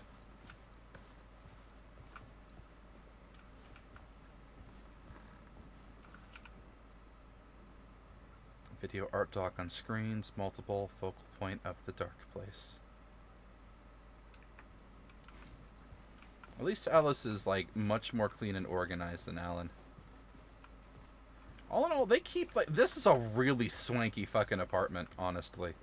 They've got multiple rooms and everything. Alan definitely was rich to afford this on his writer's salary in New York. She can't leave too much behind, or else it may be scratched away. That's true. She has to play this extremely carefully, and Alice has been very careful. Part 1.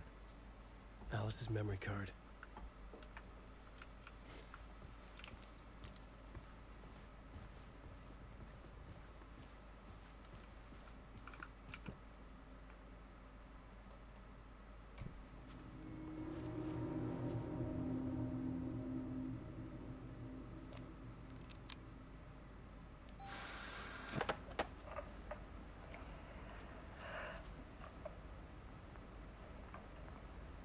When I was younger, photography was everything to me.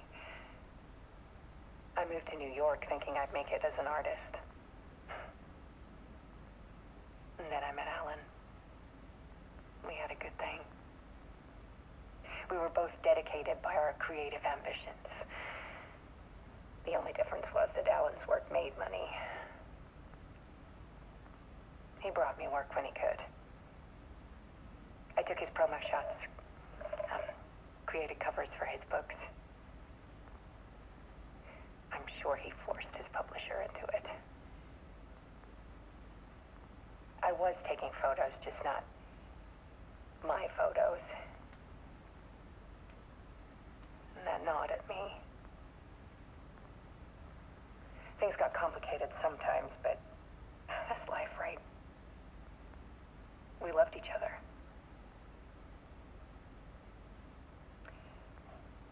Then Alan hit a block. I brought out a meaner side of him. One I didn't like. I set up a trip to see a doctor in Washington. I didn't tell him until we got there. We argued. Things went wrong. And he was just gone. Drowned, allegedly. It's easy for people to think it was my fault. Hell, I do, too, sometimes.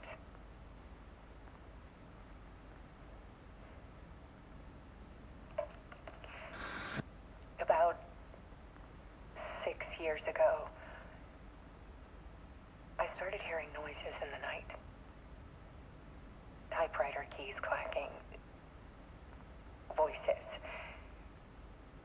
Alan was back. Haunting me.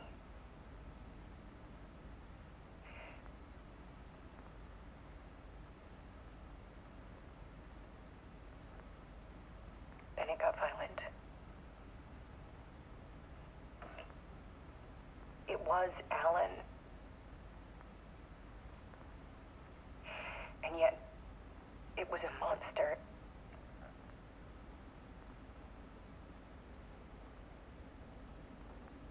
He always did have anger in him.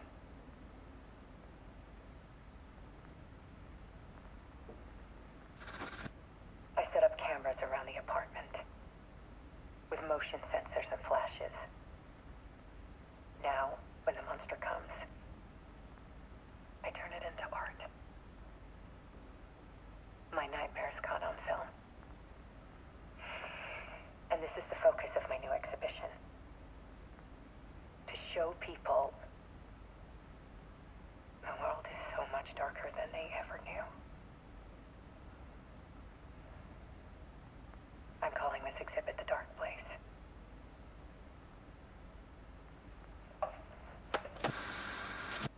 Alice. Scratch was terrorizing her. Why?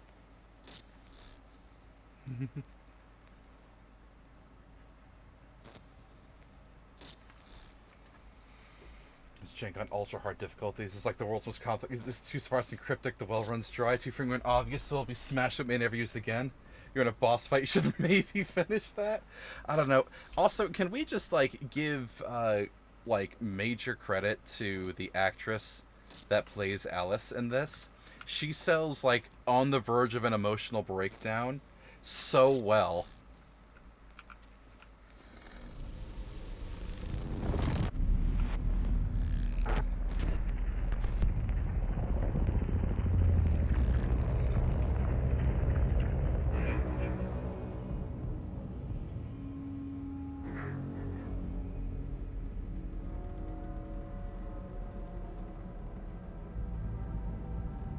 I sat in the writer's room and wrote a story.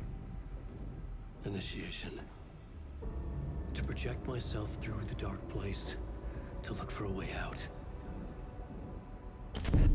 The story had brought me here, brought me nowhere. Looped me back. I was writing the story. And in the story, I now stepped into the writer's room.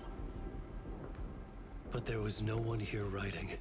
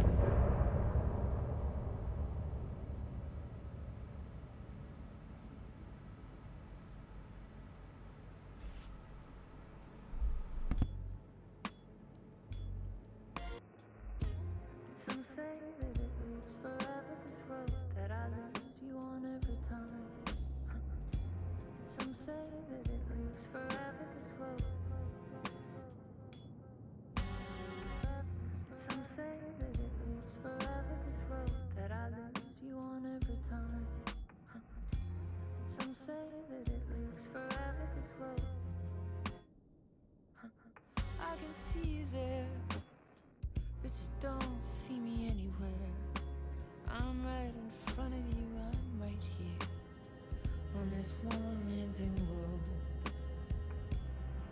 What are you looking at? Is it your face on a pane of glass? 'Cause somehow this window becomes a trap, on this winding road. Will it ever let me go? Forever I am fading to black. Forever I am circling back, just to fall into this trap. This winding road.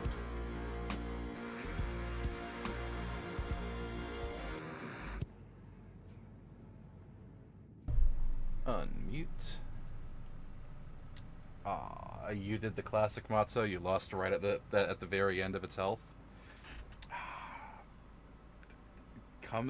pride comes first, all Spider-Man. You know, I love the bold, fresh. I don't know about fresh, but at least the evocative choice decision to make that Alan's third eye, that is referenced multiple times, a third eye of light, being the bullet hole in his forehead. Just too slow. Oh no, you just got fucked. I see.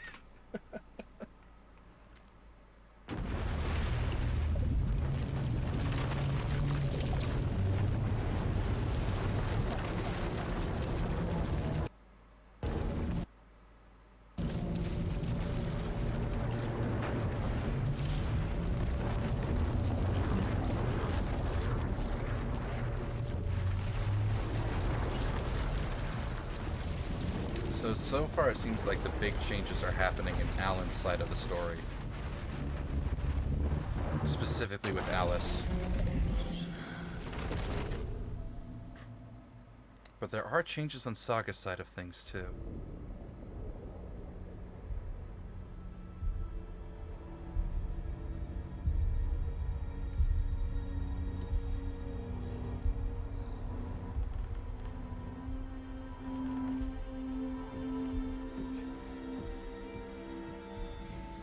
Okay, let's recap what you've told us so far, Alan. For the past 13 years, you've been trapped in a nightmare dimension called the Dark Place. Yeah. It's like New York, but it's not New York. And can be reached from the bottom of Cauldron Lake, but it's not really under the lake. And after all this time, you've managed to get out. Yeah. But so has your evil doppelganger. Mr. Scratch? Or is it the Dark Presence? Both. It's interchangeable. He's Scratch when he looks like me, but he can change into this other form. And Scratch, the Dark Presence, wants to rewrite the world in his own image. Which would be in your image, as he looks just like you. And turn the world into a fucking nightmare. During Deerfest, which is scheduled to take place in a couple of days. You got out of the Dark Place by writing a novel, the pages we've been finding. But your double edited it into a horror story that's now changing reality, taking over people, making them crazy, bringing the Dark Place to Bright Falls. Yes, fiction coming in contact with the Dark Place can change reality. The story is coming true, soaking into everything, like darkness when night falls. But last time This will be back in 2010. Yes, last time it didn't happen all at once. The story came true bit by bit as it unfolded. And that Dark Presence was still bound to the lake. I stopped it before it got the ending it wanted. Before it broke free. Based on that, there's still time. Which brings us to your magical light switch. The clicker. Magical doesn't quite cover it. Scratch wants it to bring about his ending. That can't happen. If I can get the clicker, I can send him back to the Dark Place, make all this shit go away.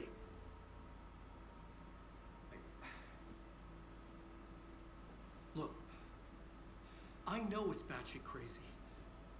My memory is full of holes, and I'm not sure how much I can trust. It's like a half-forgotten dream.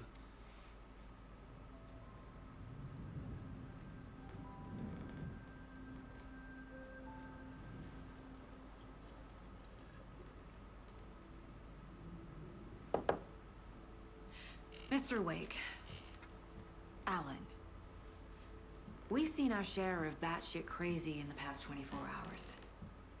What I want to know is, why am I? Why are we written into the story?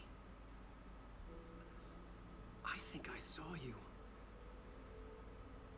Or a vision of you in the Dark Place. I think you helped me reach out and escape somehow. With that in the story, Scratch would have edited it to get to you. To hurt you. We are all in danger.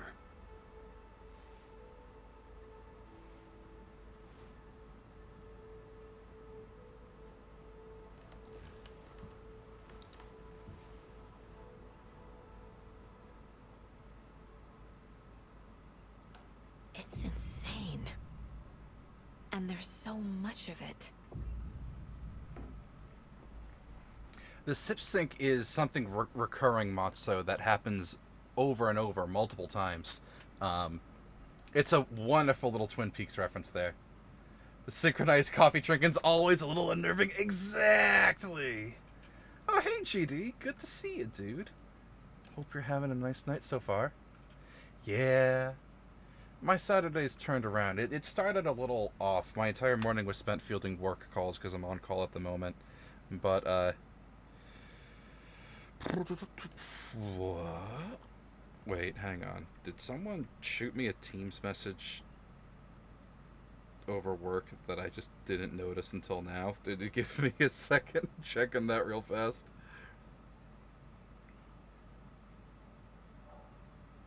Okay, no. My work phone was just lying to me. Excellent. Yeah, so my day started off a little weird, but it definitely turned around by the afternoon. And I'm having a wonderful time with going through the New Game Plus run of Alan Wake 2, especially because we hit the first chunk of the first DLC tonight. Oh, that was great. Have you ever heard of the Cult of the Tree? Creepy bunch. In the habit of wearing deer masks, performing murder rituals, victims turning into monsters possessed by darkness, possibly inspired by a horror story written by a certain author. Ring any bells? Cult. Yes. Yes. They have the clicker. If the cult has the clicker, does that make them Scratch's followers? How are you so certain they even have the clicker? They could be working for Scratch. I don't remember. It's all confused. Alan, if I'm gonna act on this information, you need to be honest with me. Yeah, of course. Is he confused? Or is he hiding something? Classic work lying to me all the time. Always and forever. Hello, save room. Oh, it's not giving me the ability to switch realities just yet. We gotta finish the interrogation. So, to the... I have 14 weapon upgrade points. Costs 18 to upgrade the pistol. We can buy a bit for the sawed-off, which I'm no longer using. But we can complete the rifle. Complete the crossbow. Or get one step into the pump shotty. Let's complete the rifle. Saga fired the rifle. Hit the taken again. Pulled back the bolt to reload. She fired again. Another hit. Faster. Again. Yet faster. Again. A strange, lethal feedback loop forming. Speeding up. Nice. What's on her radio? Sure, it'd be a little fucked up if she had the DLC song, but I guess not. Let's talk to Alan in our mind place here. Wake said the cult has the clicker. How does he know? The writer is the reader. The next chapter. The next chapter. The next chapter. Keep the pages safe, the dark shining of the words. Wake is hiding pages. That's how he knows the cult has the clicker. Wake has a double. Mr. Scratch. Where is he now? A cloud of wrath wears my face. The dark place in your place. Scratching out my body of work. Scratch is here. In Washington. He's hunting Wake. You drew the wrong conclusion. They're inside each other. Scratch looks just like Wake. Why? Don't wake up the dreamer if your life is a dream. I swam to the shore, but the water is rising. Wake and Scratch are clearly connected. Maybe Scratch got out because Wake did. Or vice versa.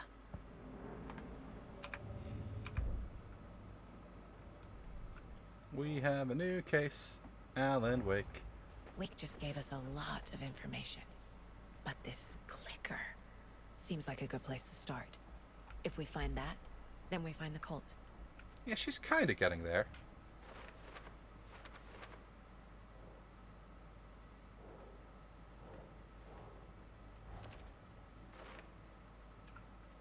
Alright, looking into the cult anyway.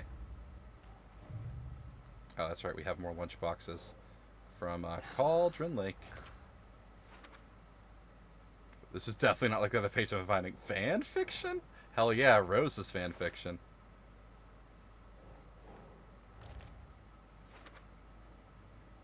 You know, I kind of need to hear this. Thanks, Lunchbox Writer. Yeah, there's one more for Cauldron Lake that we can't reach yet. The pages we've been finding are from a horror story called Return, written by Alan Wake. And the contents of this book are coming true. Why couldn't it have been a romance?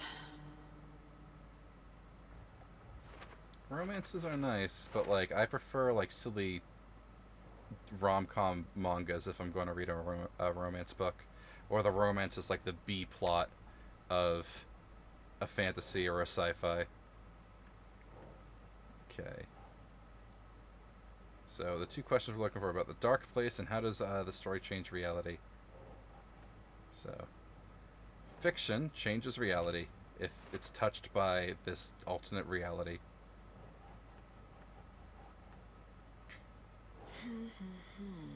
Dark place can be found in the lake, because the lake is a threshold. Wake was trapped there for 13 fucking years. Reality changes gradually. Since the effect isn't immediate, there is still time to fix this. Oh, oops.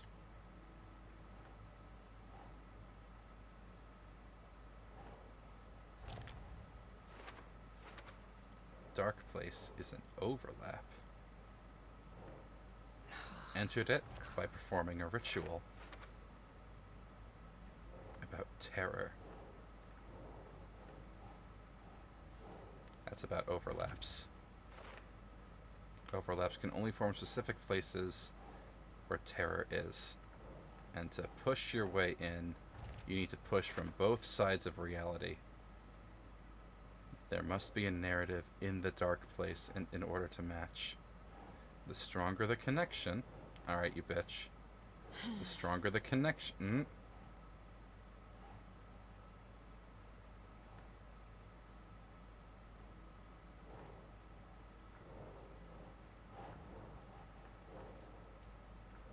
Alright, son of a bitch, and that goes up here then. Actually, we'll put that there. The entity called the Dark Presence. The dark place. A dimension that's home to monsters. Huh. Wild stuff.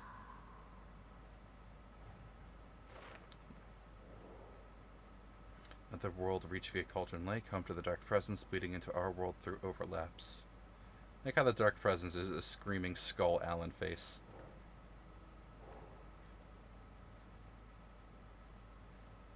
Oh, we have one over here called How to Stop the Story. Oh, perfect. Okay.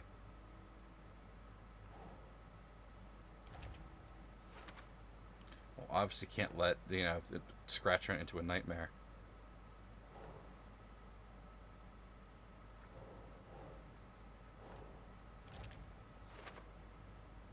Only gives us 2 days to stop this.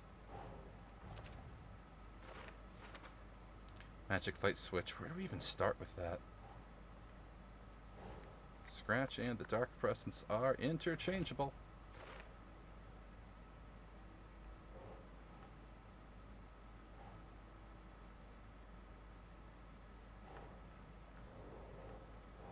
No, I already tried that one there. What about him? That's not right. That does. What about you? No.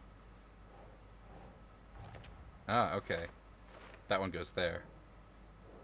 It would make sense that light's an effective tool against the dark. Well, that areas are safe from the Dark Presence. So, now, in regards to... Ah, that's a rule. Never mind. How did I not see that one? The darker and more emotional works are influencing reality.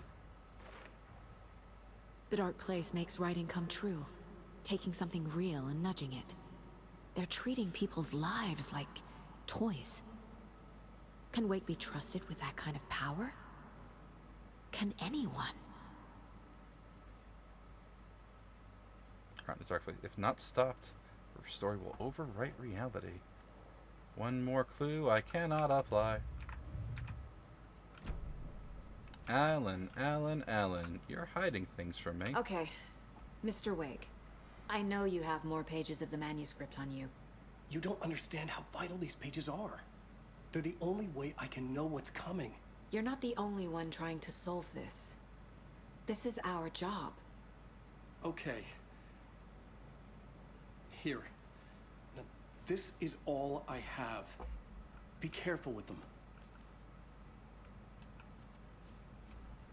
Inside the trailer, at the outskirts of Watery, Saga had seen Wake's fabled clicker for the first time, in the hands of the Cult of the Tree. A cultist stared at her. She drew her weapon.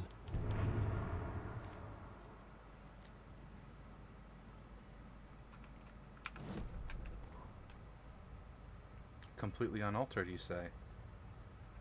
Standing inside the trailer, at the outskirts of Watery, Saga had seen Wake's fabled clicker for the first time, in the hands of the Cult of the Tree. Her mind reeled from what the horror story was now claiming about her. Her life, her past. She didn't accept it. She stepped out of the trailer. She needed air. But she wasn't alone. A cultist stared at her from behind a deer mask. She drew her weapon, shouted, ran after him.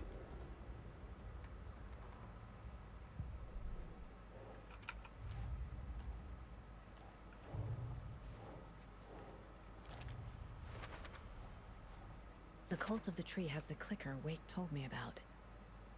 They're a part of all this. It's all on the page. The clicker, the cult. Okay, I'll head to Watery and find this trailer. Casey, you stay here and keep an eye on Mr. Wake. Got it. No, you need me there. No dice, pal. This is an FBI investigation, and I don't see a badge on that flannel.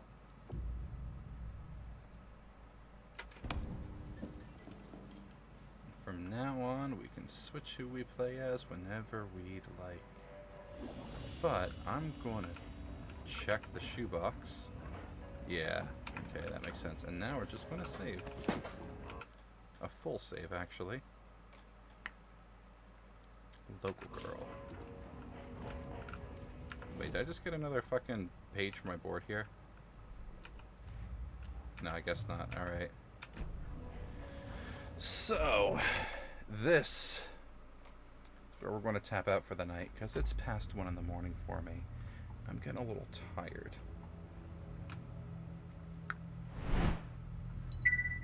End the game. There we go. Oh, I closed my webcam by reflex. Let's just readjust that slightly. Yeah, starting to get a smidge late. Yes, yes it is. So, that was some delightful progress. There are... Oh, Sarah must also be going through the DLCs. I just tagged over to the Twitch to look for someone to raid. Let's see.